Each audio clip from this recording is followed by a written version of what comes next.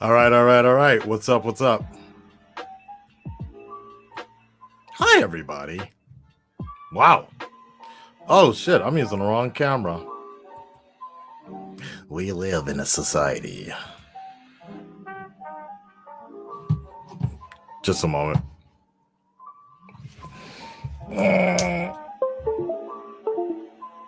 It's always interesting when you come back to doing YouTube. All right, there we go. There you go. Your browser doesn't support the green screen feature. What do you mean, man? What do you mean? Why wouldn't it support the green screen feature? So weird. This thing is stupid.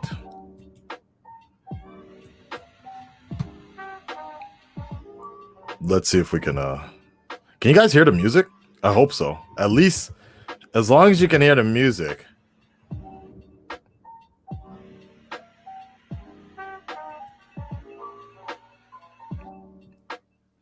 Okay, so log on to Chrome, then advance. Use acceleration hardware when available. All right. Let me see. Settings.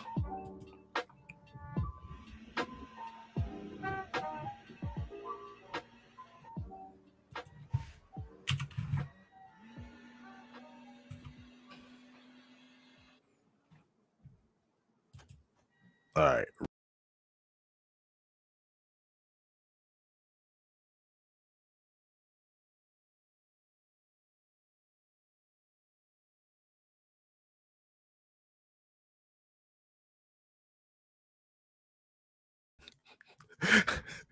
Wow, did it just kick me out of my own stream? That shit is hella crazy. There we go. There we go. There you go. There you go. Much better. That should kick me out of my own goddamn stream. That's funny. Okay, are we gonna use Zack Snyder's backdrop? I guess we are, right? That would be the best, right? All right, there we go. There we go.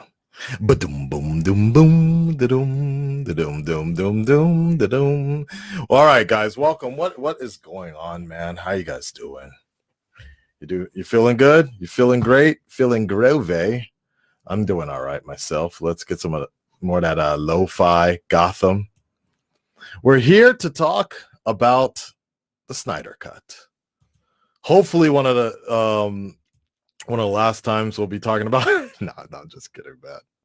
We're doing a little bit of We're doing a little bit of both. I'm sure there are going to be some videos coming up. The full reaction is available on Patreon if you guys want to check that out.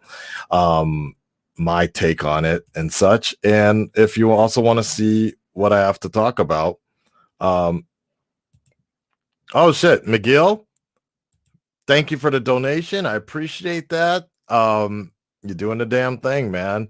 Love your channel and your content. I love you. Thank you. Thank you so much, man.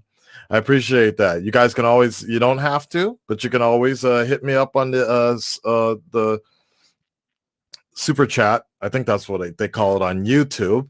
Twitch generally is preferred when it comes to donations because that 100%, that donation goes to your boy. YouTube takes 30%, just to let you know. But if you can't make it over to Twitch, by all means, I understand. I'm just giving you guys a heads up here. So originally, I was just kind of thinking about trying to include some other friends. We were trying to get the Comics Plus team in, but that isn't going to happen because obviously I know a lot of you guys really want to talk to DC Son, of course. See what his thoughts on the other teams. Just doesn't really care so much about the movie. Some of them watched it, but they kind of gave up like halfway, and they're like, I'll just come back to it later because it wasn't really engaging enough for them to kind of sit through. And that, I guess that would take some of my influence. That is some of my influence on what the general people that don't really, the people that like films, comic book movies, but aren't as crazy or as engaged as we would be. I guess that's where I get some of my influence and take on some of that stuff as to whether or not this is going to get new fans or not. Because, you know, 4 hours is a big deal for a lot of people, man. Unless you're like crazy about a movie or crazy about a particular franchise, it's hard. So for some people to sit through. So I think Josh, he said he watched some of it, but then he just stopped because he was like an hour in, 2 hours in, and he was just like, yeah, I gotta do some other stuff. I'll come back to it later. So I don't think he finished it yet. Marta, I don't think she's interested at all for the most part. All right, I think she's gonna get into it. Like, she was kind of interested when I talked to her last week about it, but then, you know, she was interested in watching it. But then, you know, I told her like, well, you know, it's 4 hours, so just clear your schedule. She was like, 4 hours? I got other stuff to do. Like, you know, she only has a limited amount of time every week, which a lot of us do. So she'll fit that in as soon as she can. Obviously, so Tyrone, he saw some of it, but I think he stopped also. And he'll get back to it.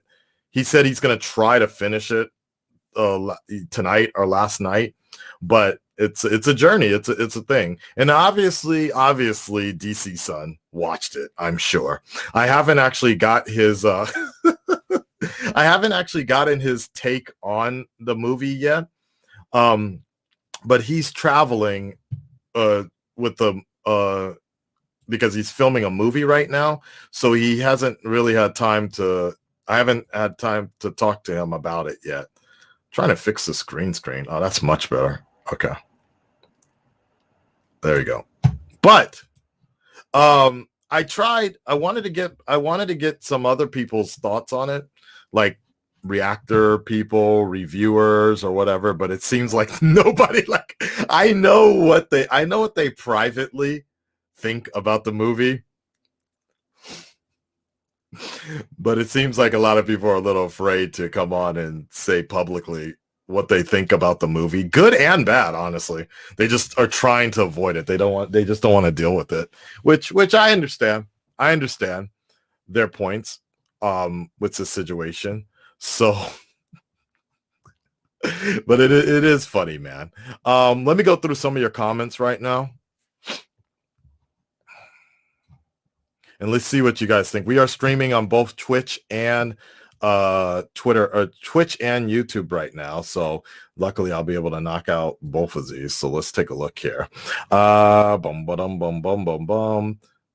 And then if nobody really joins in, if we don't have any YouTubers joining in or whatever, or anybody that wants to be a guest or something like that, then I'll start taking calls from you guys. Let's go ahead and take a look.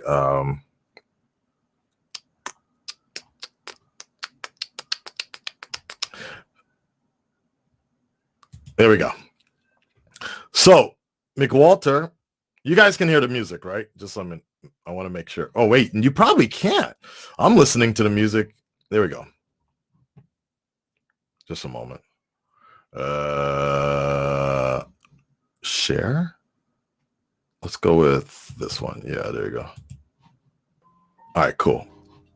Hello, sexy. Get back to me. All right, now you guys should be able to hear the music. I give the Snyder Cut a 10 out of 10.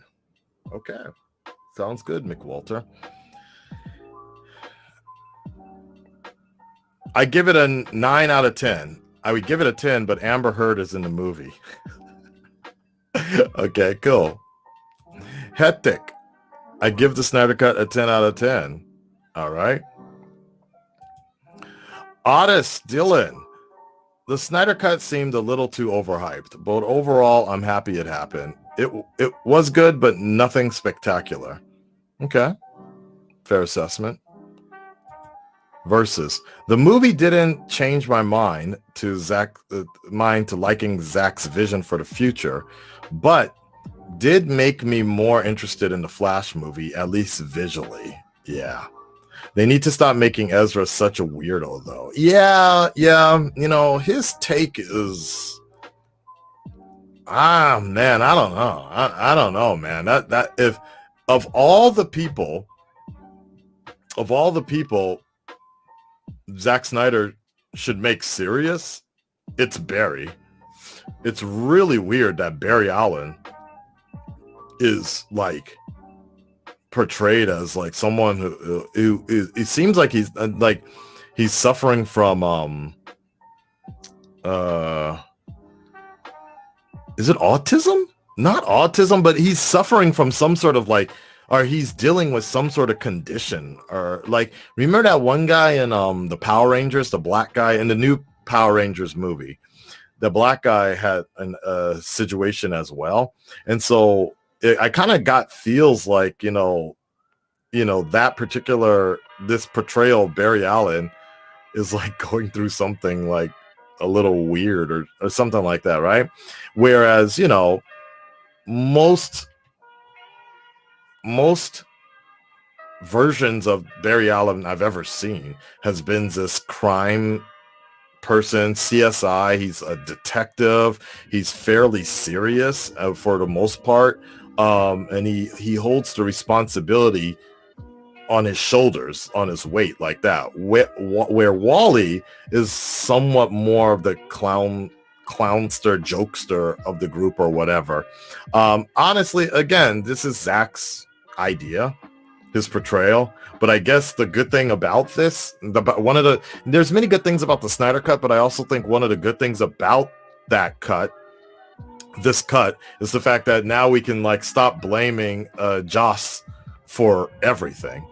There's a lot we can blame him on for, but there used to be a point where everything in the theatrical version that we didn't like, we just used to blame one director or not, right?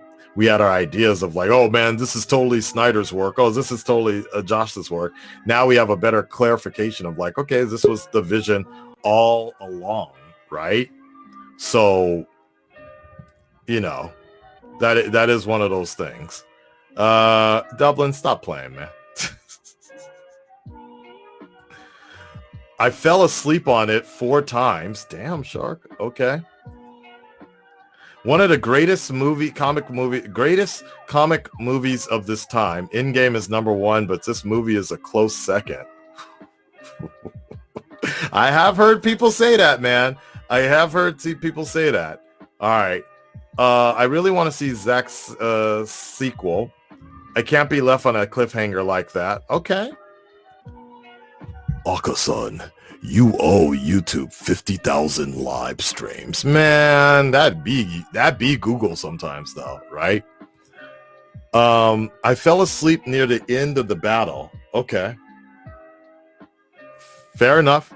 I mean, I was burnt out. I was done by the hour 3. I was just kind of like, let's end this, basically. It's like watching WrestleMania. Yep. Okay. All right, hold on. Let me go. We're gonna take a break from the comments, but I'm reading them. I see them. So I see them, and I'm gonna invite a YouTuber on. Ladies and gentlemen, JVS in the house. What's up, man? What's going on, dude? I'm good, man. We're just talking about the Snyder Cut. We're just chilling. I'm playing some relaxing music. It hasn't been a relaxing weekend for me. By far, one of the most stressful times as a YouTuber dealing with Zack Snyder. Always. There's always somebody that's going to hate what you have to say, good or bad. Always. Good or bad. The moment I posted my review, they're like, what the fuck do you mean it's excessive? Ah! People were so mad about that. And all right, man. Well, so, first and foremost, thank you for coming on too. We've talked about this many of times.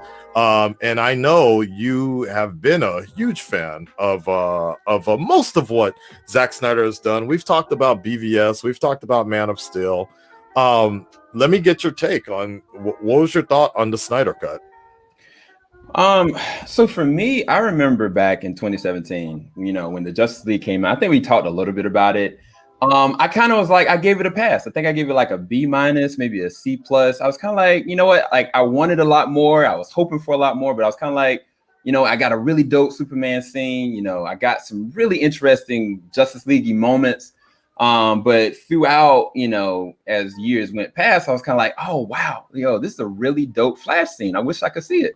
Oh wow, like, whoa, is there gonna be a black suit? Was there ever a black suit? Was there ever a concept of it?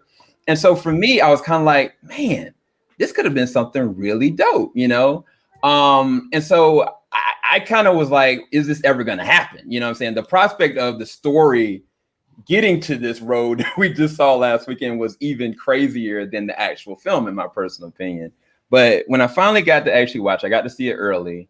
I actually really enjoyed it, man. I'm not gonna lie to you. All the things that I liked about the 2017 version were in this, but then all the things that I wanted were in this as well. So I think that it would have been a little bit more easily digestible if it was kind of like a series incremental like release, kind of like what Zack wanted.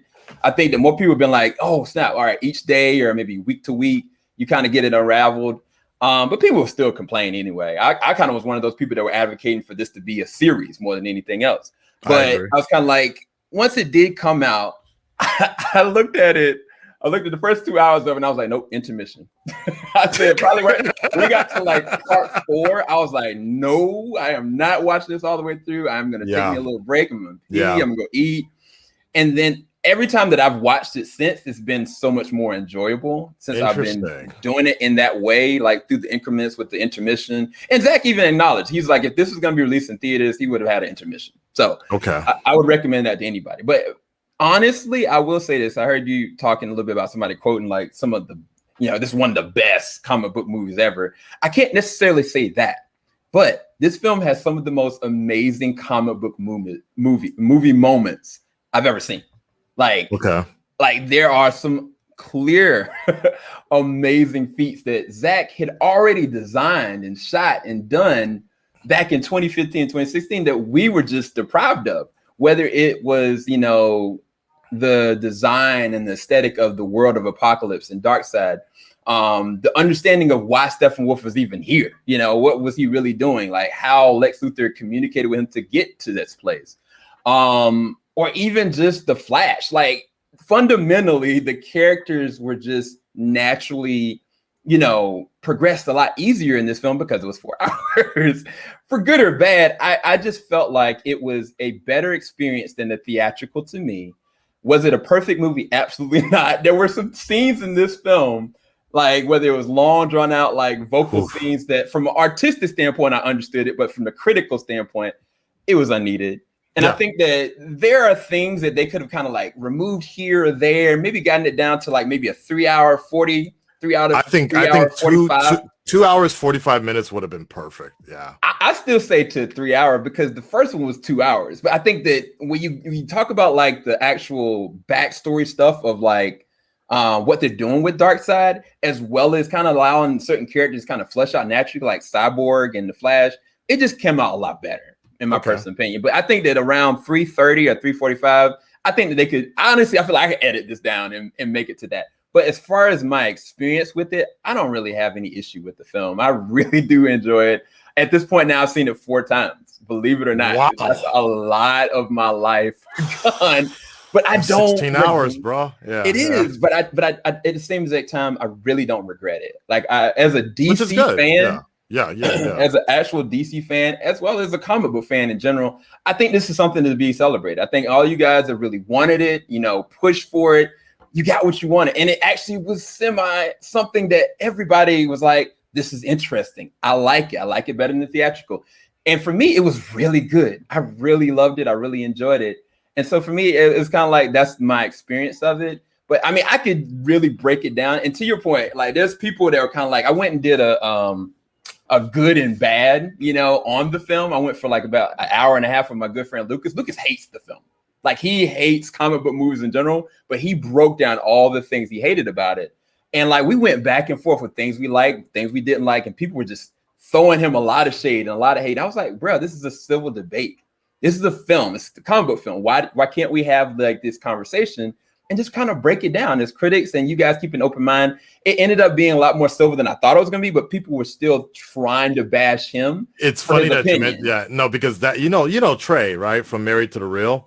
he's been avid. Like if you've caught any of his streams recently or just he legit hates this movie badly. And like, he's a crazy Flash fan, right? And like, he has gone on several different streams exactly why. And I really wanted to get him on here to talk to him because I've been trying to really stay sort of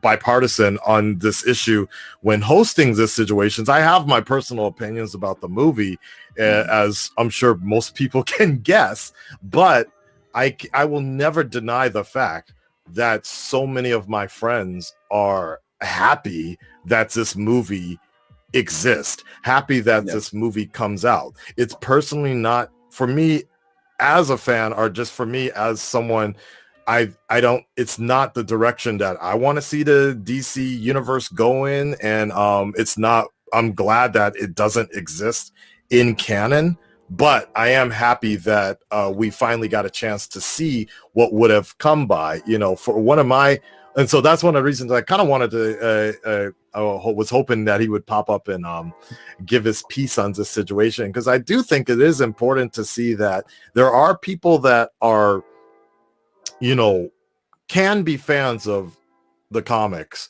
and can be fans of this movie world and not be excited about the Snyder cut, but not necessarily hate it. They don't want this as part of their universe here. Yeah. But at the same time, you know, I don't want, because I feel like somebody already mentioned it earlier in the comments, is like, I feel like there's kind of a lot of bandwagon jumping right now at this point in terms of like, because in some sense, I feel like some people that used to be so vocal back in the day have noticed that it's not really and to be fair, back in 2017, the trend was to hate on Snyder, you know, for people that like making videos attacking Snyder's work, and BVS was the butt of all jokes, basically, right? So I understand that there's bandwagon reviewers that will give a negative review just because it's the thing to do, where now I'm starting to see that now, especially because of COVID, especially because people are at home, I have noticed that there are people that have kind of turned some corners, whether it be the fact that they're able to get some interviews, you know, whether it be the fact that they're able to get some early access situations. I've noticed a few like 180s being done here, but more importantly, I think because a lot of people are sometimes afraid that of getting negative heat, getting all that smoke basically from people that will attack them, where at the same time there have been people that legitimately have sort of been turned around, which I think is a little strange a bit, the fact that suddenly we're talking about Restore the Snyderverse when 4 or 5 years ago you completely hated everything that was coming out. And I'm like, wait, so the man Zack Snyder honestly brought you exactly where he was. Nothing has really changed in his you know, we're still getting that sort of gritty, I don't want to say doom and gloom, but I still think it is this kind of like, for me, I don't see it as an optimistic thing. Like, we're going in a direction, what I'm saying in terms of the overall theme of this, what's the story that's being told. The theatrical version gave this more like excited team up type of feeling, in my opinion. But in this Snyder Cut version, it's basically going directly into the nightmare realm of, you know, it's like, I feel like it's like so badly that we Snyder wants to bring us an evil Superman, or this threat of a Superman type of thing, instead of like the more hopeful Superman. That's kind of what I got out of it, watching it and everything. I'm like, damn, you really want to make an evil ass Superman this much? So wait, what was my point? Where was I going here? I don't remember what the point was here, but I guess it's interesting to me to see all of this, the way this is all coming up. Yeah, I do want to comment on both of those. Yeah, go ahead, please let me know. Because some people I've heard be like, did you need the epilogue? Some people have been like, if the movie would have ended on the way that it did you really need the epilogue? I think that Zack had always designed this dark side, Thanos level apocalypse threat to kind of like push the narrative how it was going to go. But one of the things that I always trying to bring people back to is that Zack also talked with Patty, where she was going to be taking Wonder Woman, like he talked to James Wan. And I think that what this movie for me did, if I just kind of avoid looking at the epilogue, nightmare sequence, it literally places all these different characters in a very natural progression into their own solo films, more so than what BVS could have ever tried to do. Like, it's just natural. Like, from The Flash, if Cyborg would have ever gotten a movie, even Aquaman, like the things that they laid foundations as far as with, Voco talking about like Orin and what he was doing, why he didn't choose to help out.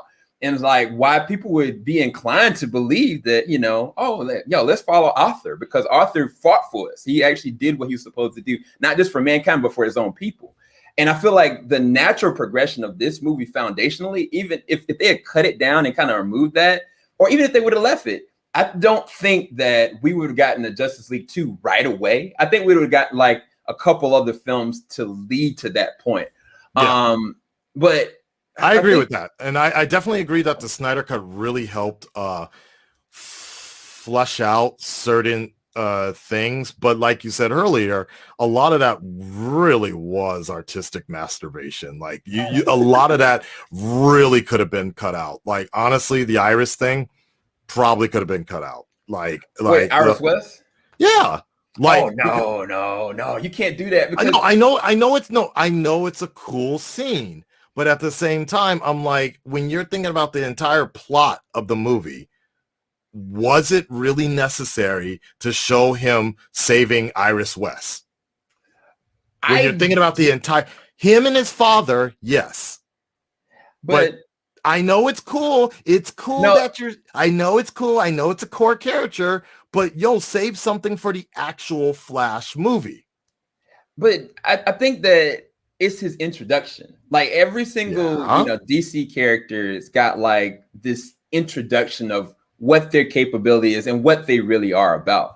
I think it's probably one of the most beautiful, dopest scenes. Like, I know somebody really but again, you're arguing it's a dope scene, but was it necessary for the and I think this is where it comes down to Snyder in general. There's a lot of cool shit in this movie, and I know that's why a lot of fans like it, and I know a lot of people like it, but is it important? Martian Manhunter, the Green Lantern, all of this, like, come on, Iris West. I would say that sequence, for me, it wasn't just cool.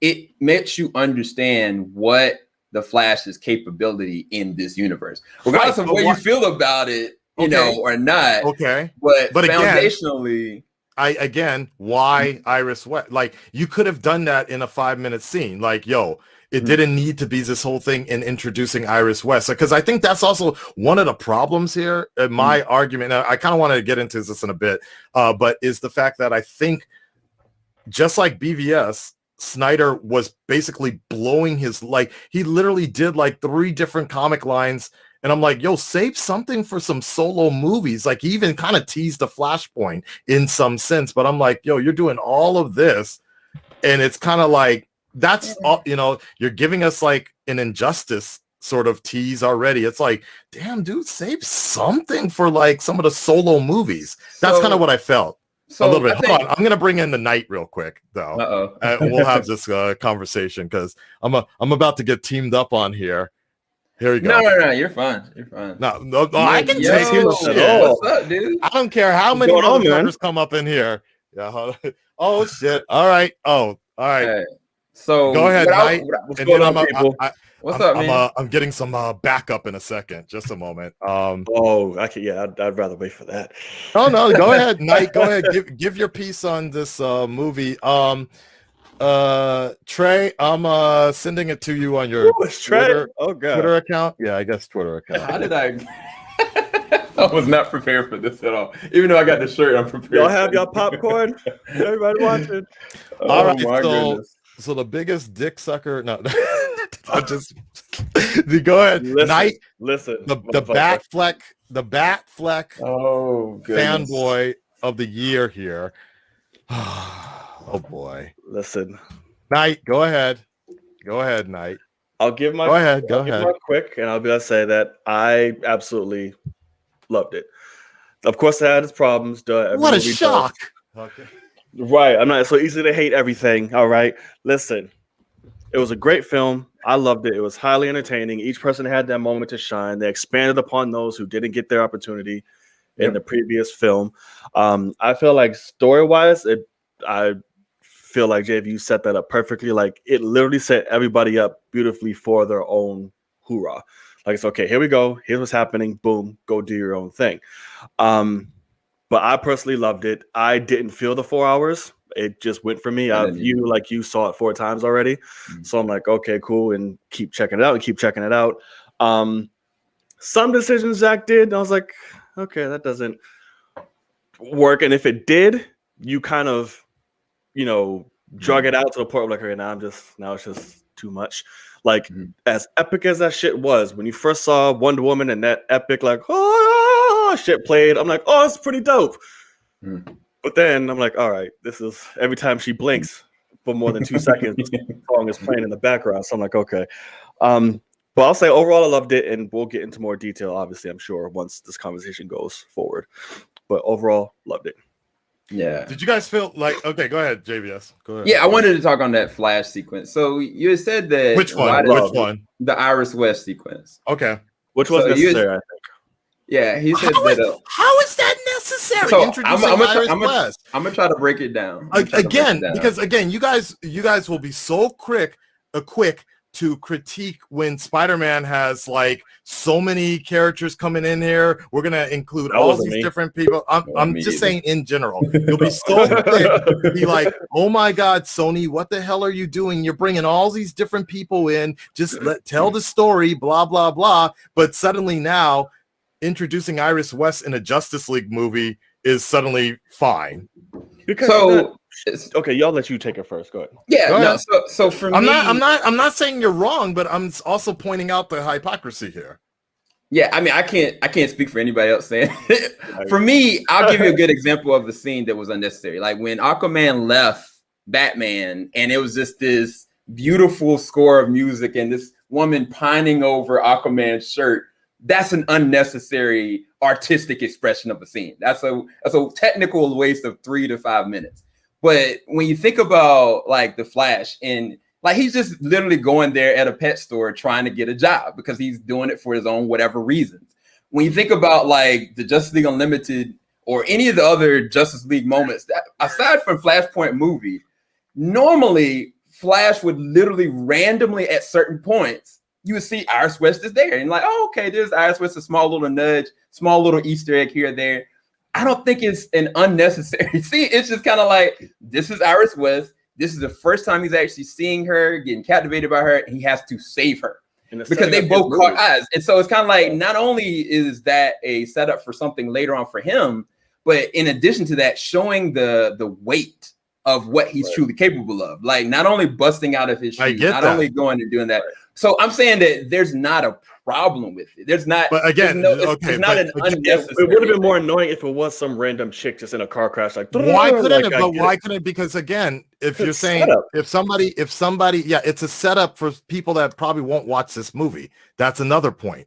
If you're a Flash fan, again, this is like, for example, like I'm gonna bring him in a second. If you're just a hardcore Flash fan or whatever, and you don't care about the Justice League and whatever, and there are people like that exist, they're gonna just suddenly introduce Iris West again in the Flash movie, and like, oh yeah, I remember. Are they gonna have to redo this scene again? It's in some sense, I get the point you guys are making, but at the same time, it's almost like saying like, okay, let's have Thomas and Martha Wayne get killed in the Justice League movie if we need to introduce the Batman this way. But so the other thing about actually, no, I take that back. No, but no, okay, go ahead. But the whole thing about that is technically is just some girl. You only know it's Iris West because that's what the title card says. Chick. Okay, fair enough. You know what? That's a good point. That is a very good point. And technically, he hasn't even gotten his own name, the Flash, yet. So I mean, I'm saying if we're Okay. talking about a solo, he got all the full reins to give you everything. Okay. But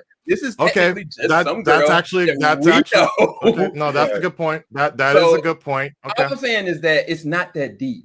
It's not that deep. No, you're right. You're right. No, that is a good point. To, like, for the fans, we know it's Iris West, but for the random person, that's just some random black chick that had a wiener dangling near her mouth and whatever. It was too creepy at first. I was like, this is weird. But then it got into like the epic, like the cool shit after. I'm like, why are you creeping on her like this, bro? Let's calm down. But, yeah. I mean, personally, I just feel Trey, get ready, by the way. Because I see he's not he's in a random screen right now, so I'm just waiting to get him ready. I think he went to go get something to drink or something like that. But yeah. Wait, what is wrong with me? I'm allowed to take something back. Wait, I take it back reference. Wait, never mind. I don't get the reference. Never mind. I'm listening to what people what people have to say. Personally, so I again, and I reiterate, I'm glad that the majority of my friends are walking away from this movie happy and satisfied. Yeah. Personally, I was just tired. But I've always been tired of Zack Snyder of movies and the tone of Zack Snyder. The last time I left feeling excited was Man of Steel. So, or the 300. So, and the people in the industry, comic book authors, Dan Slott had a great breakdown about why certain Snyder movies work and why some of them don't. As a movie, I honestly don't think it works, but as scenes and moments for comic fans, I think that's what a lot of people are kind of harping on, because I don't think it was a very good story as a movie. I think that we were divulging into a lot. You guys were saying setup, but I felt there was a lot of stuff that was happening with not a lot of exposition as to what was going on for the average person. And that's why I feel a good amount of that could have been cut out. But hold on. Let me he's ready. Ladies and gentlemen, from Married2DaReal, I bring you the number one Flash fan. Trey, what's up, man? What's up, man? What it do, man? Right. What's up, man?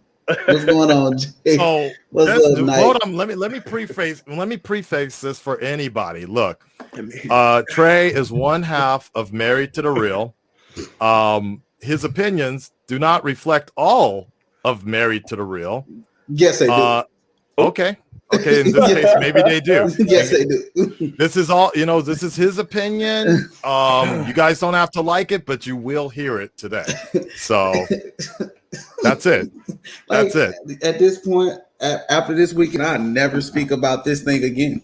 That's why I wanted to talk to you, man, because there's a lot of people that are afraid to say their honest opinion. Have been doing a lot of 180s this weekend, but it's a lot of fakeness going on to go with the norm.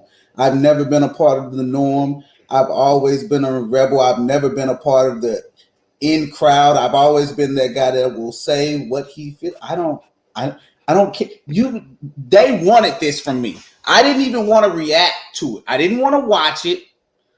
But in my comments, people were like, you got to watch it. It's going to be different. You didn't do your research. It's supposed to be a whole new movie. I'm telling them it is going to have at least an hour to 2 hours of the same scenes. You don't know what you're talking about. You're not a fan. You hate him. I don't know this guy. He didn't steal my lunch money as a kid. I don't know Zack Snyder, bro. I don't know him. He didn't beat me up. He didn't bully me. Like, my God, bro, it's not that deep. You're just a Marvel dick sucker, bro. Marvel has its flaws too. Marvel has its flaws. Don't get mad at me because I'm harder on DC because I love DC more. That's just the facts. Tell them. I'm like, I read more DC comic books than you've probably read in your life. That's what I do. Most of the shows I react to are DC based. Favorite character is the Flash, and you don't expect me to rip Ezra just like I'm a rip Grant? You're crazy as hell. The Flash scene, let's talk about it. With Iris, I feel like it was unnecessary. Why my God. Why are you busting out of your shoes, running at the speed of light, but you're not busting out of anything else? Your full body is moving at the speed of light. It looks great visually, Trey. Yes, I understand that, but make it make sense. You're slowing down. You bust out of a window for effect. You could have just as easily opened the door.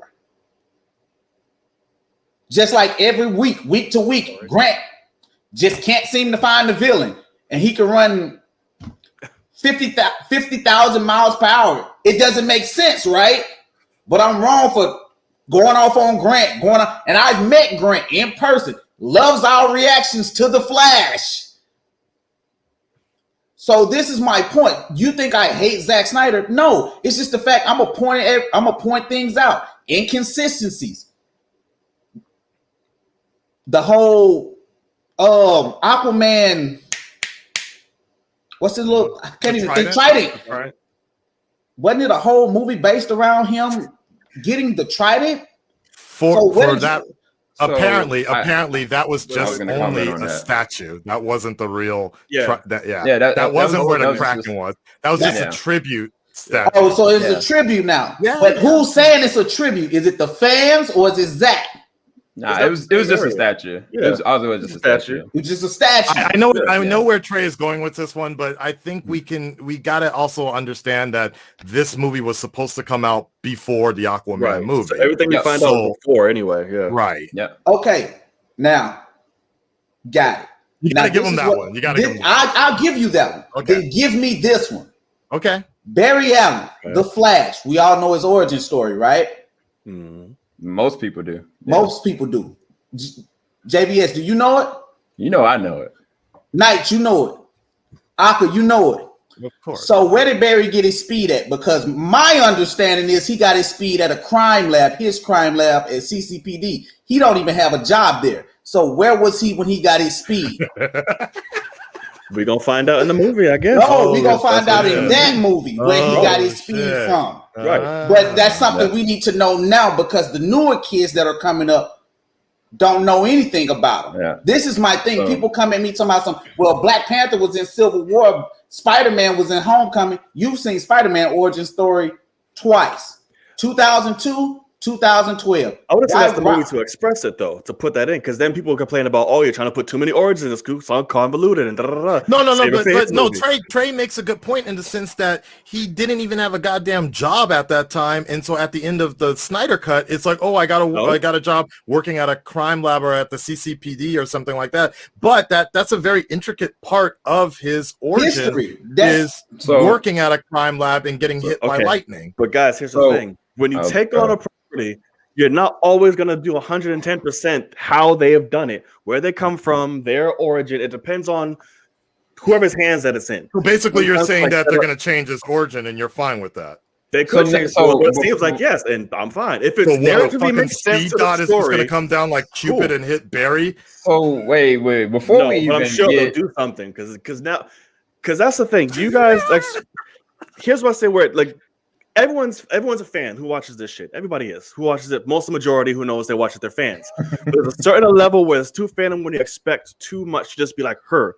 Sometimes people are gonna take creative liberties, and if they go a different way, that's it. You don't personally have to like it, but you can't shame them for going a different direction. How a character is created, or their origin, whatever it may be, because it's gonna change regardless. From here through time, it's gonna change. And it's gonna keep consistently changing. That's just how it is. So we can't be mad and fault like, oh, well, they just did this. Why are they going to do this? And then fuck him. Not saying y'all, but in general, people get to that level of just pissed off.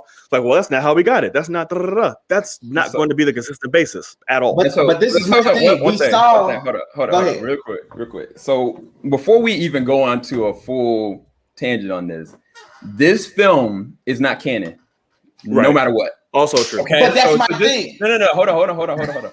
If we're going off of the theatrical, Trey, you can still keep your Barry Allen the same exact way because they don't go into how he got his powers. They don't go into any of anything. So, I mean, if you want to feel bad about this, you can. But Zach, he's even expressed that this is not canon. Right. This is his own way. This is, again, Zack Snyder's Justice League. It is not the Justice League. It's Zack Snyder's Justice League. If they do anything else, it'll be on HBO Max only. This is not going to affect or change or sway the DCU in its entirety. Can I please get that? Can I please get that a blood contract? But see, this is my unless thing. Warner Brothers is lying, that's what they like. But see, that's the thing. Now it's this is all I'm seeing, and this is all I'm getting tweeted at.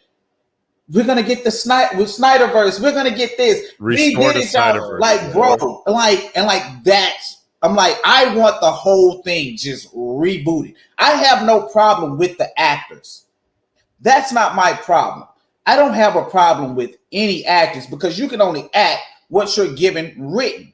And you can only take direction from whom? The director. So if they want to reboot the series with Flashpoint, because Ben Affleck said he was done, Henry's trying to get in the MCU. So what then? I'm like, this was strictly fan service. It's like certain things bother me. It's like people like, I hate Superman as a character. I do. But I still respect his origins. I mean, like in Batman v Superman, we trying to get a Batman story. We trying to get, you know what I'm saying, the death of Superman. And then this one, we're trying to get the reign of Superman, which brings in his black suit. I had people tell me, the black suit was just fan service. But I'm like, that's not the purpose of the black suit. Yeah. Even though I don't like Superman as a character, I still know certain things about the character. Even though I think he's the golden boy of DC, and think about this. The last fight in the movie. Aquaman, Wonder Woman fighting Steppenwolf, right? Superman show up, he's a non-issue. Yep. Just that fast. But when he wakes up in the reign of Superman from being healed, he's much weaker. He should not be able to hold off Wonder Woman, Aquaman, and Cyborg. He needs to regenerate. And then think about it. If you wanted it to split it up into two movies like it was originally planned for him, you should have done that. I'm like, it's Superman. He was supposed to be weaker. So really quick question, Trey. Yeah. So your indiscrepancies with this is more so that it didn't follow your narrative from the comics. Yeah. Right. Not so like everything doesn't have to be comic, but I'm like, make us struggle, make us feel sorry for the character, like make us feel like Superman is in danger because when he comes back to life, he's in danger, he's weak, he's vulnerable, and that's what people relate in that version. Yeah, in that version, and that's what makes comic book characters relatable. When you can relate to a superhero being vulnerable, it makes you connect with them on a personal level. So if they would have done that, like the comic book wise, I think you have a point. But I think, and instead it's in the movie, they tried to go for the rope because it was the mother box that regenerated him. Yeah, it like boosted his shit back up, like boom. So why does he need a black suit then?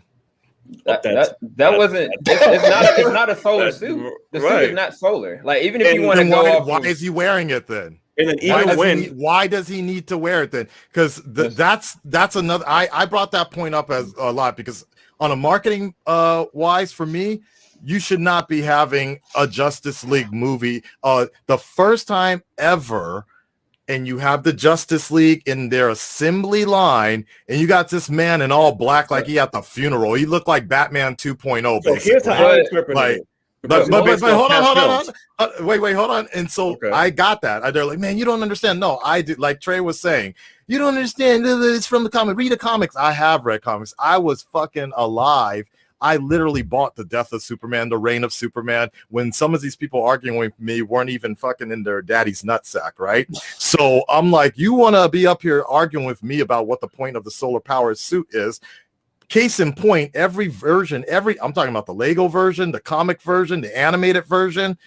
When that suit comes, they explain it. It's a solar powered suit, and and most importantly, there's no cape at that point. Here's my other point. It's like the first time ever we're gonna have a Justice. If this was 2017, the first time ever we're gonna have a Justice League lineup, and you got this man in all black. People are gonna be it. Literally, the only time we've ever seen Superman in a black suit with the black cape is what?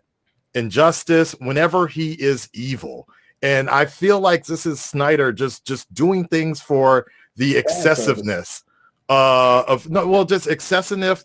He wants to do it because it's edgy, and he's teasing the Nightmare storylines. And I have a whole nother problem with the Nightmare storyline being introduced so early, and Injustice being introduced so early. But that's a whole nother problem that I have. My thing was, look, he could have done the black suit when he's walking around that area, and they're showing all the different suits coming up. Look, man, all it would have taken for me is the ship to been like, look, Kal-El, welcome back. Your powers, blah, blah, blah, are extremely low. Can you just put something? What is that face, JVS? Okay. Look, but I think we have something that will help you for just a minute. And it shows him coming out, do his old Jesus thing in the black suit, no cape, goes up to the sun. And then the next time we see him is back in the classic red and blue. Just personally for me, jumping off of what Trey is saying, this man just showed up fucking Mortal Kombat. He was like fucking what was that dude? The pathetic. What's his name from Mortal Kombat? Yeah, he was. This motherfucker was up here like Shao Kahn. And he was like, it tickles, and just proceeded to beat the shit out of Stefan with ease. And I'm like, okay, that battle. While I admit that battle was better than the Whedon whole shit. That it was, but come on, bro. Like, I don't want it to be that easy. It shouldn't be that easy. Hold on, let me tackle the black suit, because this tackles into what you're about to say as well. So it's, for me, especially where I got, and from a filmmaker standpoint, I'm believing this is where he fucking went. So, of course, we're not going to lie. Part of it was fan service. Like, that's just what it is. But also, it was a regeneration from the mother box, all the good shit. The black suit, and the reason why he picked that, and the reason why we had that whole montage with both dads and all that good stuff, is because to fit that in narratively for what Zack set up from Man of Steel, even on Krypton, those are the house colors. Like, everyone's dressed in black, everyone has their whole suits. That's what they're rocking out. So what they're doing is going back to that, to honor that aspect of the dad or what he's trying to teach him. And then now he's going to go on to what Jonathan Kent is going to instill upon him. So it's basically the merger of the two. Why they kept it out so long, who knows? But I got the point to use the solar aspect, because he did fly up into the sun with the bitch and was like, oh, let me bask it in Jesus pose and all that good stuff. So it's like, I think it was a combination of that, and just narratively wise, it goes back to Man of Steel, because the black is what was standard on Krypton. But y'all can say, just to talk towards the black. Everyone's black. Oh, I guess I see what you're going for. All like how like in the Zod was. I mean, I thought his father would look more like, had that more like Atlantean type of armor. No, when he was fighting. Yes, but underneath that was the Under Armour was the same black. Oh, but, I mean, just to speak to it really quick. Okay. Warner Brothers did not allow Zack to go down that route with the black suit, period. Which was smart. Which was absolutely I mean, from what Trey wanted, from where they wanted Superman to come at, Warner Brothers did not want him to go that route. Zack wanted that to be a thing.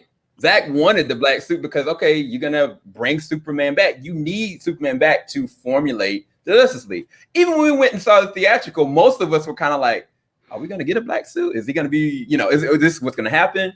At the end of the day, no matter what way you shade it, now or back then, Warner Brothers never wanted it. Only reason why it's even in this one is they color graded it that way. So this is for the fans. This is for people that really wanted it in the theatrical. They never got it. And so it's not that deep, because they never were going to go down that route anyway. They never allowed this man to even try that narrative anyway. So I'm just making sure I let y'all know. But I also, you're saying, sorry, JVS, I hear you're saying it's for the fans, but at the same time, you're forgetting half of this conversation over here. We're fans too. For me, you can do the black suit, but if your final shot in your Justice League is showing this assemblage and Superman flying off, he does the iconic tear and it's a black suit underneath. bro, why do you still have this suit on at this point? Like, come on now, give us the classic red and black. Be the Superman we're supposed to have. I got a question. Just preferred at that point. Yeah, what's good, Trey? So we're saying there were no reshoots on this movie? No Reshoots. This or was Hold on. What? Reshoots or additional footage?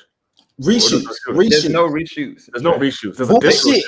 Bullshit. There's no reshoots. Bullshit. You know how I'm calling bullshit? Think about it. I want y'all to think. Listen. I want y'all to really. I want everybody to listen real quick. Okay. I call bullshit. Okay. Do we remember the whole mouth situation? Yeah. He had a whole beard. So you mean to tell me they were able to fix it now but couldn't fix it then? I call bullshit. Trey, hold on. Just hear me real quick. I got this. Go ahead. In 2015 and 2016, when they were shooting the film, everything that you're seeing in Zack Snyder's Justice League is the film that they shot in 2015 and 2016, where Henry Cavill didn't have a beard, where he shot all the scenes the way it's supposed to. What happened is 2016, 2017, like Zack, what happened with him. And then Josh came back in and they were like, okay, we want to change every single one of these Superman scenes and add more Superman related stuff and give Flash a scene where he races against Superman and brought Henry Cavill back in from his Mission Impossible when they didn't have to. At all. All the actual things. True. Now, if that's disagree with you on that one, JVS. It's true. I think they needed actually some additional stuff. I felt more of a like, again, people are going to hate this because the hype is real right now for the Snyder Cut, but I honestly felt there was more. I saw more of the Superman that I know of in the theatrical version than this basic weapon that was in the Snyder Cut. I honestly don't listen, I understand that you y'all saying this was shot back then. I still can't believe that. Because I'm like, bro, I understand. I can't in my heart. I understand you telling me that, but y'all got to understand where I'm coming from. I had people in my comments saying this was going to be a 100% different movie. These are cultists. These are Snyder cultists coming from me in my comments, bro. See, I'm sitting there telling them, hey, bro, it's not going to be a 100% different movie. They're going to use some old scenes. I know this because I know how the industry works. You're not going to just bring us, if they would have brought us a completely different movie, I wouldn't even be having this conversation because I'd probably be like, okay, maybe this was 100% a better movie. But that's not happening. Don't ever listen to cultists. Yeah, no. Please don't. If you read all my comments watch this video when it go up, how I'm the bad guy. Go to my live from Real Talk Friday, and then go to my February 14th when the trailer dropped. I didn't even want to do that. Dude, literally anyone with common sense knows that this was never going to be 100% new fucking film. I was like, bro, what are y'all talking about? At all. Okay, let's not talk about Superman. Okay, let's talk about the Flash. Something that really bothered me. Okay, wait, hold on, Trey. Hold on. I want to post this. I want to ask this question because this is the big debate that some people get really mad. I personally feel like this is the Snyder Cut. It's the same movie that we got in the theatrical version, just a bigger version of it with more details, more extra stories, extra characters introduced. But in my opinion, I still feel like it was point A. We got from point A to point B. There's little bits and pieces that were changed, but it's pretty much still the same story that we got. And adding, the only big difference is the ending. One is trying to show that there's something more coming, where the other one was essentially like, all right, let's give you something like to be happy. We have a team, but they're going to go their separate ways. Very Avengers. What do you guys think? Do you guys feel like this was a completely different movie or not?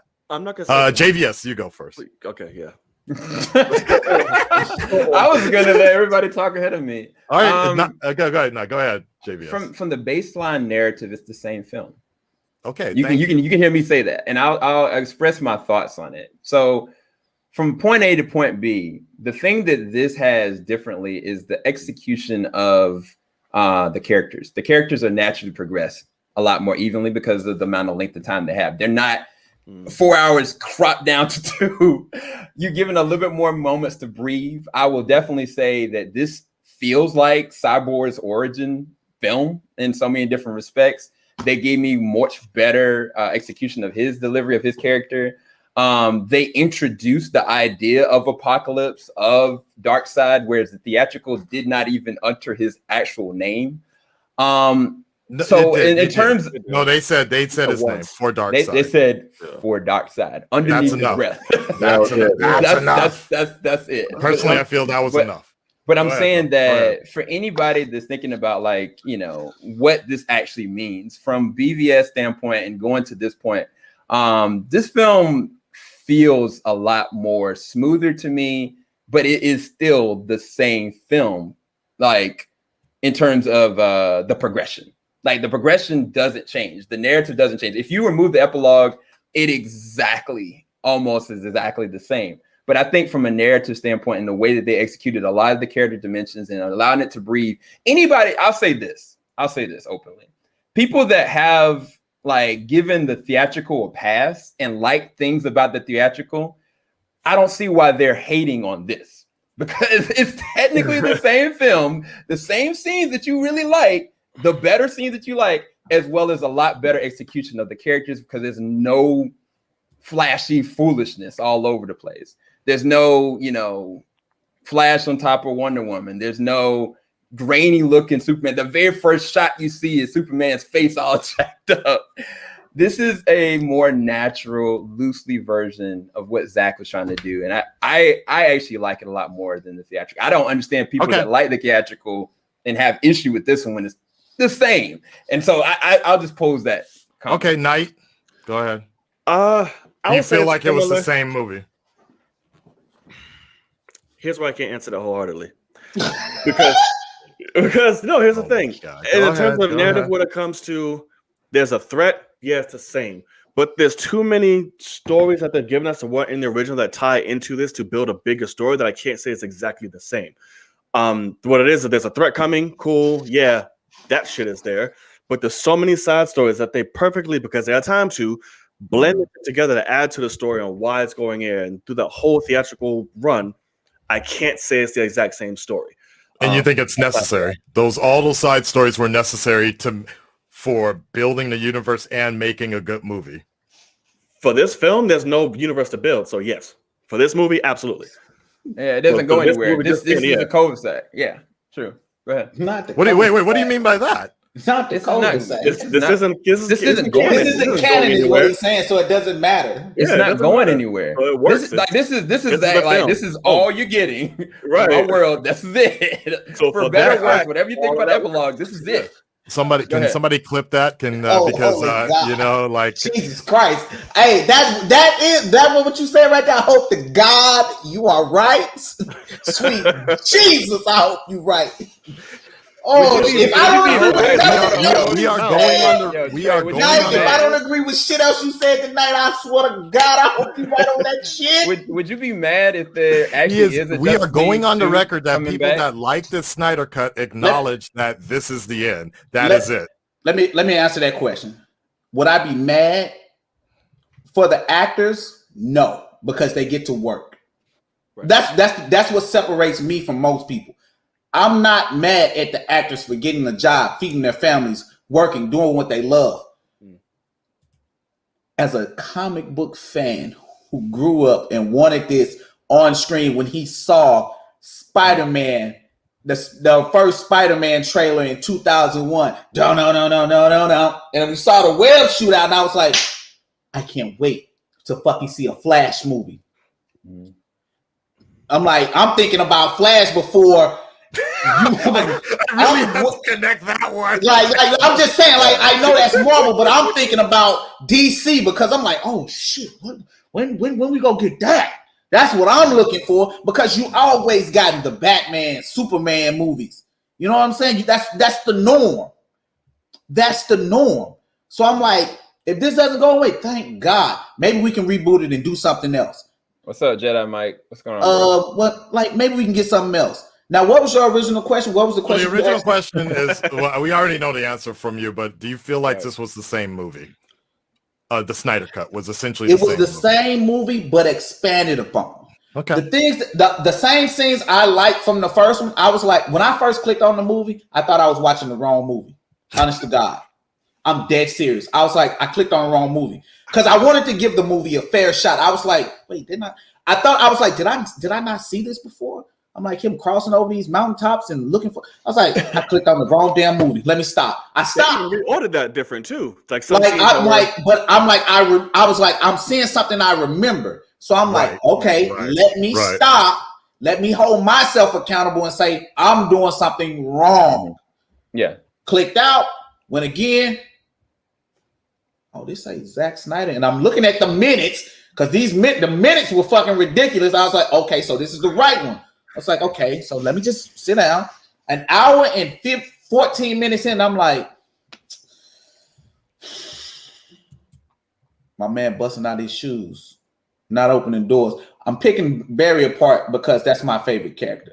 I'm like, okay, we got more of Cyborg, which is cool. We got to see how he got this way because honestly, we're not going to see Ray Fisher anymore. Sad to say it, but that's just the fact of the matter. We're not going to see it. So I'm glad that we got that because we're not going to see him acting anymore with the WB.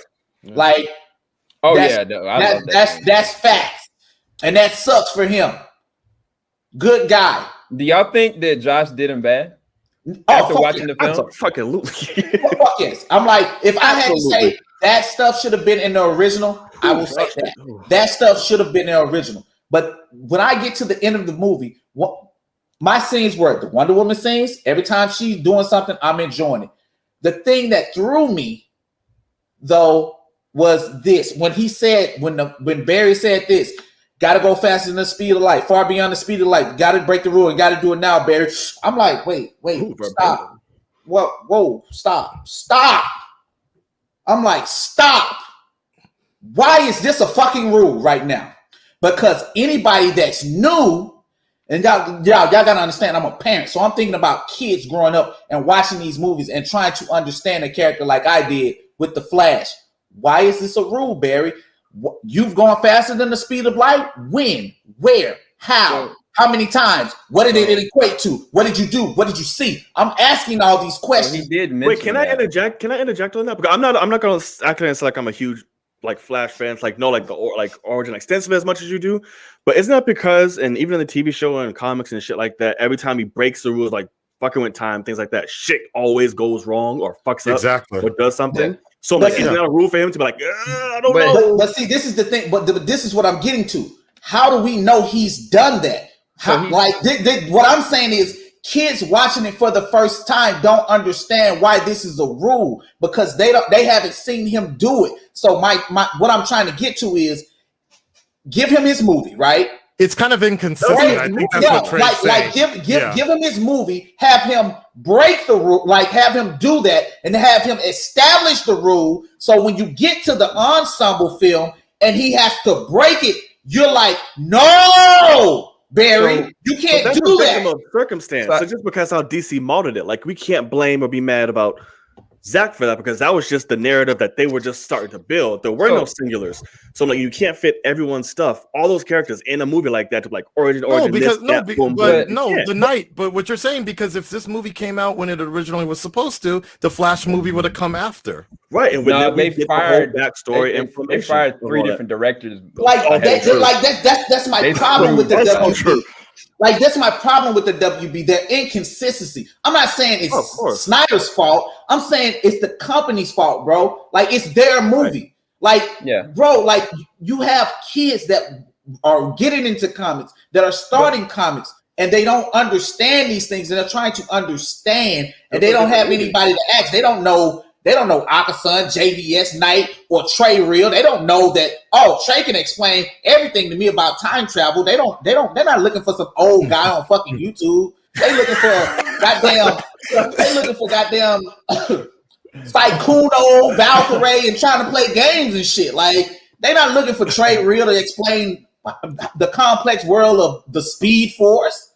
Yeah, so and I'm not mad at them for that, but I'm just saying. No, I should be explained to them. And for me, I felt like what?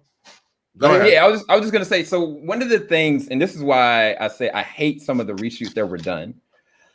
They cut a scene right before the Flash touches the box. The mother. When he was having a conversation with them, there's a point where he was saying that I think I can break the time sphere. I think I can do this, but I worry about it because doing that can cause a consequence. And I think I can do it, but then they go into the conversation. If you go to the theatrical, nothing's been talked about at the time because that end sequence is never in the theatrical. But he was saying even then, to somewhat defend that, why do we need to start talking about time travel in this movie, Justice League? But save that for the Flash movie. But it wasn't even about time travel. He was saying that when he was breaking the speed of light, he was saying that every time that he's almost done it, time starts to reverse or starts to change and shift. And so when he touched when he tried to go into the location, you even saw time slowly start to reverse. But that's a level of time travel, y'all, because he's rewinding it back. Why do we need all of that? Why do we need all of that when there's so much else going on? No, I'm saying save some of that for just the Flash movie itself. But wait, here's the thing. Now that lays the foundation for the end sequence. Right. So that whole moment was to with that in sequence, personally, I don't think that was needed. Like, so I know it's cool. I know it's cool to see that, but at the same time, save something cool for these solo movies. Cool, like it's cool. We get that, and trust me, I understand that stance. But it's like, what stance? What do you want them to do then? Because it comes to a sense where, okay, I'm hearing the argument where the Flash, they're not really honoring this, that, and the third. They're not really doing this much in the third with this character. But then when they do introduce something of that is the character, like, well, why do we fucking need it? So it's like, well, where do you want them to go? Yeah, in terms of the character then? Because like when we're not giving enough, they're not staying true to it. They're not doing this. But when they do, it's like, well, hey, why do we need this? Yeah, so where do you want them to go with the character? And I mean, not to defend the end sequence. Yes, it is very cool. But one of the things that foundationally, I was kind of like, this led me to understand how essential Barry really is. Right. How cool. Out of everything that the theatrical gave me, enough. I could care less about Barry. That is a very you're right about that. About Ezra Miller and his fair enough. ADHD. I get that point because but this moment that happened, if he was not there, even Superman was disintegrated. Yeah. It was over, right? And so if he wasn't there at that pivotal moment, and again, this goes and harpens to what even Trey's saying. For a person that is a Flash fan, whether they understand it or not, they're kind of like see this moment like, yo, the Flash is that powerful. What? That moment could have been that impression moment for them. I can't speak for that because, I've just like Trey, I've known Flash for years. But imagine this one kid looks at this film and it's like, yo, that was one of the dopest moments that they've ever seen. It's like, I want to see more of this. I want to see more of what that's what I'm trying to convey, that I understand doing it in the scene. I get it. I do. Even as from a director's point of view, you needed that scene for the rest of your movie to happen. You needed to show that Barry Allen is the most powerful, not strength-wise, but in his abilities. His capability, yeah. Yeah, his capabilities. Yeah. He can save us. He can risk everything he knows, even by destroying something that's close to him. And I get that. He had to save everybody. That was going to destroy either that immediate area or the rest of the earth. So he had to sacrifice and do something that he knows he shouldn't do. All I'm trying to say is, I feel like even like disregard this movie. Like, let's not even talk about this movie. I just feel like overall planning of the entire universe needs to be done better. Oh, I can agree with that. Yeah, we know that. Like that's what I'm like, because when you have, because this is what I'm saying. Y'all read these scripts, y'all read them, and y'all go back and do reworks and rewrites. But originally, you have a draft that says, "Hey, put it out there. Let's go. We're gonna give you $200 million. You shoot it. We got you. Promos and all that. We got it. We feel it. We green light it in development." So when you it's like I feel like y'all need somebody like Kevin Feige. Y'all need a CCO, a chief creative officer, to overlook everything. Yeah. And I'm like, I just Y'all, it's not like I just want to tear Zack Snyder down. I just want a DC universe that shits on Marvel, bro. And I know we can have that. Right. Like, that's my point. Like, people just think I just want to hate Zack Snyder. Like, I don't hate Zack Snyder as a person. It's just I want a DC universe that crumbles Marvel and has Kevin Feige in his fucking office sweating, nervous, because DC has all the characters they need. Like, bro, by this time, like, I remember when the DCU came about. I'm not a Superman fan. I say it all the time. I saw Man of Steel. I was like, oh, it's okay, cool. But the scene in it, I feel like him killing Zod, I was like, wait, no, don't start off like that. I felt like that should have been something, like, I feel like he should have been killing Darkseid. You get what I'm saying? Like, something like at the end, or turn him into a transition, like, Batman's on the ground. I said this to my community. I was like, Batman's on the ground. He's shooting his Omega beam, and he has to make a choice. Either let Bruce die or kill Darkseid. And that changes him on some level. Yeah. Because he broke his carnival rule. You see what I'm saying? If we're going to do things with rules, I just want the rules to make sense. And then I just, like, even though I don't like Superman, I like Henry. Like, how do you not like Henry Cavill? How can you not like Jason Momoa, bro? Gal, Ezra, Ray. I like all these people. I was one of the people that said Ben Affleck go kill it as Batman when people were talking about. Well, he did. Y'all seen that? He definitely I was one of the people that were like, I'm with this. I feel like with all the bullshit that people gave him with Daredevil, people gonna like him. And what happened? People like Batfleck. That's it. That's my Batman right there. I just want a DC universe that is cohesive, that's badass, where we can get to Justice League versus the Teen Titans. You know what I'm saying? Where our sidekicks at? We don't know what happened to Dick Grayson. I want a Dick Grayson on the big screen. I want Jason Todd. I want Damian Wayne. I want that Bat family, the Flash family. We got the Shazam family, basically. I want Connor Kent. I want Jonathan Kent. Even though I'm not a Superman fan, I want those things so you can continue these movies down the line. Batman Beyond. You're basically saying that they just blew right through some of the best storylines. Yes. Like 2 or 3. The death of Superman, the rebirth of Superman, the Injustice. I get what you're saying. Like, it's like you could, like, it's like they're chasing pennies when they should be chasing dollars. Like, you just want to put something out to put it out. Like, that's a bigger issue. Like, that's just gonna need to be reboot. Like, that's because you're looking at a grander scope. Like, this is a big and like, maybe my vision is too big. Maybe I have a bigger vision for their product than they do, and that's maybe that's my fault. Like, you know what I'm saying? Maybe that's my fault. No, but I'm like, when you give me characters that I grew up with that help me escape mentally, because shit, it's just, you know how childhood is and teenage is. Shit's trash for the most people. You sweating like a right, yeah, bro. Preacher right like, now, it gets me hot, bro, because I'm like, y'all have the cream of the crop. Like, I feel like Batman v Superman movie should have been $1.5 billion. Totally. It really should have been. Like, bro, it should have been out the park. A movie with Batman, Superman, and Wonder Woman for the first time ever should not. I feel like I should want to see that movie at least 10 times. So what was your gripe with, like, the Snyder cut? Like, this is what we got, because I get all this. This is like a bigger scale. Like, what was your gripes of, like, this Snyder shit? Because according to Akasa and everybody else, like, you just fucking despise this shit. Like, so, like, what was like everything I've said plus more? I'm like, it was already. I didn't like the first movie. I like the same scenes that I like from the first movie. I'm like, okay, Wonder Woman. Every time Wonder Woman was fighting, I was like enjoying. It was this one scene that I found with Aquaman when he said, when Superman showed up, when he was like, all right, if Jason Momoa could have just not said that one line, I was like, that's one line in the movie I just didn't like. I don't know if I didn't like his delivery. It's like certain things just was bugging me. It was corny. It was like it was not like, and how can you make Jason Momoa corny? I didn't even understand that.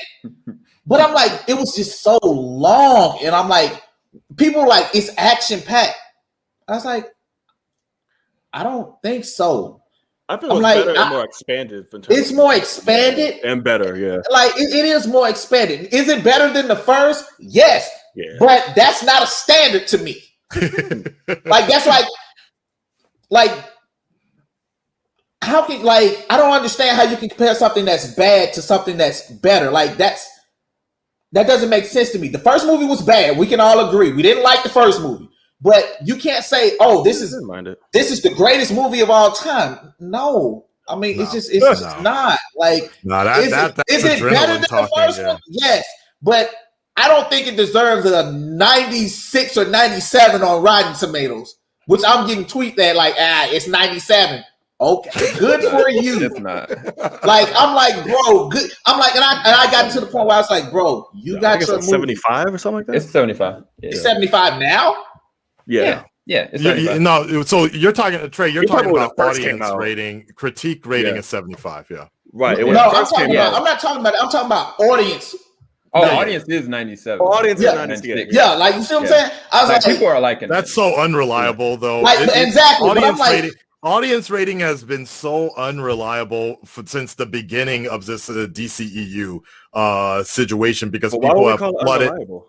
Huh? Why would we call it unreliable? Because it's been known that people have been making bot accounts and either downvoting or upvoting things. It's been known for a while. So if it was just a positive sample. If it was if it was more of a bad audience thing, would you guys be saying something like that? No. If it was at 80, I would be like, okay, whatever. But 96 and 97, that's pushing it. Why? So to them, that's them. Why? Yeah, I mean, I would say this because I've seen a lot of people. Look me in my eyes right now and say that movie's a 97 right now. Look me in my eyes right now. No, it matters right now. I need you to look me in my eyes and tell me that movie's a 97 right now. Tell me to my face that movie's a 97. To me personally, I would give it in the 90s. I would. I really enjoyed it. I loved it. I personally would. But again, 97. I'd give it a 93. 93. Okay, I got the shit. I wish you might have said 97. I wish 97. 97 is reserved for like fucking Dark Knights and Endgames and shit like that. But and like that's the thing. And like this is my thing. This is my problem. People try to compare it to Marvel. I was like, bro, don't do that. I'm like, Marvel has its flaws. Like, don't like. People like, you're a Marvel dick sucker. I was like, listen, bro, Marvel, even the Hulk had mouth issues in the fucking Endgame movie. Like, people didn't look for that, but I did. Like, when he got ready to put on the gauntlet, look right up in here on the same side that you see me point to. Look at his mouth when the camera's facing him. It looks weird right there. But I don't pick apart Marvel. I can pick apart anything. I didn't like the Flash, like what was supposed to be the finale. Like it was like they doing the talk no jutsu thing. I'm like, I want to see Barry fight. I don't want to see him talk to the villains. Beat their ass, man. They out here killing people. Fuck all that bullshit. Like let's use some super speed, put a lightning bolt in their ass, and let's roll. These people out here killing. So I'm gonna pose a conversation with this because Akasan brought up something really early on when I first got here that some people are kind of like jumping on this bandwagon of saying that they like Zack Snyder's Justice League. I'm gonna say this really quick, Trey. I'm gonna be quick with it. I think generally, honestly, a lot of people were really disappointed with the first Justice League. Not only was it bad from critic standpoint, but from the audience standpoint, they just didn't like it. Mm-hmm. And I think that there are people, critics and regular people, like a good 50% of them, that are really enjoying this film. Like whether it's critics, whether it's people that some people, I don't even think, because there's no reason, honestly, to be quite honest with you, there's no reason why they couldn't or shouldn't crap on this. I have plenty of my friends that are in my inner circle that just crap on this movie on the regular, and they do it openly on Twitter and everything. But there are other people out there that are legitimately have good reasons why they enjoyed it. And I think that that's the thing that is, we can't knock that. Like, right, there's not a bandwagon thing. There's just Mr. Jones, thank you for the $5 as well. Actually like this. They like this more. This gives them what they wanted. This gives them their idea of the Justice League, unlimited. Like, there's different principles and things, not just scenes. Right. Just as watching it, that they were able to begin it and end it and enjoy it. And I think that's the reality that, regardless of how we feel on an individual basis as critics, like, we watch this stuff all the time. We got a plethora of knowledge. But there are people out there that don't know nothing about this. And they just watched it and they were just like, oh, I really enjoyed it. Like, I'll give you a good example. The guy that what was his name, Doug or whatever, he was the one that found out that Tom and Jerry on HBO Max, was the Zack Snyder Justice League. He got done looking at it and he talked about it in the Vanity Fair report. He was like, man, I wasn't gonna watch this joint, but I looked at the first hour and I'm enjoying it.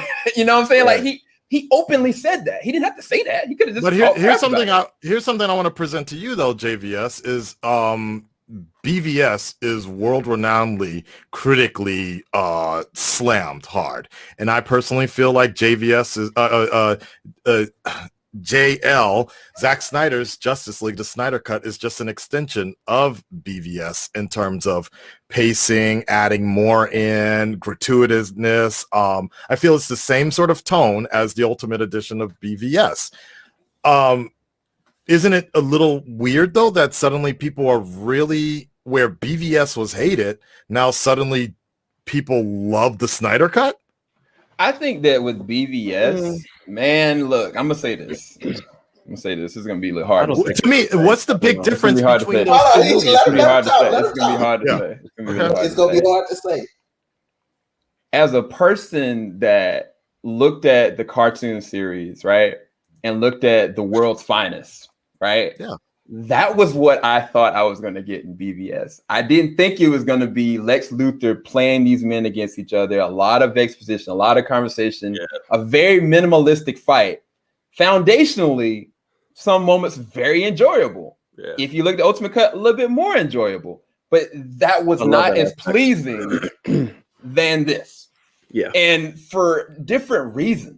Like whether it was, my impression of seeing Cyborg fully realized in the way that I would have wanted him to be. Whether it is seeing Barry Allen be useful in the way that I wanted him to be. Whether it was Wonder Woman being let loose in the way that I wanted her to be. Or if you just want to talk about Apocalypse and Darkseid. So much. Then on top of that, this honestly, and it's crazy to say this in a rated R film, that this is actually some of the more toned down, like levity, naturally comedic moments that I kind of was like, Zach, did you shoot this? Like, did you really leave a joke in here? Zach don't leave jokes for nobody. He don't do that. In BVS, there's no jokes. In Man of Steel, it is very serious. I love Man of Steel. I gave Man of Steel, I think, like a 9.5 out of 10. I love Man of Steel, but there's no jokes in that. There's moments to break and have comedic, natural ways in this because you have to. You have characters like Barry Allen. You have characters that are interacting. That's so I'm saying that it's an extension from BVS in terms of narrative, but in terms of the way that it's received, it's very vastly different. And you can't deny that. I agree. Okay, so I want to ask you then, and Trey, I'll let you jump in after this. Then do you feel like the Snyder Cut is rated higher only because of what we got from the theatrical years ago? No, I honestly think that if they would have allowed Zach to keep the same exact things that he did, cut it down to about 3 hours and 30 minutes. You think it would be rated as well?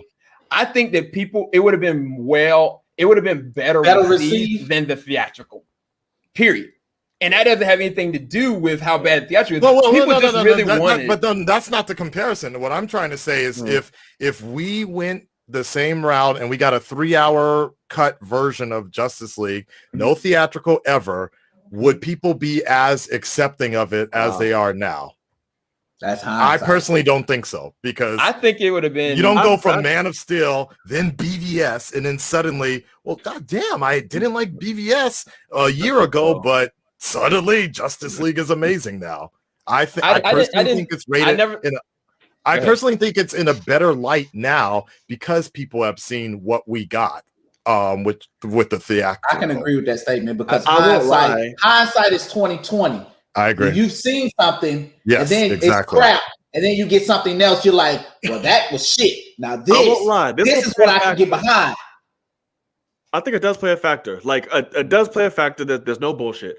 But I feel like if it just flat out came out as is, it still will be well received because just the way it is. It is a good put together movie. Regardless, if you have your issues, you have your issues. Every movie has it. If you're looking at it from a fan standpoint, you're not going to be so happy all the time. But as an overall film it's an enjoyable film. I think it still would have gotten good recognition if we haven't had the film prior. I agree with that statement. Hold up, JVS. I agree. I feel like it would have been better received, but I don't think it would get what it's getting now. I agree. I feel like. Oh no. It plays a hype. Yeah. Like I feel like it's just the hype of it because the fans got what they wanted. Know what I'm saying? Zach realized his vision. That's the hype it's riding on. Literally the biggest like Trey said earlier, literally the biggest compliment, the biggest takeaway from the Snyder Cut is the fact that it's better than the theatrical. Yeah, which is not a standard. Right. Like it was shit. So that's like it's just not a standard. But this is what I want to ask you, gentlemen. Do y'all have a problem with DC telling jokes in their movies? Like, because you have those characters who are funny on their own. So when they get with their, like, and they can be serious, Barry can be serious on his own, but when he gets with his team, he's cracking jokes more. And that's for a lot of characters. Batman is the one who's gloom and gloom and doom.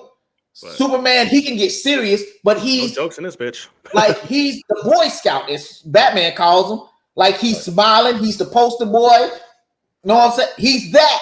So why do we have to make DC so dark when it comes to their content? I understand us being gory, like ripping somebody's heads off. I was hoping, like when Steppenwolf grabbed the Amazonian head in the cave, I was like, I was wishing it. I was like, I'm gonna give this bitch a better review than I thought because he's finna rip this bitch head off. I'm like, I'm about to be eating my word. I was nervous, y'all.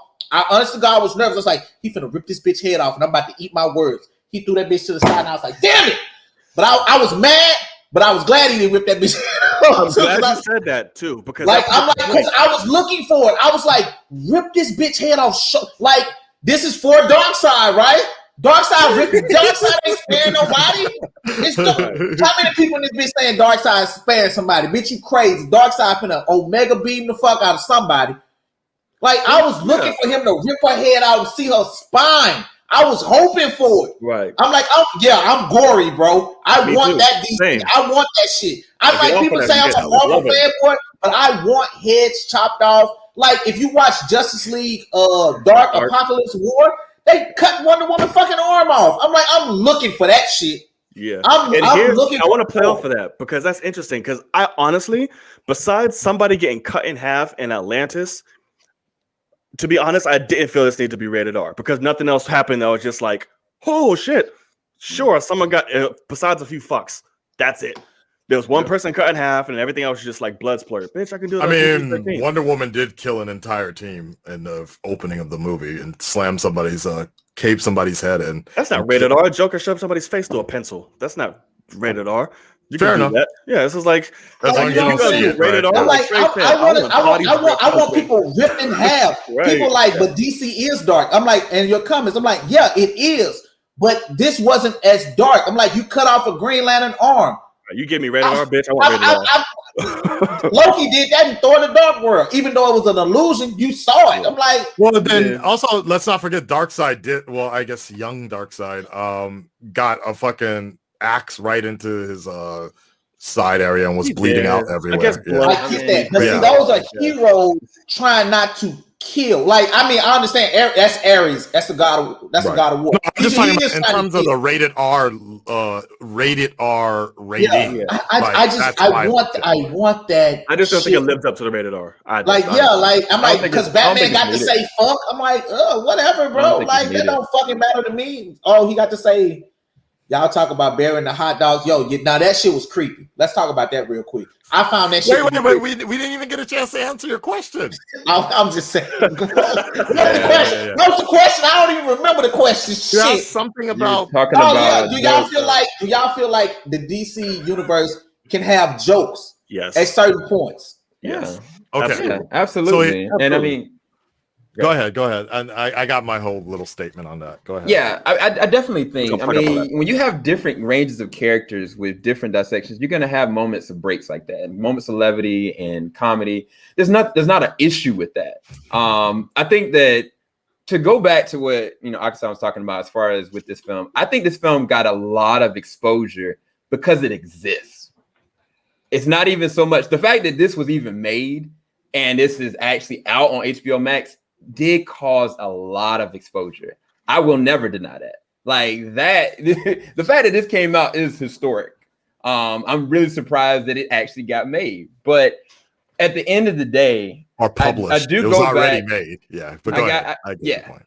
I do wonder if back in 2017, if it was like a 3-hour version of this, if it was PG-13 and came out organically and naturally, and this sparked all these other solo films, like Aquaman would have been the next thing that would have come out. Then it would have been The Flash. Then it would have been Wonder Woman 2. I don't think that people would have had such a shining issue with. I think that BVS was the ultimate failure that really put a lot of bad taste in people's mouths and their perception. And I think that honestly, this could have been, they probably wouldn't have had Zack direct anymore, necessarily. But I think that this would have been received well. I think just unanimously, people would have received it a lot better than what the theatrical was. And I think it would organically push everything into their own, because this movie really does feel like everything is flowing to where it already is at this point now. Like if this would have been cutting down like a few ticks and it wasn't rated R, they could have still left Darkseid in Apocalypse, or leaving like an inclusion of something overarching that they're gonna have to watch out for to have a whole purpose of a Justice League 2, to have a whole impression of, oh wait, hold on, like what? This is actually here on Earth. Like I think that would have been something that would have worked better in their stead in the long run. But as far as me, I mean, I do think that comedy is fine. Like it's not a really big done deal. Right. If it's done right and it's naturally flowing, I think it's gonna be fine. Yeah, if it's natural, like not the forced sarcasm back and forth that Marvel does, but like a joke here and there, like very forced a lot of things. Trey. Like, bro, y'all don't understand how I sit and think about this kind of shit, bro. Okay, hold on. Let me go ahead. Knight, go ahead. What I didn't say so you're fine with comedy or jokes? Oh yeah, absolutely. As you notice, because fucking Joss forced that shit in there heavy. Even Batman, I'm like, God damn! Like, oh my god, that was the thing that pissed me off. Definitely bleeding. Oh, I'm like, oh, that jump pissed me off. Yeah, that's terrible. Hey. That's I'm terrible. like, well, it's I felt bad for Ben, honestly. Like, but I will say certain lines. Again, people are hating it now because they're on their Snyder Cut hype shit. But I'm telling you, there's going to be a point where you're going to look back at some of the theatrical and be like, okay, I could see what they were kind of going for. Like in my mind, sometimes I would go back and look and I'd be like, if Kevin Conroy said that, I'd probably think that would be fucking cool. Like I'm talking about, for example, there's a relationship between Superman and Superman and Batman that isn't necessarily there in the Snyder Cut. For example, when Superman's coming down, I see the Hope Superman in the theatrical one, not just a weapon. He's coming down and he's saying something about Batman, about, because I know you don't really like me that much. And then Batman's just like, I don't not like you. But I know it's dumb. I know a lot of that. Batman doesn't say that, bro. Y'all are talking about the foundations of the Flash and what the person does. But that is not Batman. Period. I'm sorry. No, hold on. You can trigger me now because he wouldn't say it. Look, he wouldn't necessarily. He wouldn't say that. Look, he wouldn't necessarily like. Let's go back to. No, hold on. Let's go back to Batman and Supergirl. I'm sorry, the Supergirl story when they're going to Apocalypse, right? And then Big Barda is saying something about you better get ready. You need better. You better be good with it. Batman looks around. He's like, I'm good with it. Yeah, I'm good with it. How about you? Yeah. So that movie. Okay, I know it's the same sort of, for me, I know it wasn't great, but at the same time, I kind of saw what they were going for to try to make the world's finalists actually be friends. Because Batman does joke. He's just in his Batman. Yes, exactly. It's just like sarcastic. Right, you know what I'm exactly. But like that's like with Alfred. Alfred does that to Bruce all the time. Like he's more sarcastic. Yes. Again, I'm not saying that line was good, but I'm also saying that there is a sort of tone. And so to answer Trey's question about this, people tend to think that a joke is bad. or a joke equals bad, basically, right? A joke means it suddenly equals Marvel. It's a Marvel movie, but that I disagree completely with that. Marvel owns jokes, guys. Yeah, the Dark Knight had plenty of jokes, but it's not done in a way to make you laugh. It's done in a way like something I realized about well, not even that. Something that I realized when watching the Ultimate Edition of BVS last week is probably the main reason I don't really enjoy most of Snyder's work is because there's a particular tone that never changes. And where I'm glad that some people find hope in his movies, but I think there's a good amount of lack of that where it's just one particular tone of seriousness all the time. There's seriousness, there's something, action happens, then there's seriousness again, and then more action happens, more and more and more and more. Yes, you could argue Superman coming back with some form of hope or something like that, but he's still kind of used as a weapon. Stop. I hate that. I know that's terrible. That's from the theatrical version when Superman returns and Batman is smiling. That's from Joss Whedon making Batman like a Superman fanboy. I hated that so much. But hold on. So let me finish my statement though, because here's the thing: is like there's a particular tone in Snyder movies that I think doesn't, humor, and humor is used as a way to get over things. Sometimes humor is used as a comfort zone. Humor is a way of coping with misery sometimes. A good example, I'm just saying this as a relatable example. I'm not saying they need to fucking copy it, is Tony Stark. When he was faced with all the dangers of Ultron and whatever, what was he doing? He was laughing. He was making quips. When Spider-Man is faced with danger, he quips more. I'm not saying that's what's necessary, but what I'm saying is that is a very big part of living. That is a very big part of human life. When I'm faced with insurmountable bills, when fucking YouTube cuts off my AdSense, am I just going to be fucking moody the entire month? No, I'm going to try to joke my way through it. I'm going to try and find the lighter side of things. And I think that's what people tend to sometimes miss. Having humor doesn't equal a Marvel movie. Having humor is just being relatable, and I think that's what's very important about some of these heroes is that they need to be relatable sometimes. Nobody said Zack didn't have jokes. Love less. We're not saying that. Yeah. So I think that's one of the things. It's like y'all laugh at the Snyder Cut. What point? So where? What? Give me the minute. I need to pull it up. What minute? The second half, Trey. The second half, there's some kind of attempts at humor. Barry is funny to go out that bitch. Yeah. That wasn't fun. That was I seriously think like he has some like autism. You capping your ass off right now. Something going on. Like there's nothing wrong. There's nothing wrong with that. But I'm like, no. We're not supposed to be making power fun of love. Like, yeah. To what? That was funny. That was that was really funny because like that was when I was like, what? Like that was the only reason I found that funny is because of the timing of the season finale of The Flash, where they literally did use the power of love. Like, and like honestly, that did fit because I was like, that's what they just did. Oh, I'm like, oh my god, I can't even let that episode go. That shit pissed me off. So I would say the second half of the Snyder Cut did a much better job, but suddenly people were just like, no, he didn't learn it. What are you talking about? He always planned to have those jokes. I'm like, all right, nah, bro. Like, come on now. The whole thing about Diana is 5,000 years old, Barry. Every man is a younger man to him. That was good. So my thing is like, but again, going back to the theatrical version, there were moments where Superman actually looked like he was working with the team instead of coming in like a fucking weapon and beating the shit out of Steppenwolf and then bouncing after that. Why do you say he's a weapon? Because that's exactly what he was. They resurrected his ass to come save the planet. He comes in, barely talks to anybody, says something like it tickles, beats the shit out of Steppenwolf, throws him in the air, they cut his head off, and then he bounces after that. I mean, yeah, technically Bruce buys the bank or whatever. He has that one moment, but I will say they did a better job in the theatrical one of showing him working with the team. I wouldn't call him a weapon either. That's just like I legit thought when they opened up that fucking portal and Darkseid was there, and the way Superman was just beating beating down on Steppenwolf. I'm like, he was beating the shit.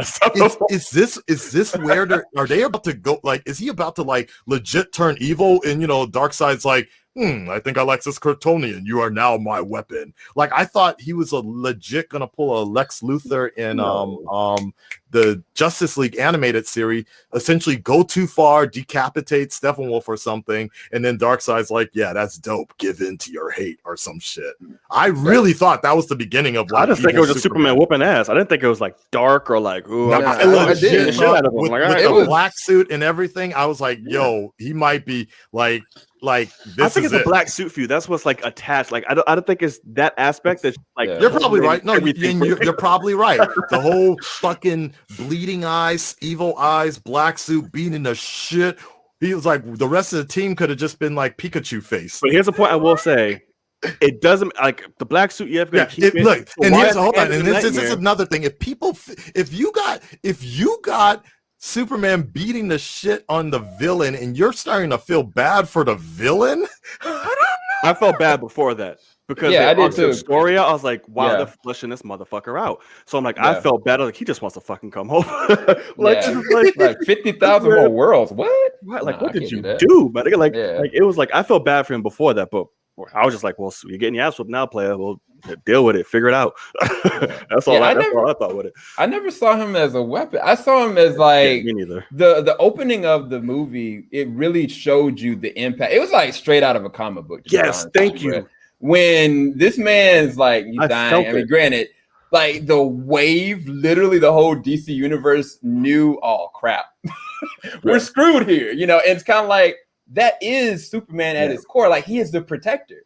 I think that to be fair, Zack has not orchestrated him as being the impression of hope, but he is very much so the protector of Earth. Yeah. And at the moment that he died, everything was cut loose. And I think that was what laid an impression for them with that one spinning shot where they all were kind of talking around the idea of bringing him back. I think that was a really dope shot because it was kind of like, they were like, yo, we really need to do this, like for better or for worse. And it's kind of like, they needed when Cyborg projected him on that box and they played the music. I was like, oh shit. Yeah. So I never saw him as a weapon. I thought him as something that is essential. Like they need him to protect because like there's not enough. Yeah, they're not enough. They're not enough, unfortunately. Right. Like Lois, right? Right. Thank God. Jesus. And there was so many things done better in this film in terms of executing. Never. Right. This is the first thing you see in the theatrical. Right, y'all look, man. I'm sorry. Again. Look, and they did so much better with this shit. Look, if we didn't have that fucking mouth gate, I swear to God, look, if it was like people would not be complaining as much if it wasn't for that fucked up mouth, because I thought that helped set. Look, I don't want to feel like I'm a defender of the theatrical one, but I also feel like I kind of like the way they were going with Superman a lot more outside of certain scenes, because the whole thing was like, look, he's kind of the Boy Scout. It's like, look, I'm not even that big of a fucking Superman fan, but I don't think we got to sit through. Why do I have to sit through 5 fucking movies before we even get to might potentially be the Superman that we know?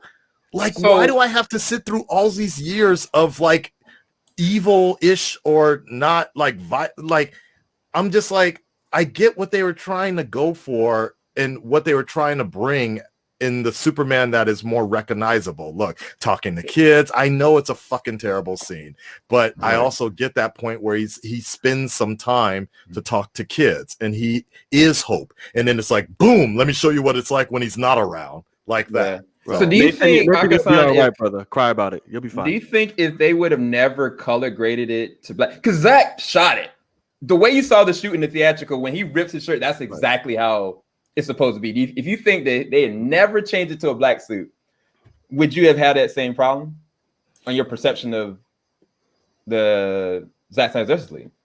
That's to you, Akasan. Like if they just kept it the same as that color, didn't change it to the black suit, just throw the fan service out there, would you have been okay with it? If the last thing you saw was the same as that thing you saw. If the black suit was incorporated a little bit better, if they brought instead of fucking tossing a goddamn coffin, the fucking like if the mothership or whatever recognized it was a Kryptonian, they're like, yo, okay, we got an idea. Okay, I see what you guys are trying to do.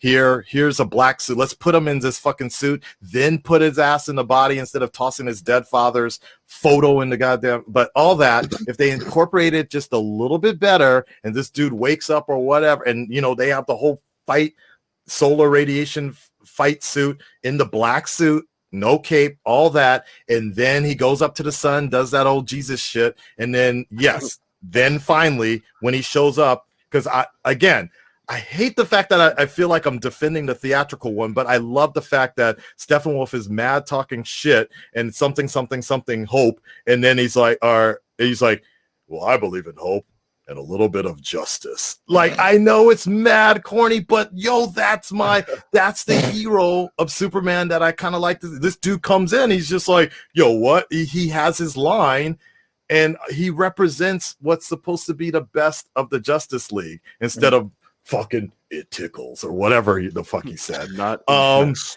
you know, I like that point about him, but to answer your question, yes, if they did the black suit, he had his little moment in there, but then when he's fighting Steppenwolf, he's back in his classic red and blue, and you have that assembly, and then, you know, they show him. I'm like, yo, cool. Hope is fucking restored. We finally got Superman back. Hold on, did he have when he was on the street walking? He had on blue. Black. It was still black under that. Yeah. And it's like, why? just think it was. It's like, why? Again, that's why I was saying, like, I feel like it's semantics at this point, because we know for a fact the suit that Zack did, it isn't that solar impressive suit. Like, that's why I'm saying that. I get you guys. You had to fucking fansplain it to me about something about his father and all that bullshit. But I'm like, come on now, really? Like, that's what I'm saying. Like, I'll be like, man, at this point, I'm over this whole shit. Like, it's like at this point, people like the movie. Good job, y'all. Y'all came through. Y'all got y'all fucking movie. Don't be mad at me though, because I don't like the movie. That's what I'm trying to say to people. Oh no, hey, it shouldn't be. Like, bro, I be like, look, I don't like this. I just can't. I can't rock this shit. I can't get jiggy with this shit. I'm like, I just can't. And I tried. I watched it. I watched the first one. You know what I'm saying? didn't rock it. Watch this one. Yeah, Logan makes a good point. Not impressed. Hours of a movie. And I'm like, bro, did we even need the epilogue? Yep. Oh my god. Did we even need that? Oh my god. I'm like, I thought it was cool as shit. I don't know if we needed it. And like this Russian cool, manhunter, to set it up. for what? For what? Exactly. He's been on Earth. He saw Zod. That means he saw Zod. Didn't help with that. Martian Manhunter helped. He was chilling there. He was chilling. What?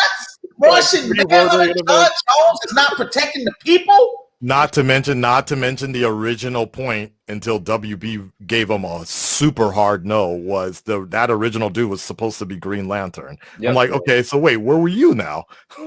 Exactly, bro. I'm like, guys, you have to remember. I understand. Shoving all this shit now. Yeah, I get it. He's just shoving shit. But I'm like, bro, I'm older.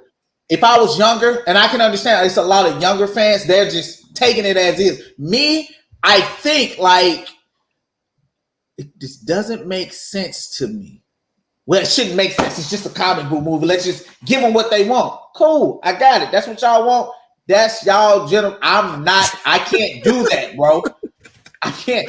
I had to I'm sitting here now with the Flash show. I have to learn all this stuff about the Force Quest storyline. So that means I gotta go read all these comics because I don't know everything. I've stopped reading comics in the past 3-4 years because doing all this shit, I ain't got the time. So I gotta go read and learn and do all this other shit. Now I have all this comic book knowledge, and now it's like you stupid for knowing all that shit. That's not how Zack Snyder did it. So you dumb. He's a god. You're a dumbass bitch from YouTube. What the fuck do you know? Damn. Hey, don't get mad at me. Okay. I don't think you're wrong for that. Let's pull it back just a bit. I want to because I want to kind of get in a wrap. The kind of like let's just talk about the future here because it's obvious.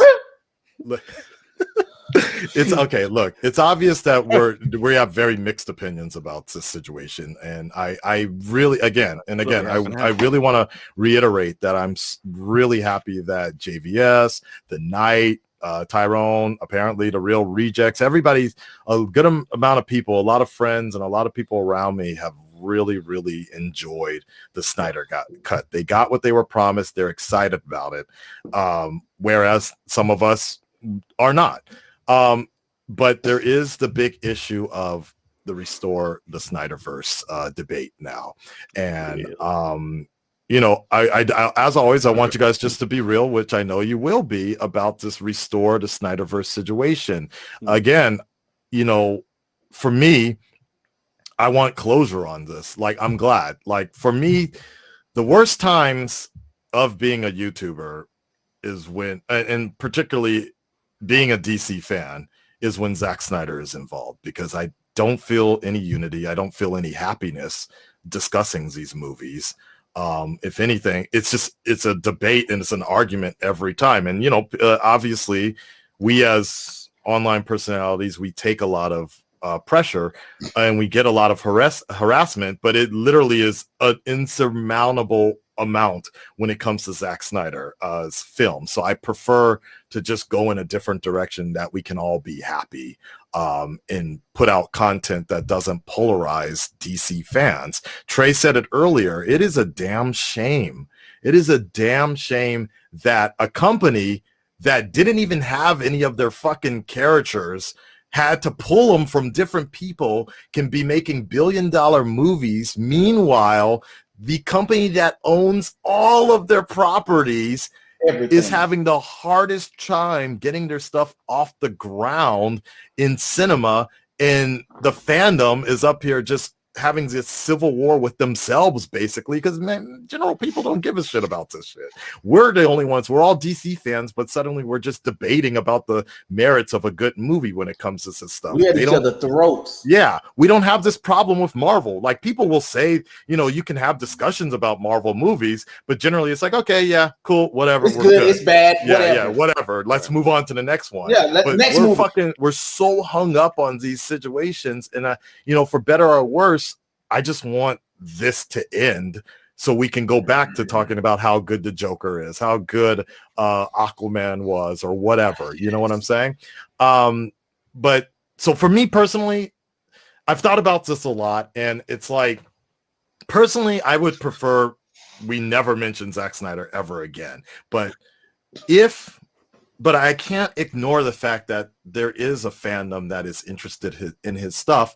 So if they do want to keep it an HBO situation, maybe that's for the best, because I would love to, personally, I'd love to see comics come back into action, so we can, all these hardcore fans actually help the comic book industry buy a graphic novel. Or, you know, Netflix does a lot with animated versions of kind of like CG realistic sort of things. Like, I would love for, you know, Marvel has this What If take coming out. I would love for something like that. Maybe Snyder can continue his vision in animated form.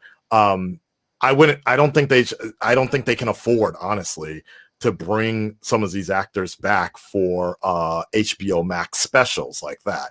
I know Disney Plus is doing something on their side, but let's also think about the type of people that are doing these Disney Plus shows. They're not the same Oscar award-winning levels as Ben Affleck, or maybe even, you know, Gal Gadot. These are big screen people. So personally, I don't mind if this I don't mind the Snyderverse continuing in some other format. I just don't want to see any more movies ever being made, because there's no excitement for me. There wasn't any excitement overall for the Snyder cut, and I have no excitement to see an entire movie dedicated to the Nightmare Zone when we haven't really established the core character, the canon characters yet.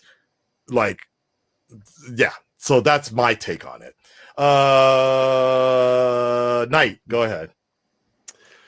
So I actually like that, because I'm not standing on either side, like, firmly.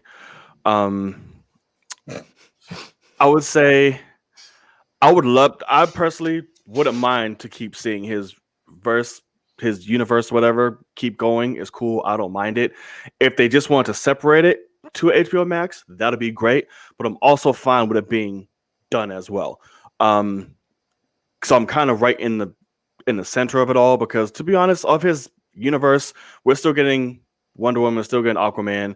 Only other person I'll miss is fucking Ben. That's it. Everybody else, the two other people I like, Superman, yeah, it's cool, it's fun. I'm not really caring.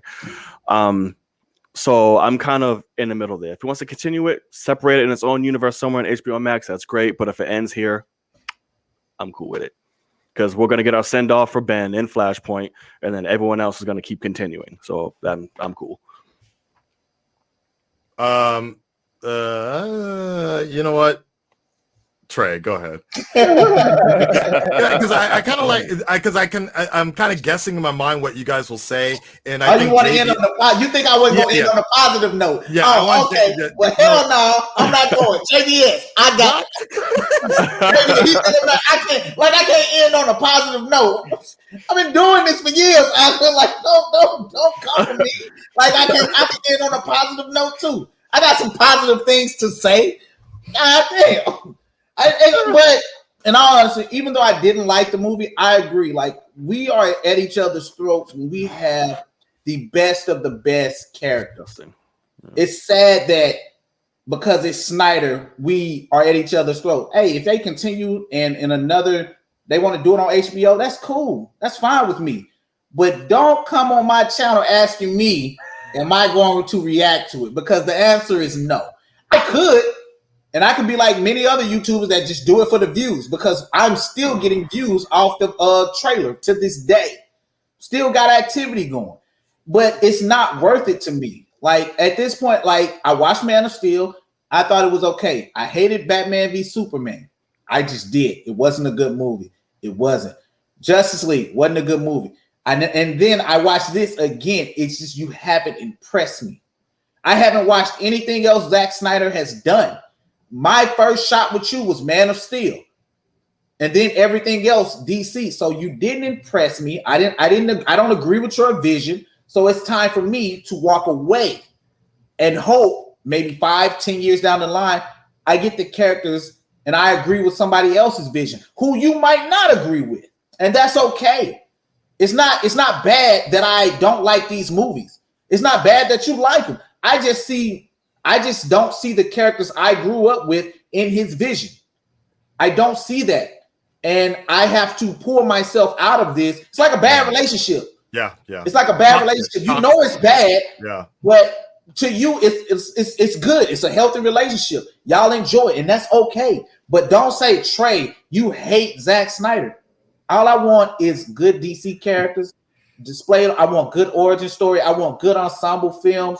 I want us to be able to say, bro, did you see that fight scene with Hoops and whoever? Batman, did you see how he was moving? Did you see how he avoided the Omega Beam like it was trash? Made Darkseid look like a bitch. Like, I want that good shit for all of us, bro. I want us to be in the movie theaters like, Marvel, you thought you had it, didn't it, bitch?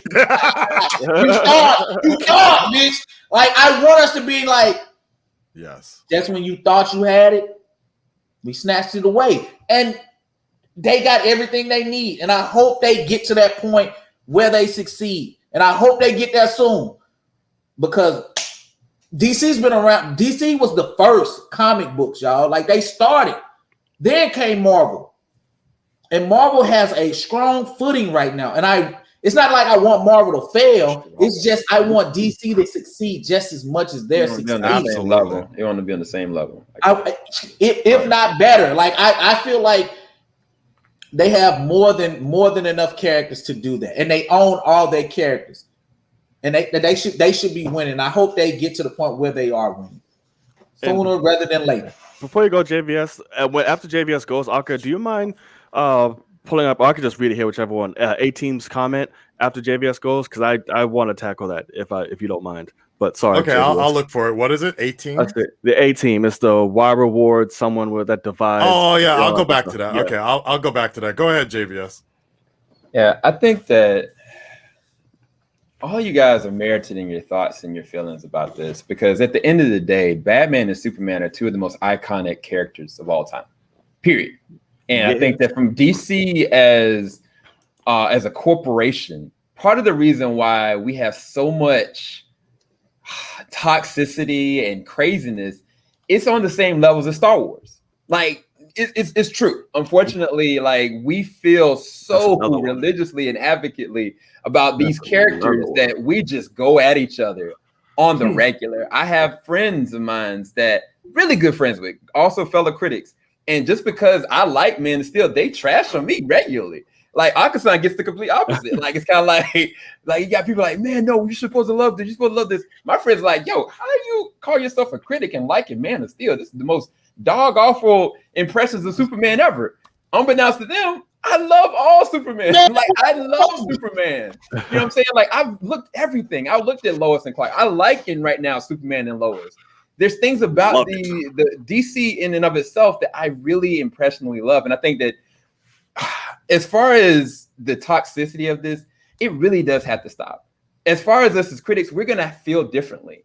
We're going to want this to succeed, but we're going to feel differently on the way that it's executed at all times. Like, you can go to the Schumacher, Batman, to, the Burton Batman, to what Nolan did. At least the Schumacher. Like, there's different impressions that people have felt over the years, undoubtedly. When it comes to the question, I'm sorry to go this overarching thing.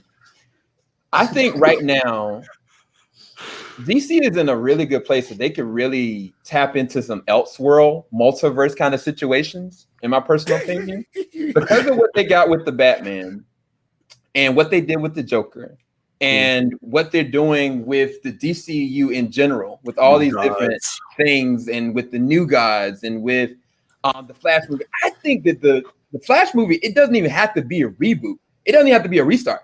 It could be the spawning off of a multiverse situation. I personally feel like Release the Snyder Cut doesn't need to be on the theatrical level at all. I think restart it. Yeah. I think what they can do in whatever shape or form that is, whether it's a Deathstroke film on HBO Max, whether it is whatever Zack's trying to do and make it on a serial form as far as HBO Max, why not? If people are liking it, if it's merited, people are going to go to it and like it, I think it can stay in this lane. And I think that Zack maybe would thrive through that, with this universe going that direction. And it can be completely separate and consolidated because it's an Elseworld multiverse kind of situation. One of the things that I'm most excited about ain't even so much the Flashpoint aspect of the Flash movie. It's this possibility of a Batman Beyond. When you got my man Michael Keaton coming back as Batman, I'm thinking, yo, DC, you really could go for this. But whether they're going to do it, I don't know. And this goes back to what Trey was saying. They really do need somebody like a Kevin Feige really plotting this out and what this could really truly be. Like, this Flash movie could really catapult them from a multiverse standpoint, from a character design standpoint, and from a universe standpoint. But are they going to execute? I don't know. I fear for the worst in the end of the day. But as far as release or like continue the Snyderverse, I think if it's on HBO Max, it's not a problem. I'm not gonna harp in on it one way or another. People are gonna feel the way they feel one way or another, even if he makes more or not. This film came out, and people are gonna be talking about it forever. Right, but do you want to see Zack continue those movies on the big screen?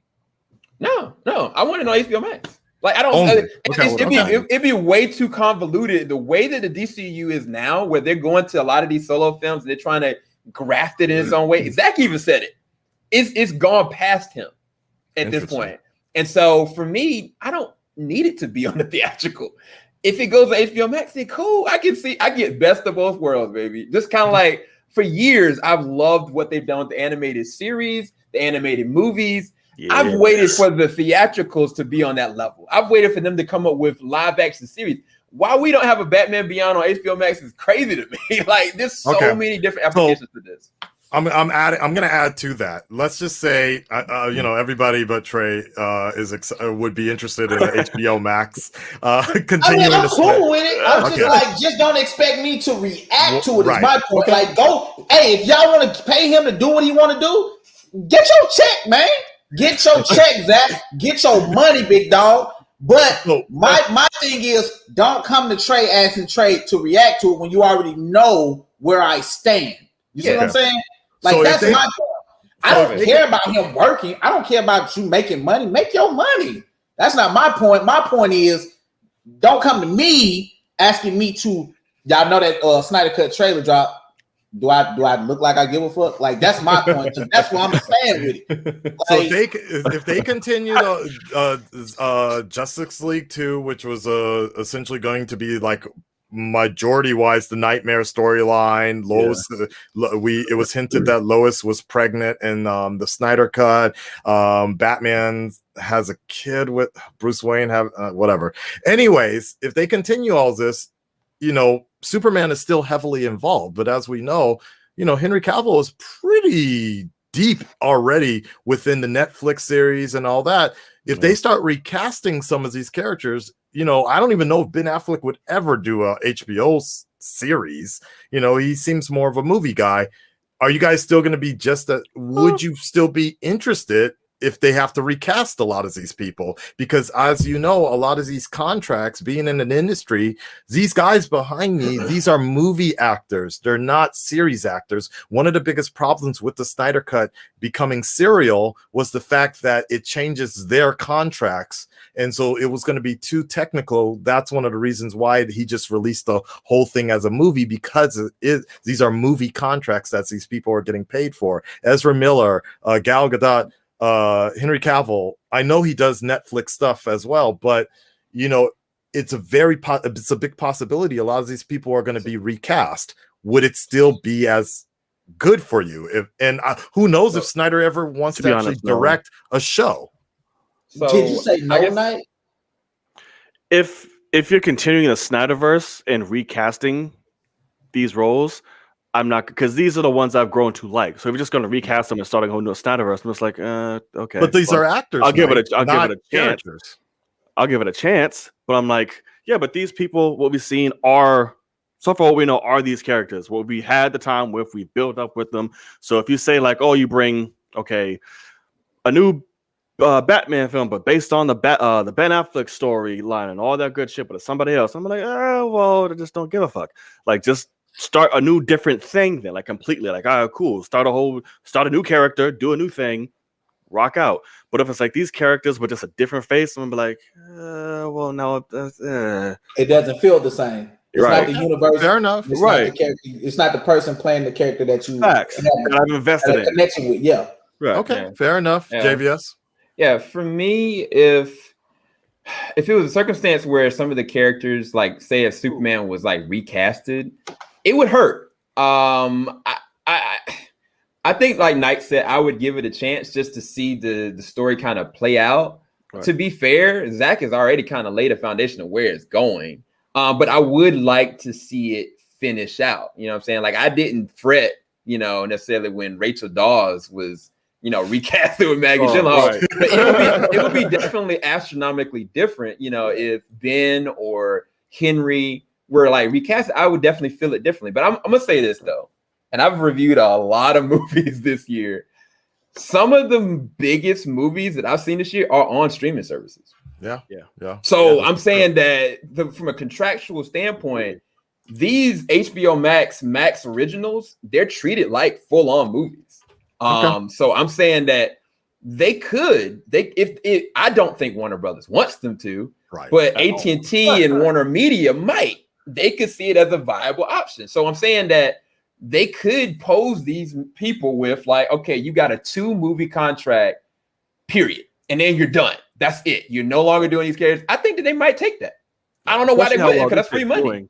Right. So I think from where streaming is now and the impression that it's left, some of the biggest movies that are going to be Oscar contenders, these movies were seen not even in theatrical. They were seen on streaming services. So I think that.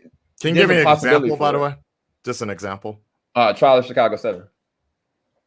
I don't know what that is. Okay. Well, next. Well, anything nominated for an Oscar this year. See, this is sort of pretty much anything. Yeah. I was just going to say, because on an international level, there's a lot of stuff that doesn't come my way ever. Oh, okay, So, gotcha. Like I saw, like I was when I was looking at some of the nominees, I was like, yo, I have never heard of any of these movies that have come out because we don't have HBO Max out here. So it's only because the Snyder Cut is something within my realm that I'm able to pick up some of this stuff. Watchmen not available, and none of that is. So have you seen Watchmen though? I'm so sorry. No. Oh my gosh, that hurts so bad. Look, what do you need? The only reason people know about The Boys it's available is because it's available on Amazon Japan, basically. Oh my god, I'm so sorry. Anyway, interesting, right? I'm gonna give you my HBO Max login. Does that work? I've never watched Watchmen either. Dude, yo, you should see it. Yes. I think you would actually like it, Trey. Low key, I think you would actually like it. Who made it? Don't react to immediately. Huh? Who made it? No. HBO, we're not talking about. We're not talking about the movie. We're not talking about the movie. I reacted to a few. I think I reacted to the first 3 episodes on page. Okay. Yeah, we're talking about. But Snyder's Watchmen. Yeah. Okay. It's all right. I watched the show with Regina King. I got to say with Regina King. Then I'd be like, that's Regina King. I love that. All right, Knight, go ahead. You wanted to say something real quick about this? Yes, I did, and it's going to get quite controversial. Yes, it is. Knight saying you worried about me? Just the beginning is what I want to acknowledge. Why reward someone that divides a fandom with more films? Cool. Here's what I want to tackle with that, and you guys know, at least Akasan does for the most part, where I stand with this. And it may trigger. It's not rewarding somebody who's divided fandom. Zack Snyder did not divide fandom. Fandom divided fandom. Zack Snyder didn't do that shit. And that's what frustrates me, because it gets fandom where people expect, like, this is my fucking character. It's only supposed to be done this way. You do not fucking change it. And if you do, all hell's going to break loose. And that causes shit on the other side, and boom, boom, boom. I'm not saying we have to accept a directional change within a character when it's in a creator's hands. You don't have to like it. But to sit there and rage war against somebody, to sit there and be just angry, like, this is not my this, not my that, doom, doom, doom, doom, doom. It was never yours to begin with. You didn't create them. So it's like, you can't blame a filmmaker or a creator for taking creative liberties on characters that are there to be fucked with and say that, oh, they fucked up fandom and divided it. That's not right. That's not accurate. Fandom did that because, like we touched on it before, when it comes to toxicity, fandom is extremely toxic. And I really know this because I used to be this motherfucking, I used to do that shit too. Oh, that's not my dude. That's not my dude. I'm like, it was never mine. If the character works for the story, with the direction that they're going, and if it has a narrative blend to it, cool. That's your take on it. You want the number one, go read a comic. But don't sit here and bitch and moan and send death threats to people or creators or get mad and say, that's not this. They don't understand this character. Yes, they do, but they just did a different route. That's it. They took on the character because they like it. They created their own spin on it. And you can't be mad at them for that and cause hell because of that. So, proposing this question to the round table. How do you feel about what I said when it comes into terms with that, in terms of fandom, the impact and dividing, and just people getting angry because they see a character say, it's not my this, it's not my Luke, it's not my Batman, it's not my Superman, it's not yours. Don't cause war and all this hate and anger because of the fact. Yeah. Well, okay, so go ahead and now. I appreciate you saying your piece on that, and I know that's a sensitive issue for you. I agree with you in some situations, in some moments. I do feel like fandoms, we eat each other. We basically eat each other because of this. But I will also say that, based upon my relationship with Zack Snyder films that have come out since the beginning, and not just talking with fans, also talking with the comic industry, talking with comic writers, talking with people in the DC world behind the scenes, I do believe that there's also a level of responsibility that you take on when you take on some of these legacy type of characters, there are certain things. Hold on. When you are a writer, when you write a Batman comic book, there's a dude at the top, the editor-in-chief.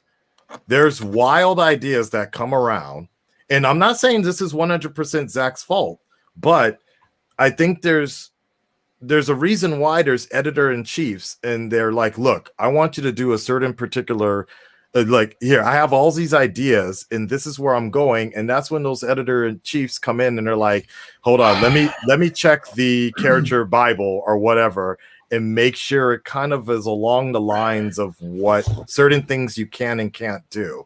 My opinion, so like, and I still don't think what you're saying isn't wrong, but I also think there's also a level of, like, Rian Johnson made a movie. He makes polarizing type of movies.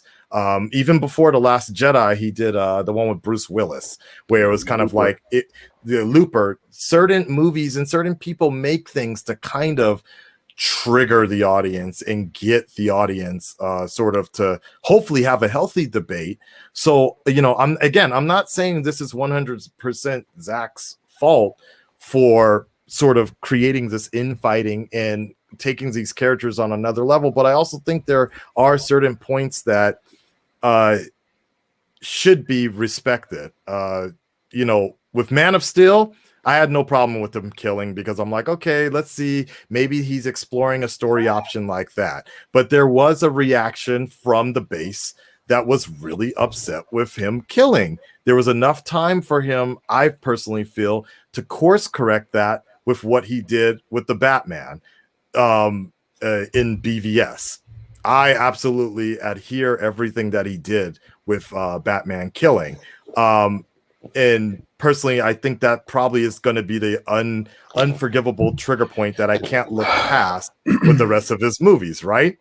But I understand it's not 100% his fault, but there is some sort of responsibility when, if you're, people are already upset about what you did with Superman. You're going to take this one particular character, and there's essentially kind of a golden rule. It's like, look, if you're about to break that definitive point, that definitive rule of what makes the Batman, you better make sure it's really good, that, and be ready for all that smoke that people are going to bring. You know what I mean? So I definitely respect what you're saying about this, but I also feel like there's times where, we can't really cut slack sometimes for some of these directors or writers that are purposely doing this to get people riled up and upset the establishment. There are consequences for some of those actions that you make. Yeah, so I'll let you answer real quick, and then I'll go. Yeah. I unfortunately got to completely agree with Knight on this. I am a big Batman fan. One of the first movies I saw was the 1989 Batman, and I loved Batman 1. I love Batman Returns. Batman Returns was the first time that I was kind of like, yo, did Batman, for the $5, by the way. Yes. Did Batman legit straight up blow up somebody and kill him? Like, it threw me off, even as a kid, and it got really dark towards the end of it. But when you talk about, like, responsibility, when you're a director, you also are entitled to do whatever you want to when the studio signs off on you with that. Right. When you sign the dotted line, no matter what. Us as fans, yes, we can say and do all these different kind of things, but it doesn't necessarily mean it's right. Because if I went and I compared to those films to the Schumacher films, like Batman and Robin, and what they did to Batman and that, bro, like that was not I can't say that was my Batman, because then that would be the hypocritical part about all of this. But I can say effectively, that's not the interpretation of the comic book version of Batman. That's not even the Adam West version of Batman. This is something just out there that is one of the worst Batman films ever done, right? You know what I'm saying? So, but I can't hurt, or hinder or talk bad on Joel, because he did what he did. He had full right to do that because the studio allowed him to do that. It was definitely probably done and triggered towards toys as opposed to the narrative. They were like, we need another Batman movie at the end of the day. Every single director that has some of these IP, big name characters, they have full reign to do them whatever they want to, allowed it by the studio. Right. At the end of the day, because change. once the script is done, once it's sent in, they sign off on it. You know what I'm saying? Like, I don't know how many of you guys like. Wasn't that, but hold on, JVS, wasn't the BVS, the Batman Forever and the Batman and Robin thing a studio mandate? Was Joel Schumacher was going around telling people, look, the studio wants us to sell toys. Come on, guys, we're making a movie to Batman sell and Robin toys. Yeah. But yes, it was. But I'm saying, so that was a studio mandate right there. It doesn't matter because they're still talking about the character that you're talking about on the same principles. If you're saying this is the responsibility of the director that's doing it, the studio is the person that's allowing this to happen. Okay. And the studio allowed Zack to make Man of Steel, BVS, and for a period of time, Justice League. At the end of the day, that's the reality. Just like I agree. With all the different other Star Wars incarnations and films, whether it was been George or whether it was been whoever, they allowed them to have these come out. What I'm saying is that what Knight is talking about is the way that we internalize and vocalize, because that's where the toxicity goes, and that's where the daggers start hitting us. You start losing enjoyment out of it when you're like, yo, this isn't mine, man, bump this. Instead of like, it was whatever. It sucked. Right. You know what? Take. Right, you know what I'm saying? And it's hard to do because we're fans. I get it.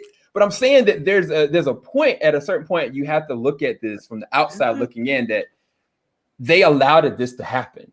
Whatever, you know, incarnation of these characters that we love, that we got at this point, the studio allowed this to happen. Now they can course correct, they can redo it, but the way that we respond as critics and as fans that's the buffer, that's the thin line. That's the only reason why I'm saying that I have to agree with what Knight's saying, because I've seen it on both sides. I've done it. Right. I was kind of like, yo, I can't believe that they did this. I was even with Man of Steel, like the controversial thing, like you said, like him killing Zod. I kind of went through this all different ways in my head. I'm like, bro, can you just like flown him up into the air? Like, is there a situation where you could have used your freeze breath? I don't know, but he did it. He killed the man. You know what I'm saying? I don't necessarily agree with Zack doing it, but he did it. And I think that moment, it was when people were like, oh, heck no. My Christopher Reeves version would never do that. But then a lot of people were kind of like the Brandon Routh version. It didn't have enough action in it. They were like complaining then. They were like, it's the same exact thing. It's the same exact character. And there's no action. He's not doing anything. And they liked the story, but they didn't like no action. And then the studio, like they normally do, a reactional, like they gave Zack, like, just go for it. You know what I'm saying? So again, I can't put that line of responsibility on the director, because at the end of the day, the studio is mandating or allowing it or finalizing the approval for how it goes. It's our responsibility of how we respond to it. Here's the thing: you're kind of contradicting yourself, because you're saying, okay, well, no, because you said the director, when the director signs on the dotted line, they have full mandate over what they can do. But at the same time, we can't blame the director for what they chose to do. The direction. I'm saying that this is why I want to jump on that. Go ahead, Nate. That's why I wanted to interject, and you made that point Arkansas, is because even to that aspect, I can't even say put it on the director, put it on the people signing the dotted fucking line. It's literally not their responsibility to be like, let me make sure this is carbon copy of what the hell's on that paper. Things change. In the comic books, characters change. Sometimes they drastically change. It's not their responsibility to be like, oh, they're going to be mad. And a word that kept coming up was trigger. Nobody makes material to deliberately trigger somebody. Creators make things to challenge you, especially when it comes to characters. This was a character. I challenge you to look at it this way. I challenge you to look at it that way. These, at the end of the day, are people or beings at the end of the day that still have character. They stay filled. They still do whatever. They're going to go through things. So you can't just act like this character is going to stay the same way through 70 plus and more years into the future without any change, without anybody drastically changing their origin, what they're about, what they stand for. And it's not up to us to be like, oh, they changed it. That's not my character. Fuck you. Fuck this. Die. Duh. That's completely just inappropriate and uncalled for, because you, like I said, you don't own the character. They're going to change. It's not up to them or to be responsible to make that carbon copy. It's just never going to happen, and it's not going to happen. So don't destroy people because they like a certain version that you don't, or a director went somewhere that, you know, you didn't feel was your whatever. There's material back then for you to go back if you want that. That's funny. Go back and watch that. Go back and read that comic. Thank you for the $5. And that's it. Yes, thank you, good sir. Support his channel a little more. But yeah, so it's just like that's where I stand on that. And Trey, I don't know what you're talking about. You've been quiet from that or whatever. Trey, you're awfully quiet about this. Bring it up again. Bring up the question. Bring up. It's gonna take too long. So basically, they're saying why reward? Because I do think we kind of got off topic, but because like the original question was why reward somebody that polarized an audience for doing a bad job for making polarizing type movies. Why reward a director who divides fan bases? That was the thing, right? And of course, all that argument is that fans divide fans. And also, directors, they do have an obligation. They have an obligation to do research. They have an obligation. Yep. When you're a writer, when you're a director, when you're a producer, you do have an obligation. I feel you do. Just like the actors have an obligation to research that character. Find good stories. Find good character development. It's all there written for you. I'm not saying read 70 plus years of comics. No, I'm not saying that at all. What I'm saying is find you comics that you see are popular. Say, oh, well, I'm not going to do that story, but maybe I take a bit from here, bit from here, bit from here. Like, give me nice little Easter eggs or something like, okay, like in Superman and Lois, the first episode, the first suit that Tyler wore. You saw that. Oh, just a little nod to the first comic book Superman was in. Give me something. Give me a deep, rich history. Don't just try to give me the only thing you saw that you liked. Like Iron Man 3, Shane Black always does Christmas movies. Everything he does, he's trying to do a fucking Christmas movie. Why is Iron Man in Christmas? Why are we doing this, bro? Why? He's a human. He celebrates Christmas. But right now, is it integral to the story and all that? Does it make the story better? But does it hurt it because it's on Christmas? Yeah, I mean, it's his story. But my point is, like, the whole Mandarin shit. We all know that was a slap in the face to us as Iron Man characters. The Mandarin shit was a slap in the face. You're not going to tell me otherwise. That was bullshit. That was the biggest fuck. That's why Iron Man 3, while it made money, that was bullshit. That's his villain. The Mandarin is his villain. That was bullshit.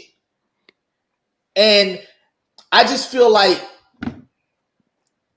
directors, writers, and these actors have an obligation to say, even as an actor, you can say, nah, that's not going to work. Yeah, you can lose your job. You can lose your job behind that shit, depending on who you are. Depending on who you are, you can't lose your job. If I'm new and I say, nah, they not going to work, well, you're fired. Yeah, of course. But if you're Dwayne "The Rock" Johnson and you say, I think we need to change some things, you probably can get away with that. It all depends. It's apples and oranges sometimes. Like, certain people can say things and get away with it and do what they want to do with characters. Other people can't. Thank you for the $5. I want what I want as a comic book character. Knight wants what he wants. JVS and Aka. It's not gonna all. It's just how the fandom is. Like one of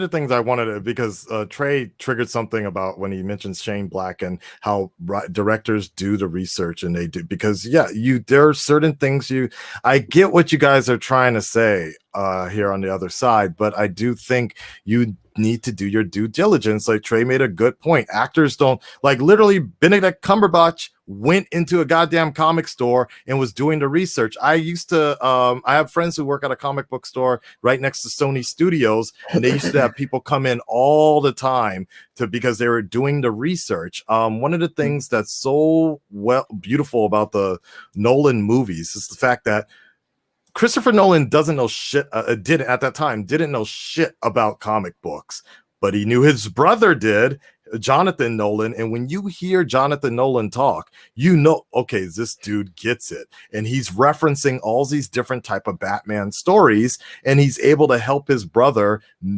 build this character and such. So I still I will still agree with you on the side that that the fans do divide their own fan base, because yes, Marvel will have problems, but because the movie is overall well done, you know, there's little things that it doesn't become an all-out war. I think something is not clicking with a lot of these, particularly with Zack Snyder movies, that creates this infighting so much. We've never had such a big controversy about the Joker movie or Aquaman or anything like that. So, you know, and hold on, before we move on, because A-Team did respond here. He said, no, I wasn't talking about the movie himself. I'm only talking about his actions after it was released. He made the movie that was greenlighted. The content is what it is. I mean, that is true. I mean, let's not forget this infamous quote here. What quote? Living in a fucking you're living in a fucking dream world. My heroes don't blah blah blah. Like a lot of Zack's actions after the critique didn't help his case, honestly. No, I didn't hear it, so I need to hear it. Sorry. So I hit it on the soundboard. So are you familiar with the Zack charity event? I think was sometime last year. Do you know what I'm talking about, Trey?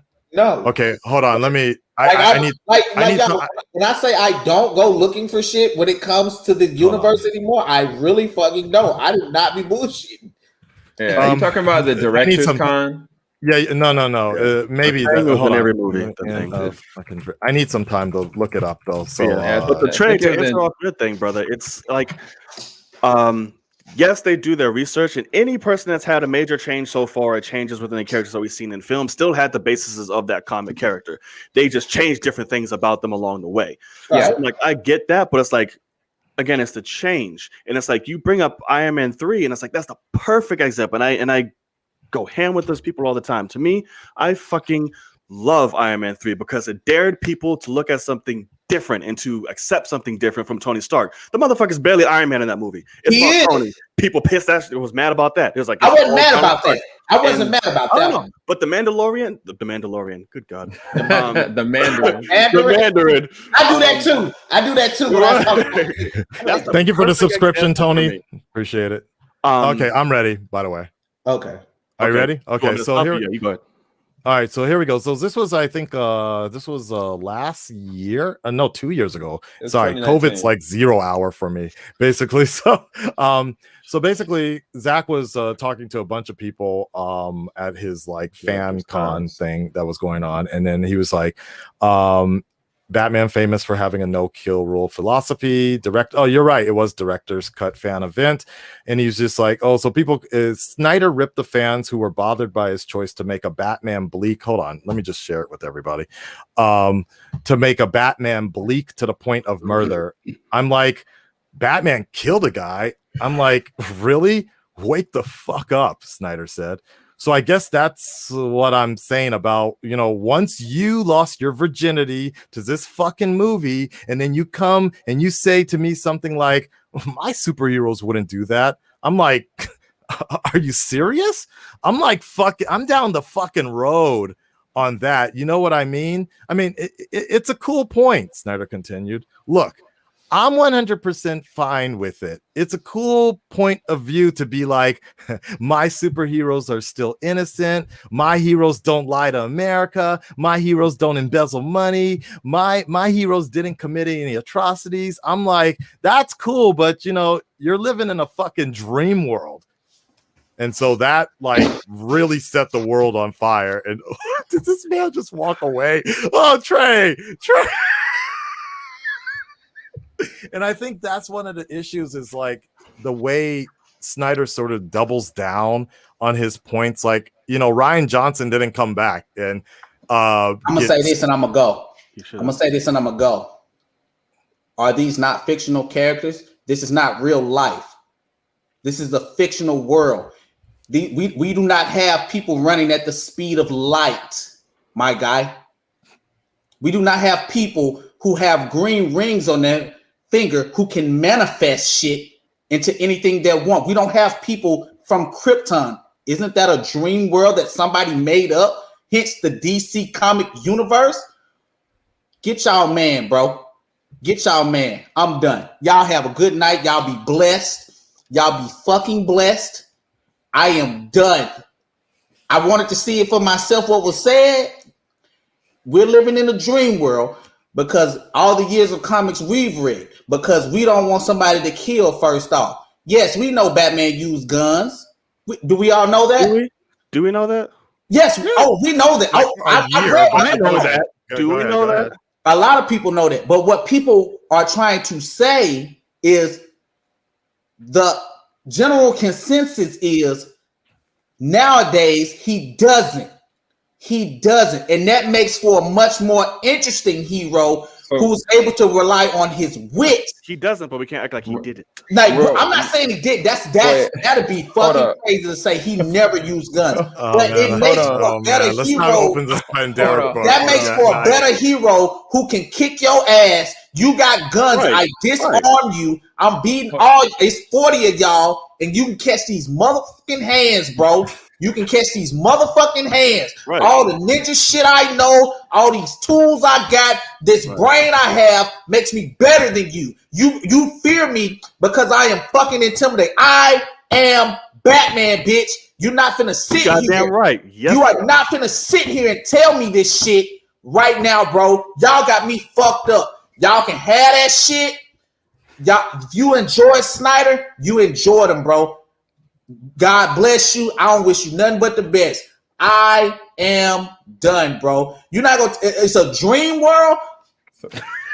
This is comic books, bro. What are we talking about? Let me show you the audio version of it. That was fucking harsh. Zach was really fucking harsh in what he said. Absolutely. But his core, what he's trying to say, yes, these people are other fucking worldly. But at the same time, these are people. They're not always going to be so innocent as we think. There's going to be relatability. There's going to be ups. There's going to be downs. That's just any person. Not everything's going to be so fantastical. That's what I get from saying. He said it really fucked up. Really fucked up. But really, yeah, really quick, when you're talking to people, I'm like, I have to talk to people every day in a chat. I have to talk to people. And what you say is what you say, especially in this day and age, especially being when it's recorded or written down. It's not left for interpretation. Yeah, you're an asshole. What he said, how he said it. Bro. And it's also an insult to all the comic writers out there as well. Exactly. And that's what's pissing me off. Oh shit. really quick before Trey comes back. Go ahead. One of the things that we were talking about initially was that you were talking about whether or not these directors do research. Okay. Foundationally, when we know, well, all of us should know that Ben Affleck's Batman is based on Frank Miller's Dark Knight Returns. Like everything about it. It's literally splashed through from even a scene in the Justice League Snyder Cut version where he literally apprehended the mutants. So I'm telling you, what I'm saying is that everything except the killing, but go on. Yeah. What I'm saying is that he did the research for his version of his Batman he wanted to do. Right. That's not the Batman that the majority of the population probably wanted. But I'm saying that he really gonna tell me with a straight face though that he did the reason, like he in depth literally looked at what Frank Miller did, and then at the same time I was like, let's make him so you think he didn't on top of that because you don't like his decision he made? Wait, who you asking? What? Arkansas. Like, so you think he didn't do any research just because you don't like the decision? I know he did. I mean, he based it on stuff he likes, but I don't think he did the full blown research of like you literally, bro. Like I really didn't want to open this up, but like you literally the $1 billion Batman franchise you're coming off the $1 billion franchise from Batman.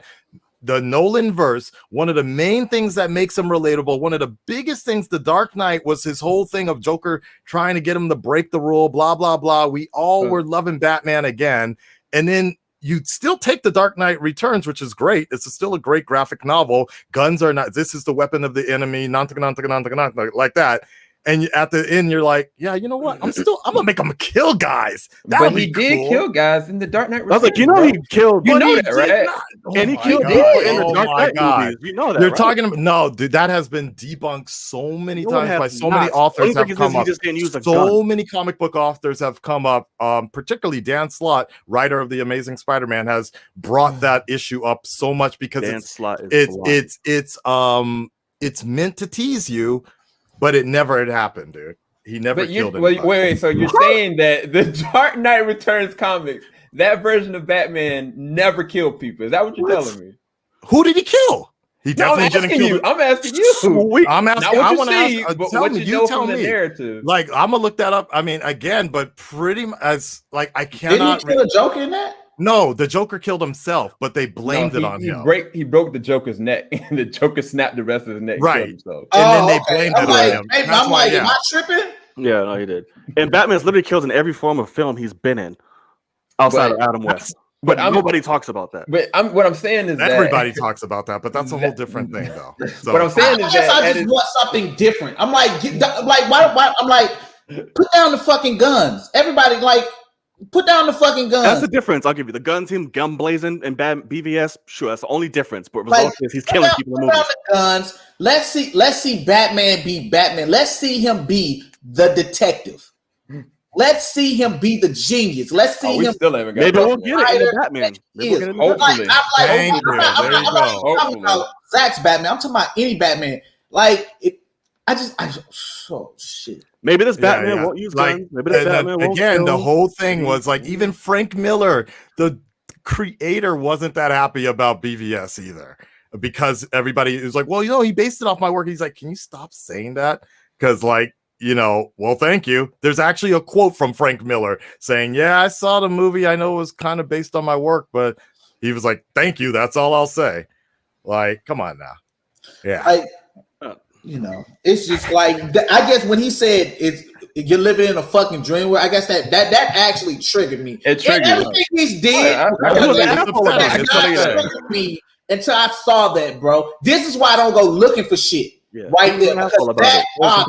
Everything he's done, making the movies, doing this, it has not bothered me on any level. Do your thing, bro. If I don't like it, I don't like it. But saying that bothers me, being a comic book reader.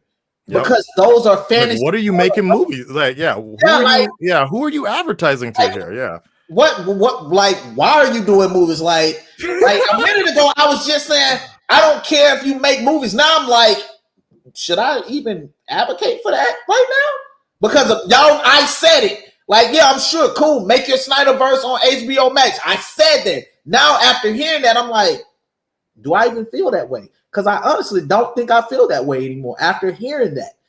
He went about that all wrong, man. He was an asshole about that. Like the message, but he was a dick about all of that. So it completely takes away from it. Because he, like Arkansas said, it makes a shun and like a fucking ass out of fans when you say it like that. So like, you're calling them realism.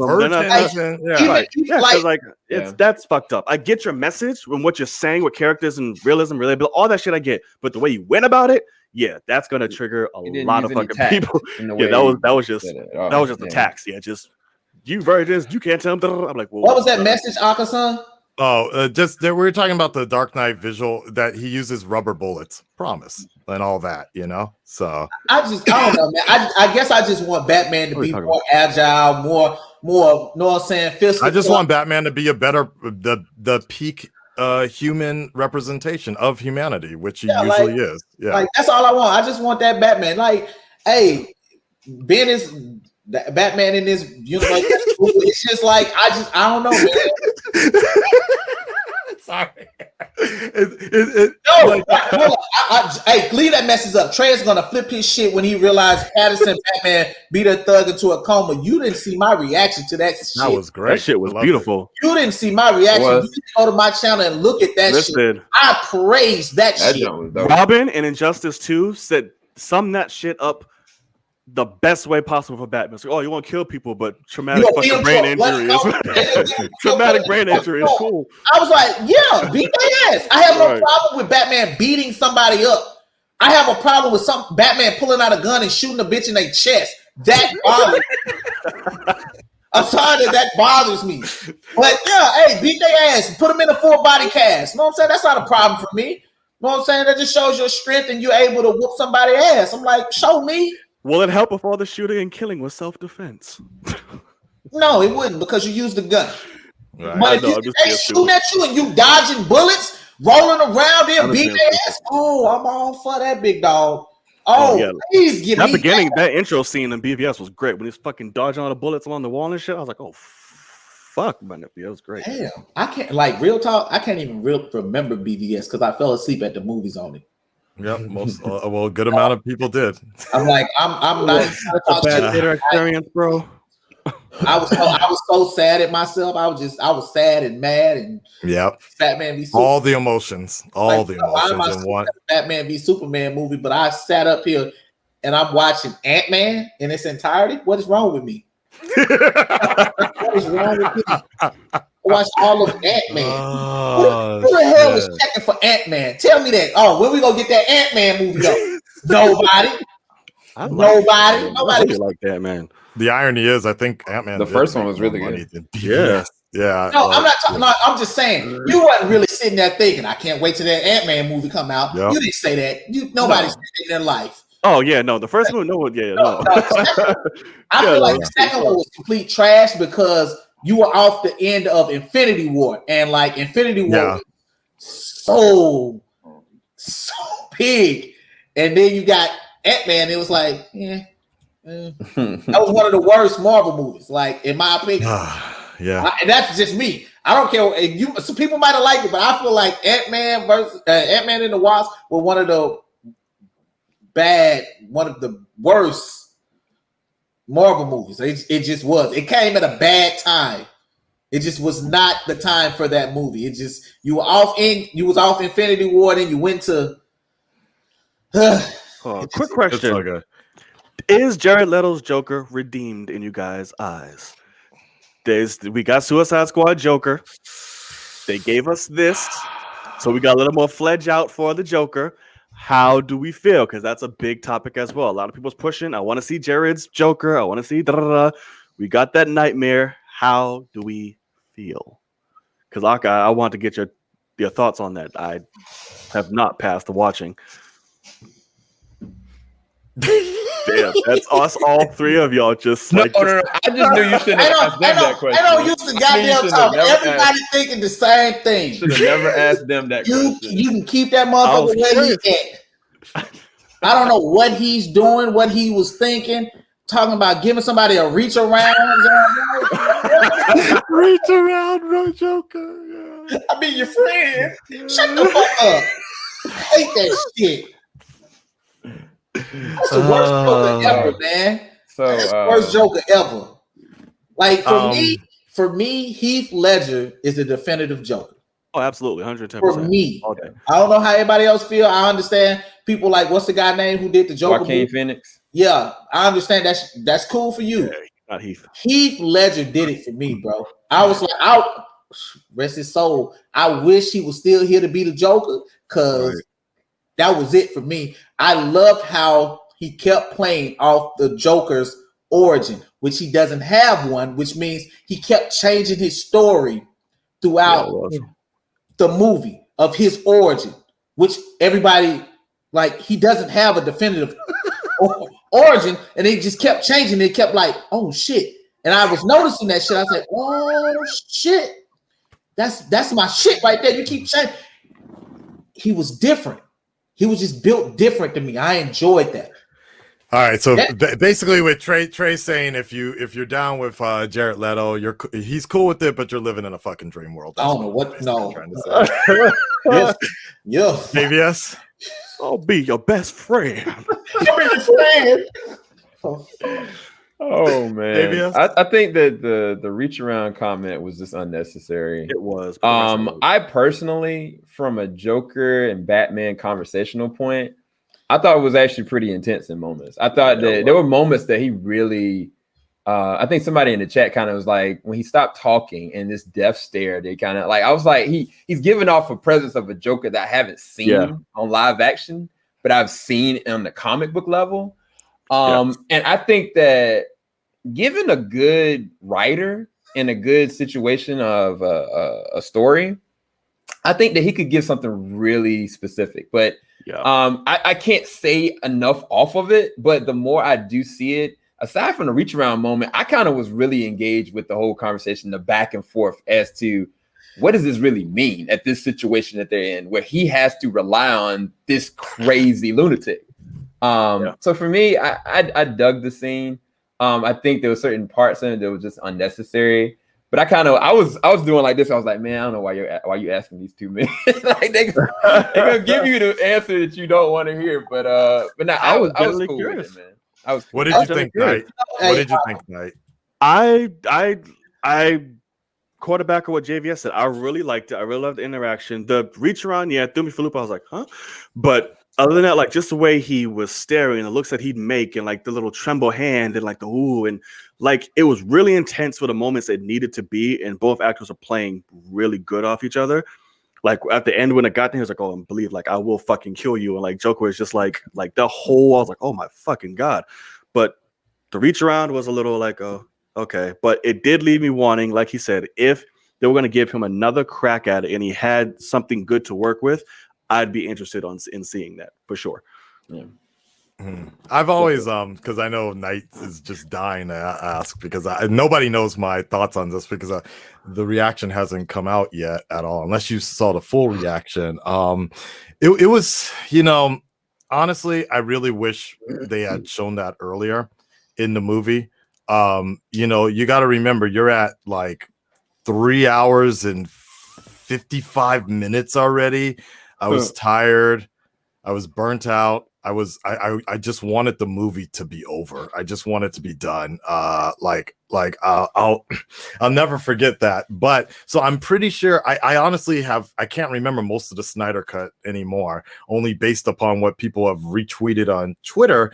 But if I remember my original reaction to that Joker, that particular scene was just shock and like awkwardness, and I don't think that was necessarily a bad thing. I mean, it was comical is not the word I want to use, but it was just like you got to remember again, prefacing. I'm one of the few motherfuckers that have like Suicide Squad. I'm one of the few people on the planet that defended Jared Leto's performance as the Joker. So I actually like him as the Joker. That scene it would, personally, I feel like it was unnecessary within the context of the Snyder cut. It was weird, man. The dude looked like he had period blood all over him and shit. Like he did the makeup himself. He looked like he'd been crying. He looked like a cried out raccoon. I was just like, it was just so awkward looking at this dude, and I'm like, what is going on here, man? And it's not necessarily a bad thing because the Joker is supposed to make you feel uncomfortable in this scene. So maybe upon going back on that scene, maybe I'll really get hyped about it. But I'm not really hyped about anything Snyder does for the most part. So whereas that scene might have been kind of cool, it was just kind of like, what is going on here? They were really, it was like some like kind of snuff porn type of camera all up on this dude for the longest time. And I'm just like, what is happening here, man? Unsettling. Yeah. Ooh, Batman says, fuck, I don't even, like, at that point in the movie, I didn't even care anymore. I was just like, whatever, man. Let's just end this movie, dude. I was waiting. When he's watching, I was waiting. I was like, okay, he's about to say, fuck. What is he going to do? Yeah, I'm just like, whatever. I mean, I barely understood. Like, this dude is talking and everything, and he's like, brr, brr, brr, brr, brr. I'm like, what is he saying? I can barely understand. Why is he using a voice changer at this point? Everybody knows what's up with him. And I get it. I mean, the Joker was egging him on. It was a cool scene, though. It was a cool scene. It was just awkward as hell, man. It was very borderline comical at some points. Looking at Jet, I love that. I don't know what it was just funny, man. It was funny. It was just really funny, man. Like LSD Joker or whatever. Like, yeah, I'm gonna fuck up the I'm gonna fucking piss off Batman tonight, man. Like on the contrary, my little fish. Yo, is mad at me right now. let him fucking be mad. I don't give a shit. They are mad at me right now, bro. Whatever. I mean, like, I just went to your YouTube chat. This guy is so negative. He hasn't said one positive thing though. Yo, I told you, one of my good friends. You know what? That's the toxicity we were talking about. I can't have my opinion. Okay, but is there something, Trey, that because personally, yeah, like I like I've said many of times, I don't agree with the Snyder films are not for me. If I wasn't doing this job, if it wasn't for this world, I would have skipped probably Justice League, and I would have skipped everything related because I've been that dude. Before I was a YouTuber, I was just a regular man. So I just would skip certain things I don't like. It was that simple. But you know, I respect the fact that, and I'm happy that people that want it, I see that now as an influencer that there are people that want this scene. But Trey, is there anything that you did like about the Snyder Cut? I did. I said what I liked. Okay, just for the record, so everybody knows. Oh, for the record. Look, JVS, like for the record, right? That's what I was like. I enjoyed all the Wonder Woman scenes when she fought. Like I did enjoy the Flash scenes, but like the ending scene, it made sense in context. But I'm trying to say, in turn, it doesn't make sense for the long run of the universe. It didn't make sense. Hold on, let's say something else I didn't like, but for the Flash scene, the music for the Flash scene at the end was good, but the overall score just didn't make any sense to me. I'm a big music guy. I'm a singer, but if music doesn't connect me, I'm like the Aquaman music when he was going back into the ocean after he saved the dude. I was like, this music doesn't fit here. Oh, you talking about the song selection? Some of the music choices were song selections were not good, but the score, I appreciate the score. Yeah, the score. I'm just saying, bro. Like, it's okay that I don't like the movie. I'm not getting paid to just bash on the movie. It just wasn't good to me. And like some of y'all favorite people out here, and I'm gonna say it, get paid to say that this shit is good too. You ain't getting no Marvel checks to say DC. Shit, I wish I might. None of us are. I like how somebody was like, Oxen's just mad because he didn't get an interview. I'm like, yeah, I did get a proposal from the Snyder Cut. I say what I feel because I'm not afraid of the backlash. It's most people that feel the way I feel, but they're not going to tell you that because they feel like, they're going to get the hate. I'm going to sleep just fine tonight knowing that y'all know I don't like this version. And I'm not going to lose any sleep. And come tomorrow, I'm not even going to think about the Snyder Cut again. Yep. I'm not going to watch it. I'm not going to advocate for don't start the Snyderverse, don't restart it. I'm not going to do all that because that's beyond me. I don't dedicate my life to stop something like that. That's not the person I am. There's people out there that do that. I don't like it. You can't convince me otherwise to like it. I'm not trying to make you not like it. If you like it, good for you. You got your universe. You got you spearheaded. You got the cut you wanted. You enjoy the movie. Good for you. Don't be mad at me because I can depict shit and I want things my way, just like you like it this way, and it's your way. That's just life. There is no ways. It's just life, big baby. Like, you know what I'm saying? It's cool. It just is. Yep. And you know what, Silva, you have every right to disagree with us. Exactly. Yeah. And I'm not going to go to your YouTube or go to your Twitter and threaten to whoop your ass. Like, I've been getting that, bro. I let people know I'm in Houston, Texas, baby. Do what you feel is best for you. But you come over in this part, you ain't going back home straight. I'm gonna give you a Batman ass whooping. Trust me. I'm just gonna tell you. I'm 5'5", but I can whoop ass. Trust me. Military trained. You're 5'5"? Yep. Yeah, military trained.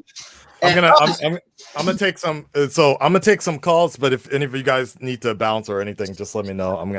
I did promise that I was going to take some calls. These were this was. I listened to about 2 or 3 calls. And I'm all right, here we go. So if you guys want to jump in, if you guys want to call in, obviously be respectful. That is all I ask of you. You can say what you want. You can, you know, accuracy going crazy. Yeah, like but yeah, thank you for did you order the sushi? It's already here. Oh shit, okay. Oh, okay. Thank you for the $5. I appreciate that. What's up? What do you mean? I'm live streaming right now. Trey the Black Wolverine. I just want to state my opinion without getting threatened. No, I think it was a 5-5 whoop ass comment. They called you Wolverine. Damn, look at all these people coming in. All right. All right, here we go. Ronan, you're up first. Prepare yourself, whatever you gotta do. Oh, what's up? Hey guys. That was an amazing 2 hours. I was like, okay, I finally 3 hours even. 3 hours. 3 hours. As long as the Snyder cut. Boom. But more entertaining. Wow. Oh my goodness. What's up, Ronan? All right, what's up, Ronan? What are you doing? Just to the chat, this is something I have been following Akasan for years. I have disagreed with some stuff that he's liked, and he's probably disagreed with some stuff that I've liked. It is okay. The world will still spin. Trey, you are you sound like the biggest Flash fan I've ever heard or met of. And if you didn't like this movie, it's okay. They will make another Flash movie. They will make another Flash TV show, and someone will nail it. And that's the thing I've liked it. And again, everyone is entitled to their own opinion. I think that this was a take on the world and universe that it wasn't for everyone. It wasn't their cup of tea. I can get that. Batman killing, it's still, even as I watched BVS a few days ago, I'm like, oh, cool, BVS, Ben Affleck. But the minute I see the gun, I'm like, that's not going to, I still haven't accepted that yet. And it's like, all right, let's see what Snyder does in the Justice League movie. And I like the movie. Some of the music did work for me, but I understand that, the King, when Jason Momoa is walking down the port and they, someone's playing country, I can get that nobody liked that. My take or my question is, do you?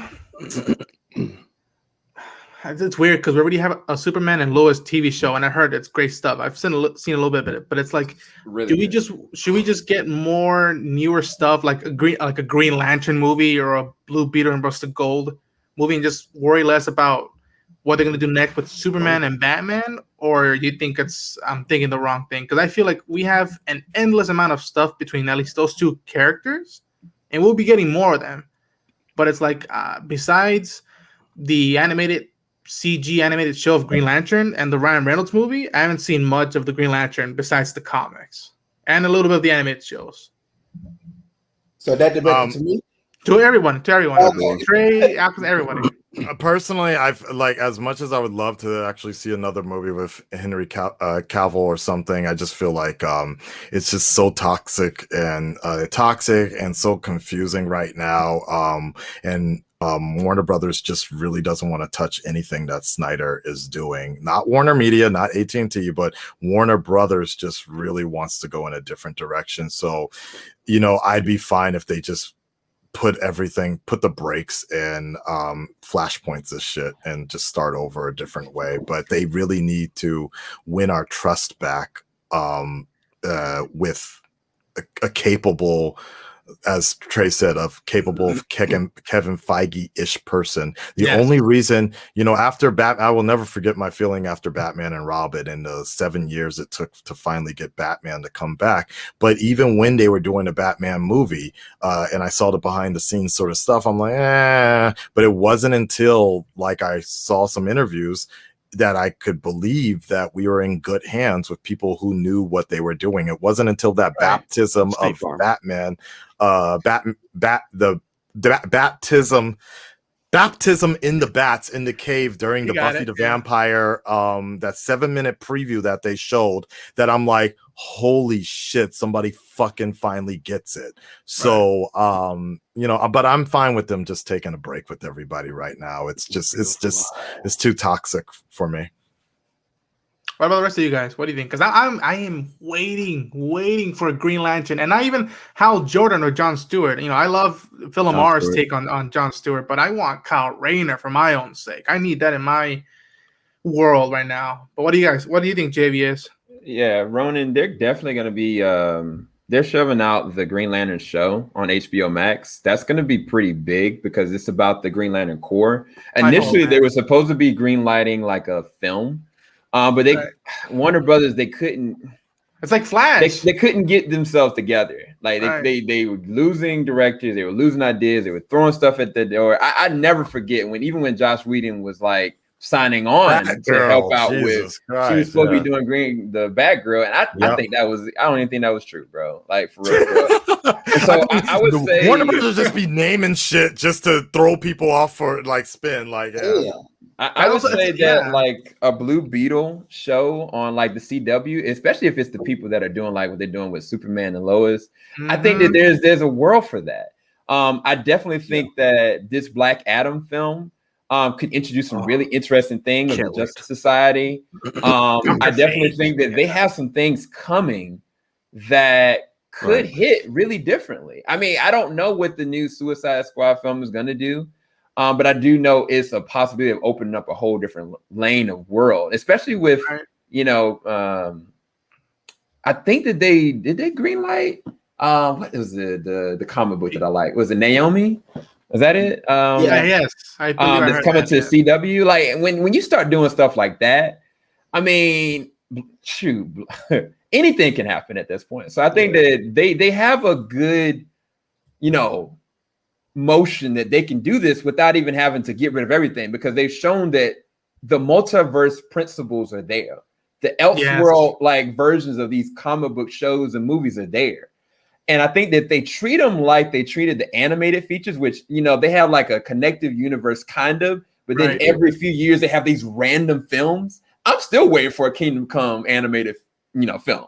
So I'm saying that if they do it in that same stride and Warner Media kind of looks at it and associates that way, I think that it could be anything that could come, honestly. But that's even that point of the Kingdom Come. I was, when you guys talked about how Zack took Ben's portrayal of Batman from Dark Knight Returns, I was thinking about it, and I said in the chat that yes, in hearing it, that sounds cool. And I remember reading it, and I told I think it was my brother or cousin, and they pointed out to me that was like, before that graphic novel, there has been years of comics and relationship between the two characters. Yeah, it's going to be done by Trey. There's been years. I bet. I fucking bet. What? No, it's all good. All right.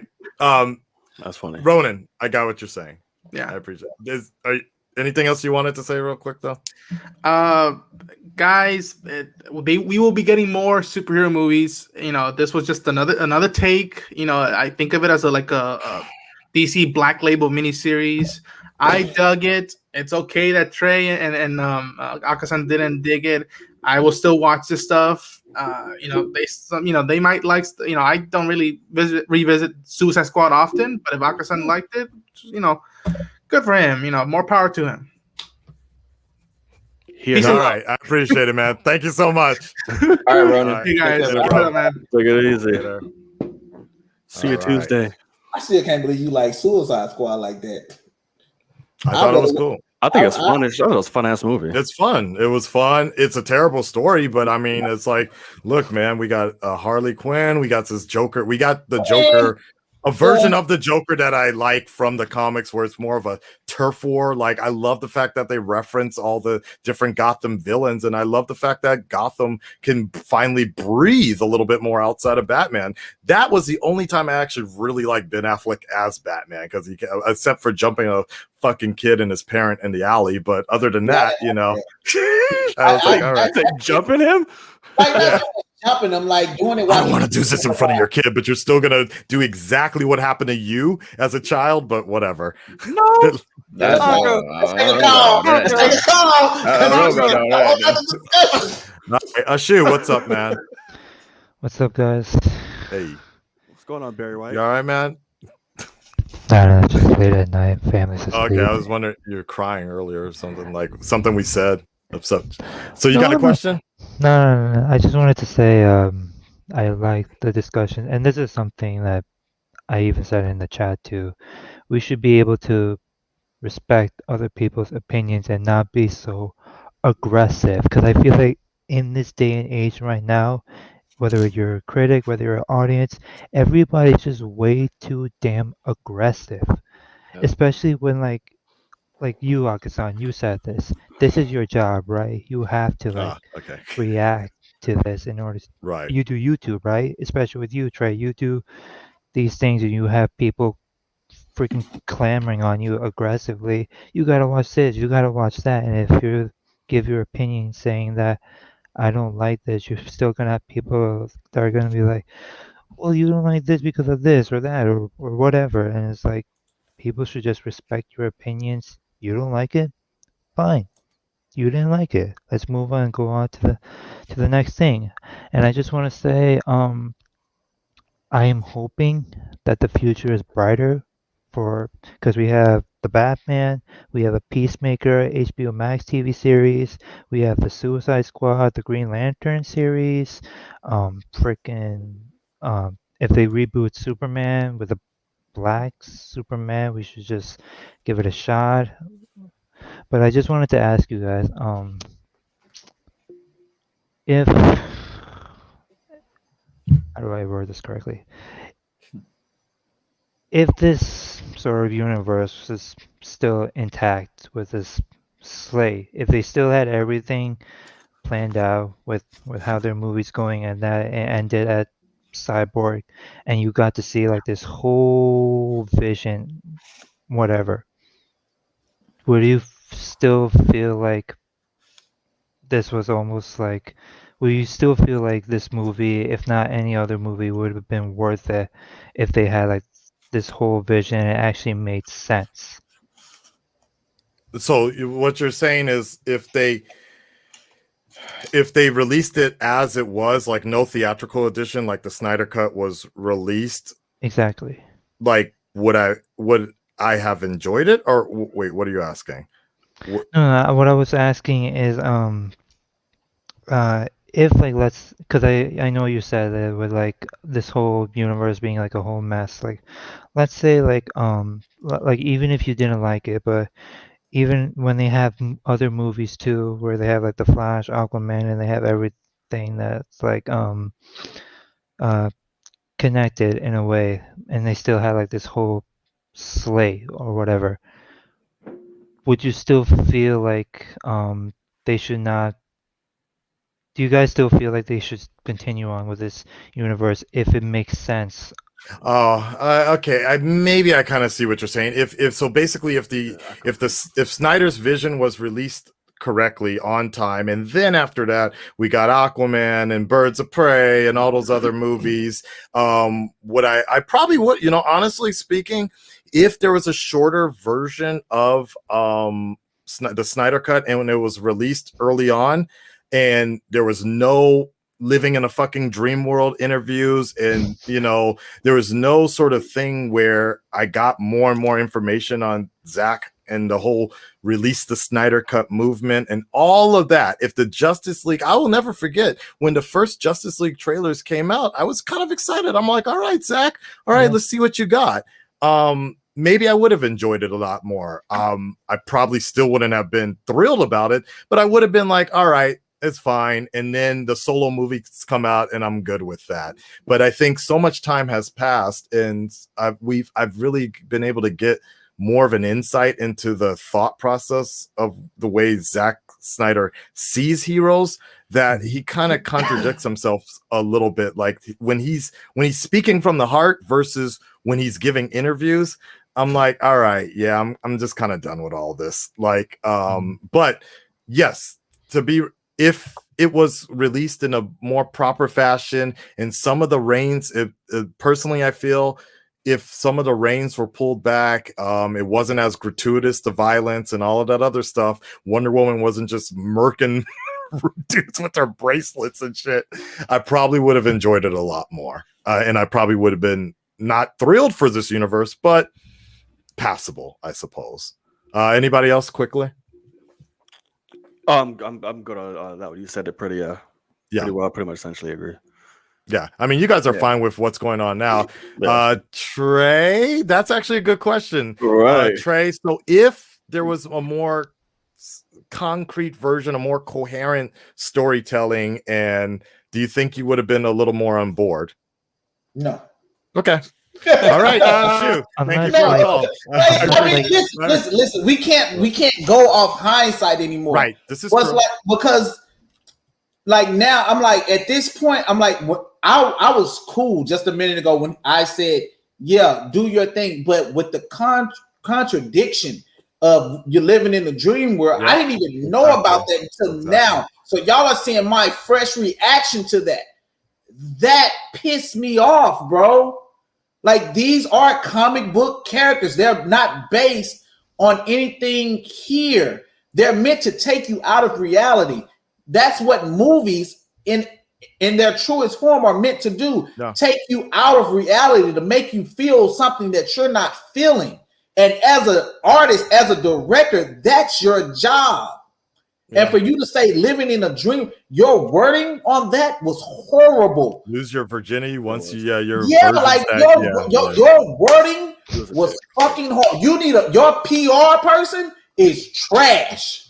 And you need a better one.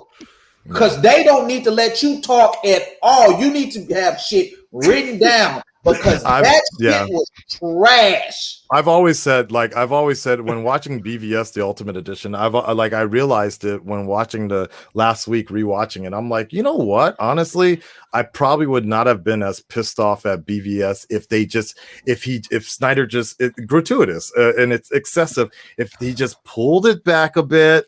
If he just look, that warehouse scene would have been dope. If you threw the box at this dude's chest, not fucking crush his head and shit. And then if I never saw that interview about him explaining, I think this goes back to what people keep on bringing up about other Batman and things like that. Michael Keaton. Look, I was a fucking kid at that time, but it's like, look, we don't know exactly what happens to this dude that goes down the shaft. It's kind of like Looney Tune. It's up to interpretation, but literally the way Zack Snyder portrays it, and then coming in with his interviews explaining furthermore why he does it, I'm like, okay, you're just losing me here at this point. So I think with some sort of restrictions but whatever, like Trey said, it's all hindsight. I'm so done with this. Thank you, Ashu. I appreciate it. Thank you so much. Better. How's everybody doing? You okay? Anybody need to bounce? Are you good? I'm good. I'm good for like 1 or 2. I got 10 more minutes, man. I got dip. It's like 2 o'clock. There's the next one. Almost. J King, what's up, man? What's up, guys? Hey, we're just tired. We're burnt. I can tell you've been going on for like 3 hours. I can tell you all are. It's Snyder Cut time. Good. This is young blood over here. I'm tired. Yep. I'm not. I'm old. Oxon, JVS, Trey, Vision. I'm sorry, The Knight. Vision. I'm sorry, dude. You know what you were doing dressed like that. All right, Black Panther. Oh shit! Okay, I didn't even put that together. Okay, what's up, Vision? Yeah. Can move a murder revolution. Can't move a murder revolution. Sorry. All right, so what's up, J King? What's up, man? All right, well, I just came to give my whole thoughts on this whole Snyderverse thing, how we all felt about the movie, as well as this whole Restore the Snyderverse BS that's been going on. Look, in all honesty, as I feel, this DCU has been just cracking at the seams since Man of Steel. If you were to ask me, they started off good. I'm not gonna lie, I like Man of Steel. Besides the whole killing Zod at the end, I liked it. But when they went straight into, now we need to make it a Batman v Superman, it's like, okay, but like, we barely know that much about this Superman, and you're just gonna throw in a Batman who's been doing this for years, and it's like, not give us a reason to even care about him. And so there's like that. At least they gave us time to care about both Superman and Wonder Woman before the original theatrical cut of Justice League happened. But it's like, okay, I get these two, but Batman, Flash, Aquaman, Cyborg, why should I care? Now, I'm going to say this. The Snyder Cut, I definitely enjoyed it. I will say 4 hours was too fucking long. They should have cut it up to like, I don't know, like maybe a 2 or 3 part or something like that. It would have been easy to digest. But as a person, as a fan, and just as a viewer, I didn't mind it. I thought it was good.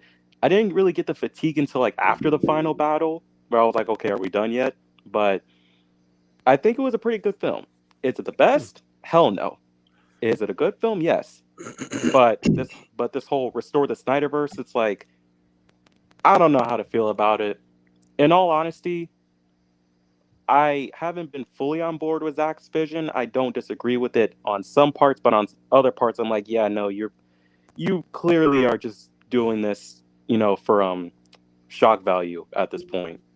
And it's like, I want this to succeed because I like all the actors that they chose for these characters, and I want them to succeed in these roles. And it's not them that I have a problem with. It's more of the direction.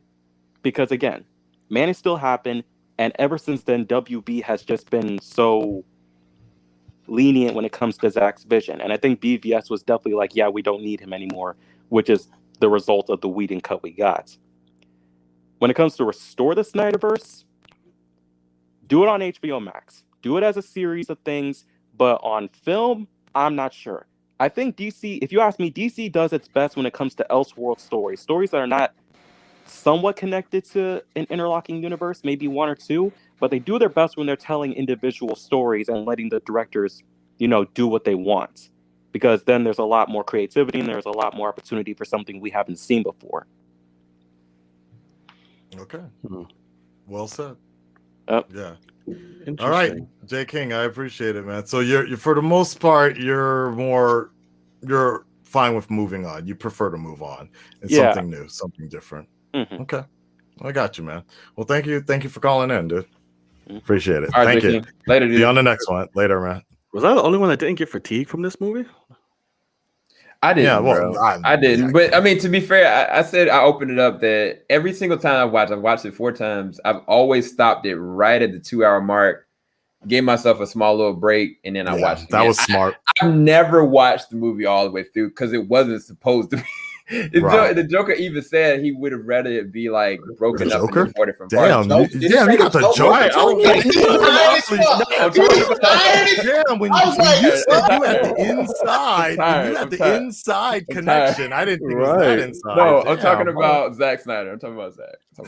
Same. Want to have an intermission, old friend? I'm so tired. Would you like to reach around while you're wet? I'm tired.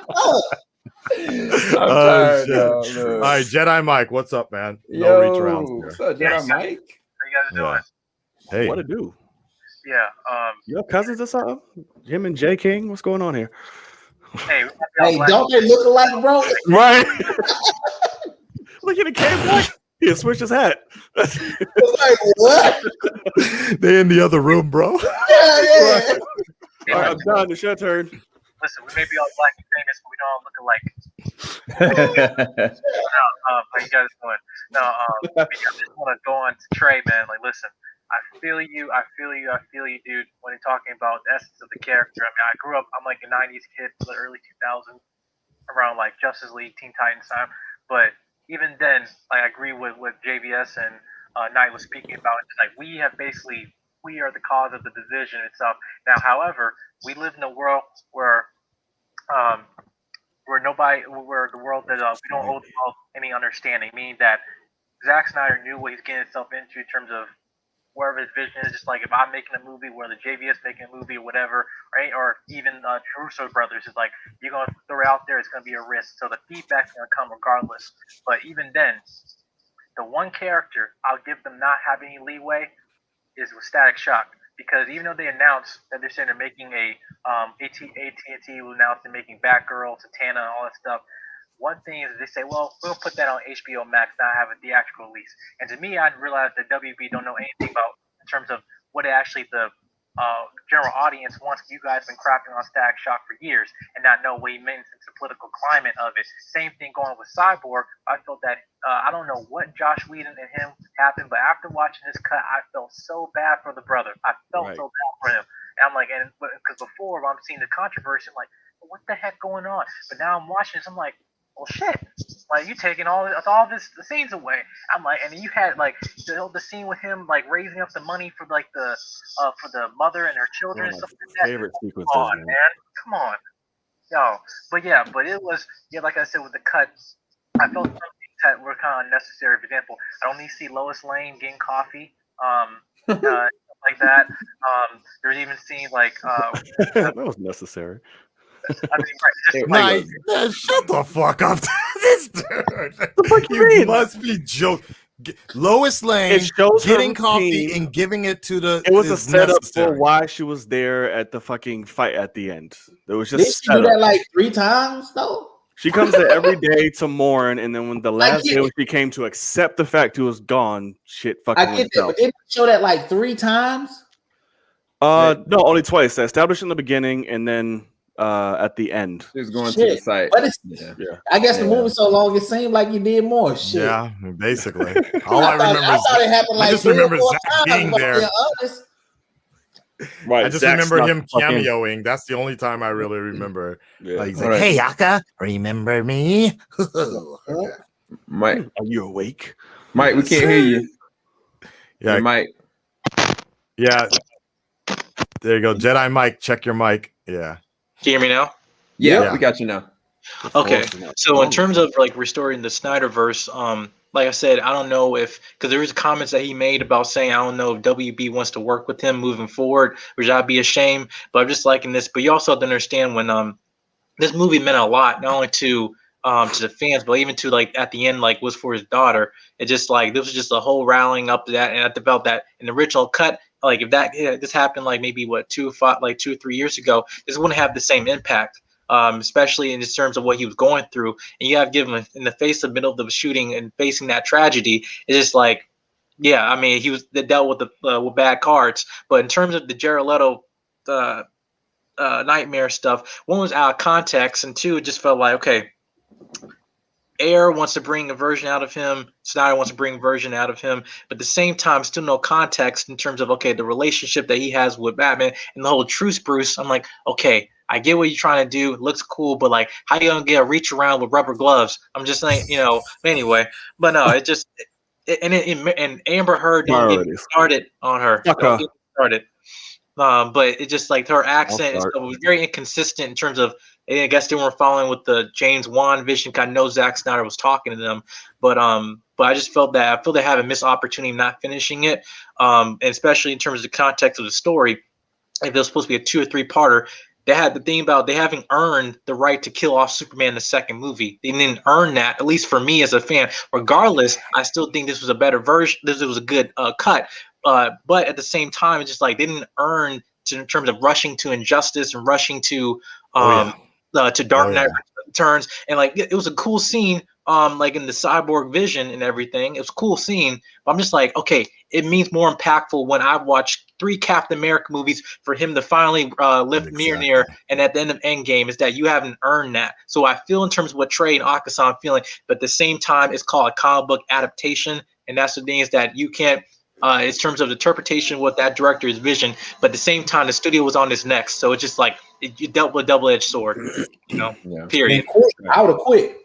Yep. I'm like this is the thing about me. I would quit. I was like, because I'm a comic book fan. I was like, oh, you want all this? They would have been like, oh, Trey Real quits. Movie. They'd be like, why? I'd be like, man, they were on my fucking head. They wouldn't let me do what I wanted to do. They wouldn't help me to adapt the movie that y'all would have fucking loved. So I left. They said no to Jon Stewart. They said no to Jon Stewart in the movie. They did. Like, they said, I'm like, are you kidding me?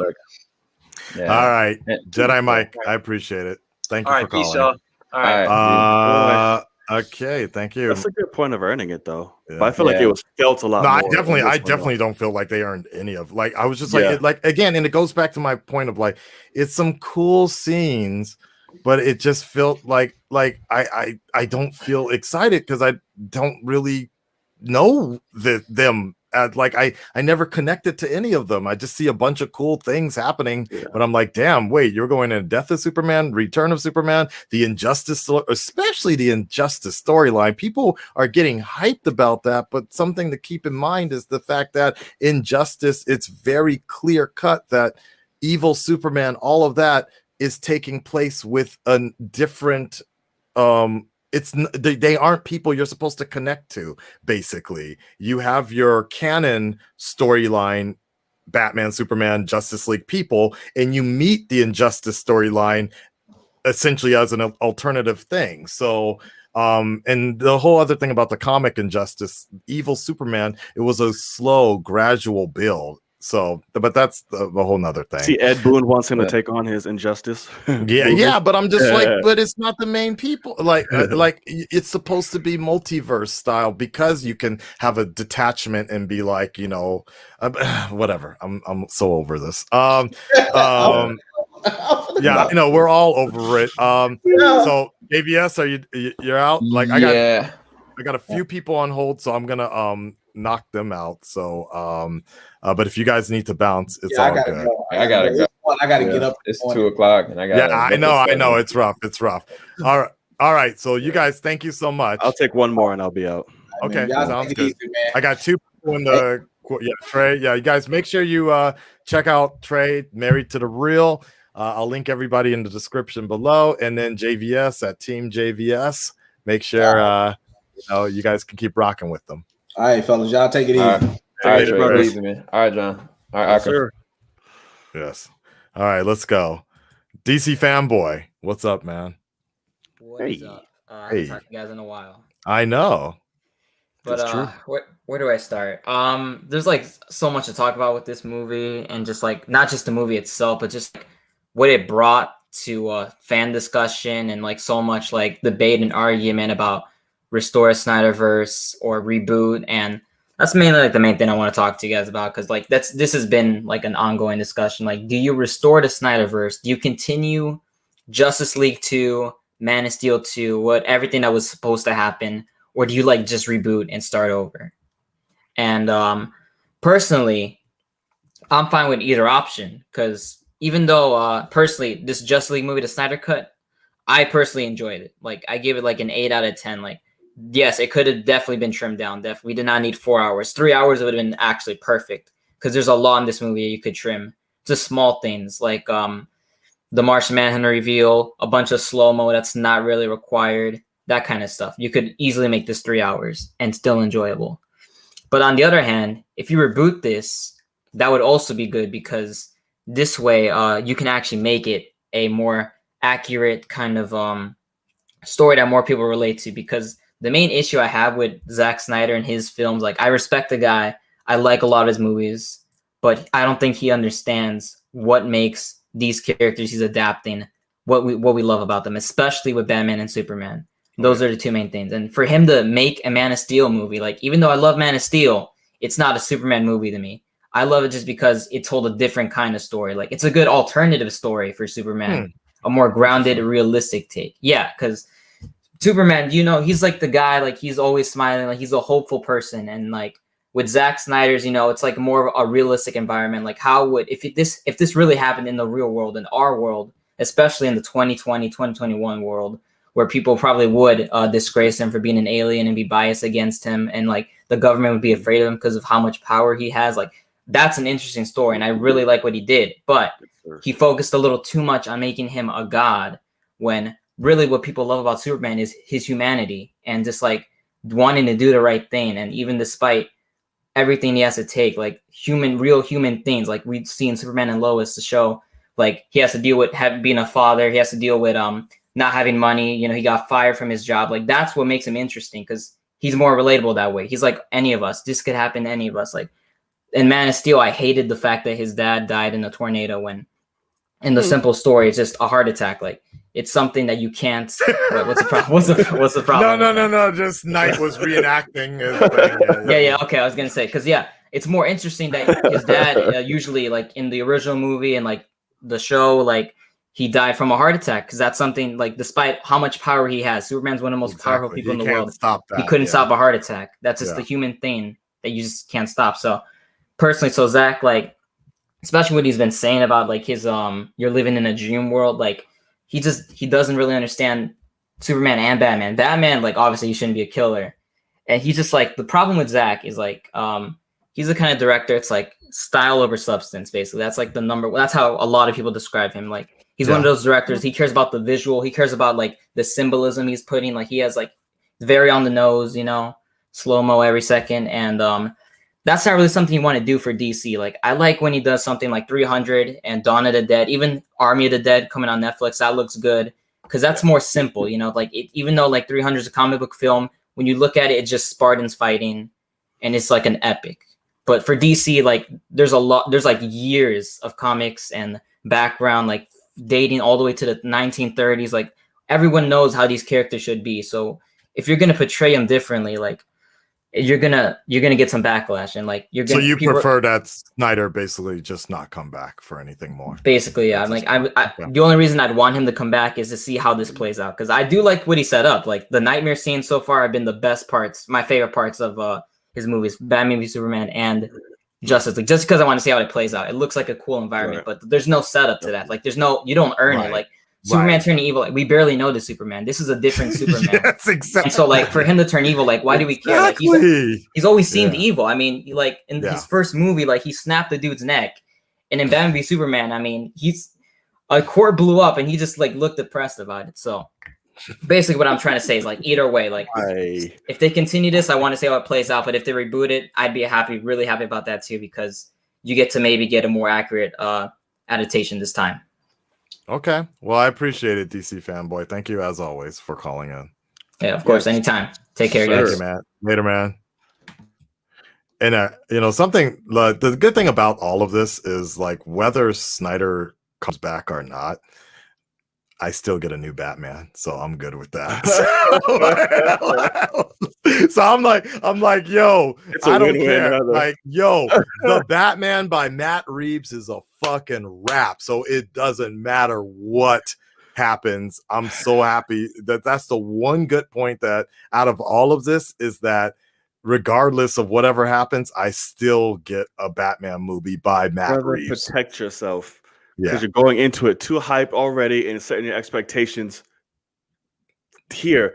But you know what? But you know what? Because I can trust. I don't care about Robert Pattinson. I can trust Matt Reeves though. There's more. There, like I'm not one of those. If anything at this point, all of this should teach everybody that I pretty much do not jump on anything just because it's hype or whatever. Matt Reeves, I loved Planet of the Apes, the entire trilogy. Right. And when I hear Matt Reeves talk about Batman, even before DC fandom, I'm like, okay, this guy gets it. At DC fandom, I'm like, oh my God, everything he says reminded me so much about Jonathan Nolan talking about the Batman mythos. And I was just like, okay, this guy gets it. They're not going to fuck this up. They can't fuck this up. I don't think he'll fuck it up because Matt Reeves is one of my favorite directors, but he also, the materials he takes on, he has changed them from Let Me In to Planet of the Apes. He's changed a lot of stuff about them to fit his vision and narrative, stuff like that. So will you be disappointed? So if he like you're about to say it, if Batman becomes a killer or not because just anything he could go killing or just anything that's drastically changes, would you still feel the same now? Would you accept that, or would you kind of be like, oh, you know what? Like, don't still too high yet. Just kind of keep it. But here's the thing, because I'm not one of those. You talked about it earlier. It's like one of those things of like, oh, it needs to be a certain critique, something. I have enough faith in Matt Reeves is that if he does change something about the Batman, this motherfucker's going to explain it correctly. That's and I think that's the biggest problem. It's a setup for you, like the explanation of why. That's the biggest problem I have with Zack Snyder is that he does shit, but it seems like he just does it for the shock value or to rile people up. That may not be true, but then when he explains it in interviews, you get even more like I should get more angry. Right. I will never forget that interview that he did when he was explaining why Batman kills, and like this is before I saw BVS, and I was just like, wait, what? So he confirms that he kills, like, and I said this before, if he just pulled back a little bit more on BVS and gave no interviews and left it kind of obscure, just like Batman or whatever, Batman Returns, you just leave it kind of obscure, then I probably would have enjoyed the movie a lot more. Okay, he's not a murderer, he's just really brutal. Oh, those guys, they're probably injured, but they're not like dead like that. So if Matt Reeves does something, I have enough faith that he would explain it enough for that reasoning. The same way with Superman. It's like, yo, he killed Zod. I don't give a fuck. I don't give two shits that he killed Zod. But I do like the fact that that was supposed to weigh, it seemed like it was supposed to weigh on his conscience. So kind of like a great power, great responsibility situation. And I would have liked to further seen that explored as to why he can never do that again, you know, but Zack Snyder never really did that. So, all right, one last one here. Here we go. Wuso son. Hello. What's up? Hey, what's going on, man? Can you hear me? What it do? Yeah. Hey. Yeah. So, where do I start? Look, I just want to say I'm with Trey on this whole shit. Like, literally, like, for one, Batman killing, there are consequences to that shit. Like, for one, we can't. If he starts killing, we can't even get a Red Hood movie because he's killing. Like, there's so many times he's been like he's had chances with the Joker. Like, what's to stop him from not killing if he killed? Like, do you get what I'm saying? So, like, yeah, I see what you're saying. So you're saying,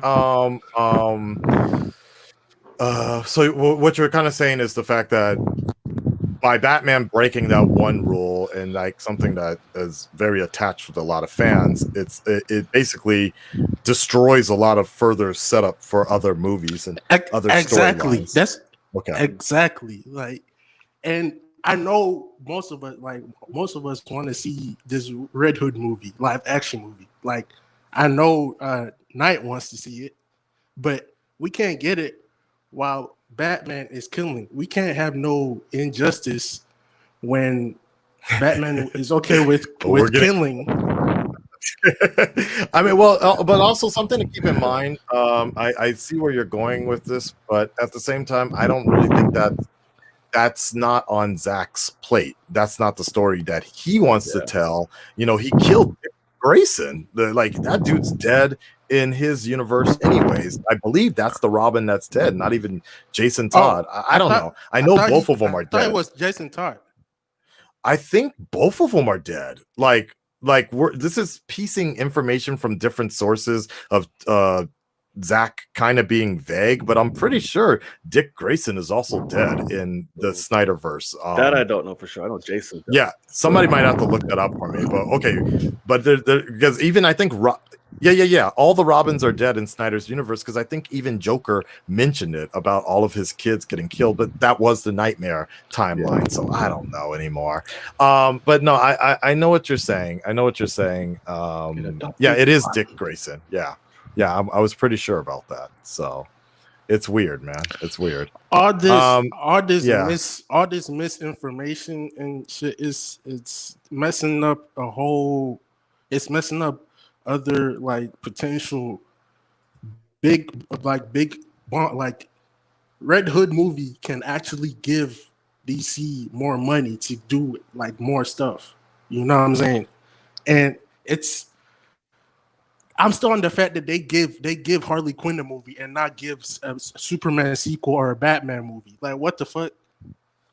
That's WB's fault. That's but again, look, how many people when it's Margot Robbie versus possibly Henry Cavill. How many people like Margot Robbie is a name draw, so people are going to see her. I would see her in anything, preferably nothing at all. Yeah. Anyways, all right, so I get you, man. Like you really want a Red Hood.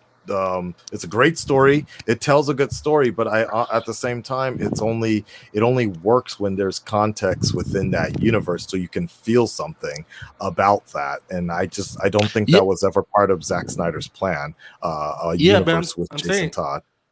Yeah, that's what I'm saying. Like, if you're gonna tell, like Trey said, say it right. Like, go according to like the source material. If you derail from it, you're not.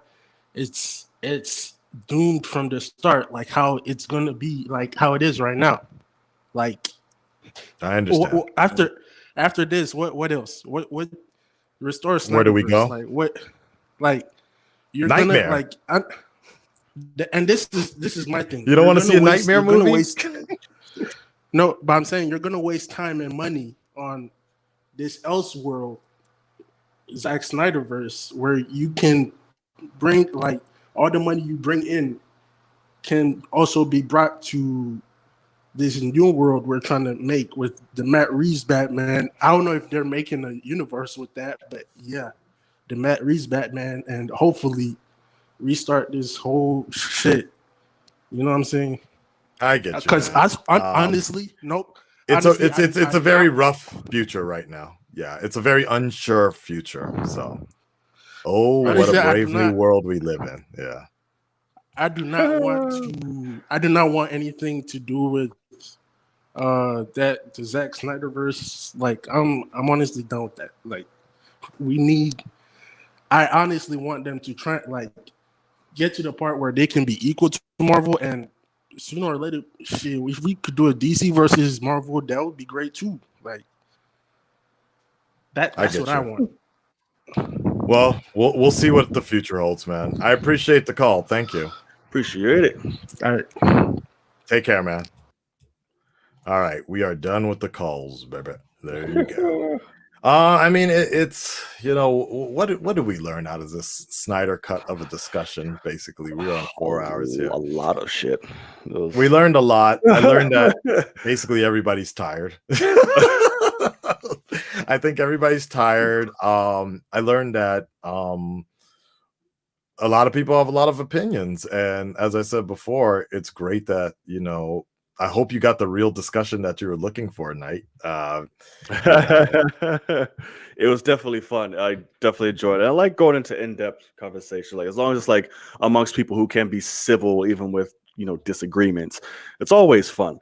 But definitely a lot we've learned, and no, there's no right or wrong at the end of the day with anybody's how they feel about something or about a movie. That you like it, you don't like it. That's your right and prerogative. Just don't fucking kill people over it. Like Batman. No. You don't like my movie. Be careful the next thing you say. Right. That's not very careful. Like, oh God.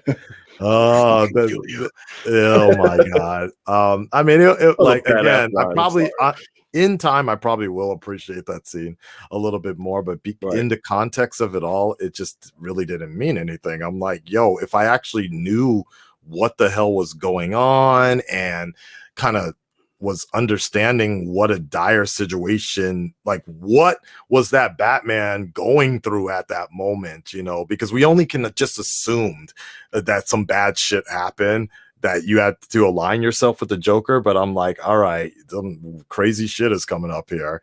Right. I think it's just a culmination of everything, I'm assuming. Yeah. And then again, it was like 4 hours in almost. It was just like, all right. I'm like, I see Panda face Jared Leto up here shaking it. I'm like, give it a rewatch when you're not burnt out, bro. It reminded me so much of the uncut scenes of Suicide Squad, because they, how they were complaining how a lot of Jared Leto scenes were cut out, right? And I was like, then they showed some of them behind the scenes, and he's up here like, I am an enigma.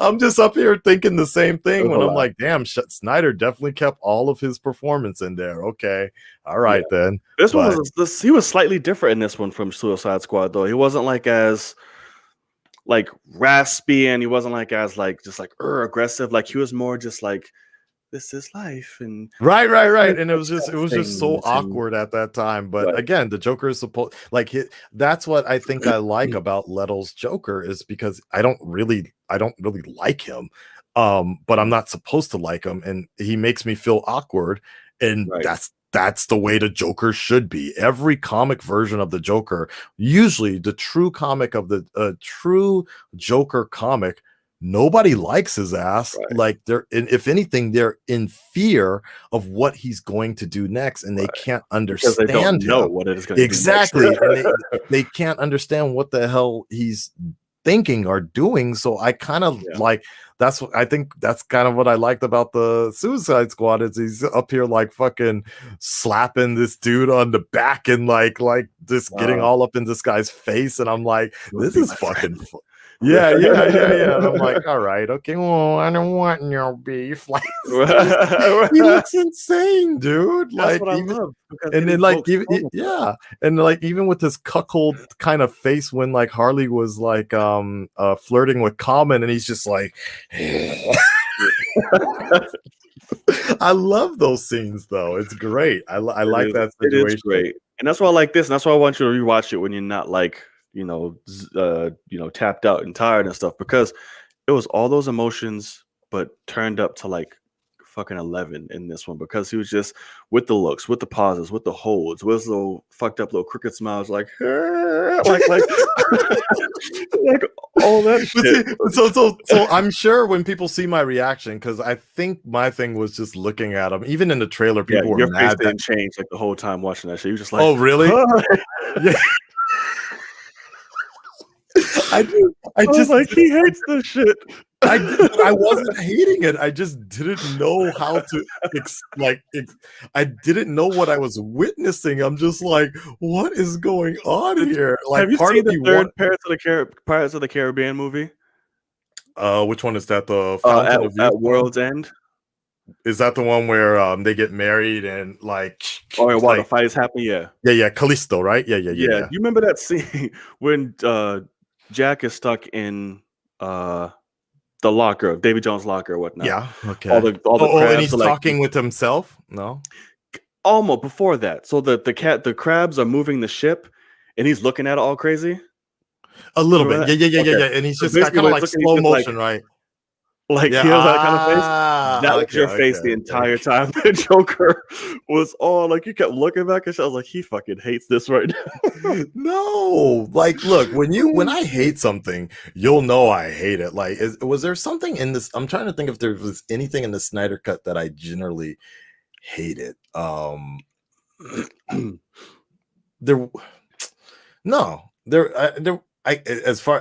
can't remember most of the Snyder Cut, but there wasn't really anything that I generally hated that would piss me off or anything like that. I think the one thing that was just I didn't necessarily like, I mean, besides the whole coffin situation and tossing his father's photo into the I don't know, placenta everywhere. But I hated that in a theatrical one as well. The only thing that really was just kind of weird and kind of strange to me was when the Flash, when he ran out, that was cool. When he broke the glass, that was cool. But then when he did his little like LeBron James crab dribble, what? You don't remember? So he crab dribble. He busted out of his his shoes. Then he broke the gate, and then when he jumped through the gate or whatever, the door, he did this little like two-step. I know, like his little thing was like trying to gather himself. Yeah. Like, that's the part I was like, "Ugh, this is the Flash," like that. I was fine with that. It was just the hot. Like, it was just the weird. It was just funny, man. I was like, yeah, he did a little LeBron James crab dribble, like two-step or whatever. Don't like, excuse me, pardon me, like that, you know. Oh, he's clumsy, so it makes sense. But it was like whatever. Like, I was like, but no. The Joker scene was just so. I was just like, what the hell? But then, I like that kind of Joker. He's supposed to make it feel awkward. Like, I was just like, wow, okay. But at the same time, I was like, can we just end this movie, man? I'm like so done with it at this point. All right, man. I'm not exaggerating it, yo. Go back. Like, wait, you guys stand by for my reaction. Like, I got two out of the 4 cuts I think we're doing. I need to clean it up a little bit. If you guys want, you can download the untouched versions off of Patreon. But I'm gonna have to clean it up a little bit before I talk to the WB, and then they have to look over it, and then they will release it on YouTube for me after that. It's all a bit technical with the WB, but but yeah, wait till we get that Wait till we get to that Joker part. This is gonna be the weirdest thing, I'm sure. And people are gonna like, oh man, he hated it. I'm gonna be like, nah, dude, it's gonna be hilarious. Just know that. yeah, exactly. Woo, all right, man. All right. Look at all these other, like, there's other people that have been pushing stuff up here that I'm like, sorry, we're not. We finished with the calls because we passed the Snyder cut limit here. So at 4 hours here, honka. Yo, on a side note, I think one of the things that made Jared Leto's Joker so entertaining for me is the fact of how awkward and pissed and uncomfortable people felt, especially like Tyrone Magnus. When I was reading his review or when I heard his review or something like that, I just remember his reaction to the Joker and talking about what he was doing. You could see he was so upset about it that it made it actually funnier to me that so every time I would rewatch that scene with Joker interrogating that one guy at Arkham Security and was like slapping his arms and rubbing up, I would laugh so hard because that's the scene that Tyrone hates the most. Like, I love that scene. Yeah, I can tell you meant that. Yeah. I was like, oh, is he straddling this man? Oh, yeah. You're tagging along with me here, like that. Yeah, man. Right. Yeah. It was really good, man. We all appreciated it. Oh yeah. Kissing the ring and all that other shit. That's what he did. He kissed the ring and went on top of it. He was like, I can take that. I was like, oh. All right, this is sexual. Yeah, but that's what's so funny about it to me. Is like it's exactly what a Joker would do, and at least that's the way I have interpreted it from all the different types of comics. So I thought it was a perfect take to combat what Heath Ledger was doing. There's no limit. There's no roof. There's no sexual fucking cutoff. There's no nothing. Just everybody is fucked. And again, I think Jared Leto's Joker works the best within a shared universe, whereas Heath's Joker and even Joaquin's, it's something more of like along the lines of just Gotham or its own sort of world. Whereas like you can't, like, especially if you really think about it, Heath's Joker working within like an anarchist working in what already seems like a pretty broken, disrupted world. And then Joaquin's, I sometimes feel has a very Forrest Gump-ish sort of like mentality. And what I mean is like things happen around him and we're not really sure it's him that's making it happen, or he's just kind of going along with it. And which Forrest Gump was kind of the same way, was he was doing things, but he was also like not really in control of what was happening, and he would just kind of be very naive about the world around him. So that's kind of the way I saw Joaquin's a little bit, was like he's just like, what's happening? Okay, hey everybody. Forrest Gump Jokers. Yeah, you know what? No beef. Right. All right, we're gonna wrap it up here. I don't want no beef. I don't want. God, that's the last shit I'll be remembering, man. Oh man. All right. Shout outs to everybody who called in, and shout outs to all the donations as well, and all the other things that were going on here. It was a lot of fun, man. We had a lot of good stuff here. Make sure you guys check out, if you want the continuation of this. You're using StreamYard, right, Knight? Yeah. All right. So if you guys want the continuation of this sort of conversation, I think we are going to be having this conversation, a different version when the night takes over on Wednesday, right? Tuesday. Okay, sorry, Wednesday for me. Tuesday, he's going to be having his go ahead, tell him about it. Yeah. Well, Tuesdays we go live every week on a weekly show. Me and a friend of mine, Logan Swish, hosts the Film Cave Live. We go live every Tuesday, 8 p.m. Eastern Standard Time. So we are definitely covering the Snyder Cut. So if you guys want to come in, we do live call-ins for that as well. We dedicate the last 20 minutes just to hang out with y'all. So if you want to come, talk about it some more, we'd love to have y'all. Yeah, there you go. And I was trying to go to your thing, but I fucked up and like I don't know. Like all I put was C for some reason. No, YouTube just Night Entertainment. That's it. It's weird. Yeah, it's I don't know what's going on my browser recently. It's the weirdest thing. Like much Pornhub. Actually Spank Bank. That's the one I use. Spank Bang. Check that yeah, out. it's more Asian. You may not like it. So make sure you guys check it out. This is the night. There you go, right here. That's it. So I'll put the link in the description and everything, but if you guys want to go, that's where it's just put in the Night Entertainment. For some reason I can't copy and paste it right now, but please check it out. You don't want no beef. Yeah, we hit the 4-hour mark, baby. We did it. Snyder Cut time, baby. This is just the epilogue. And how ironic is it? We're talking about the Joker. Scene, guys. Yeah, exactly. This is just the epilogue, my friends. All right, gal, we are going to end it, and I will talk to you on the next one, man. Thank you for staying up with us so late as well, and see you in a couple of days on the night. It's actually Spank Bang. That's the website. Sorry, Spank Bang. Bang. It. Yeah, I believe. Yeah. Right. That's very Japanesey. Anyways, how do you end a 4-hour stream? Promote a porn site. Okay. So if you want to have your own epilogues at home when the stream is done. Yeah, exactly. And also join me for more DC content on Tuesday as well for the Flash and Lois and Superman and Lois, as I do live streams of those shows on Twitch. Okay, so follow me without the slow-mo. All right, y'all. We'll talk to you guys later. Thank you so much. We out of here. Guys. Peace.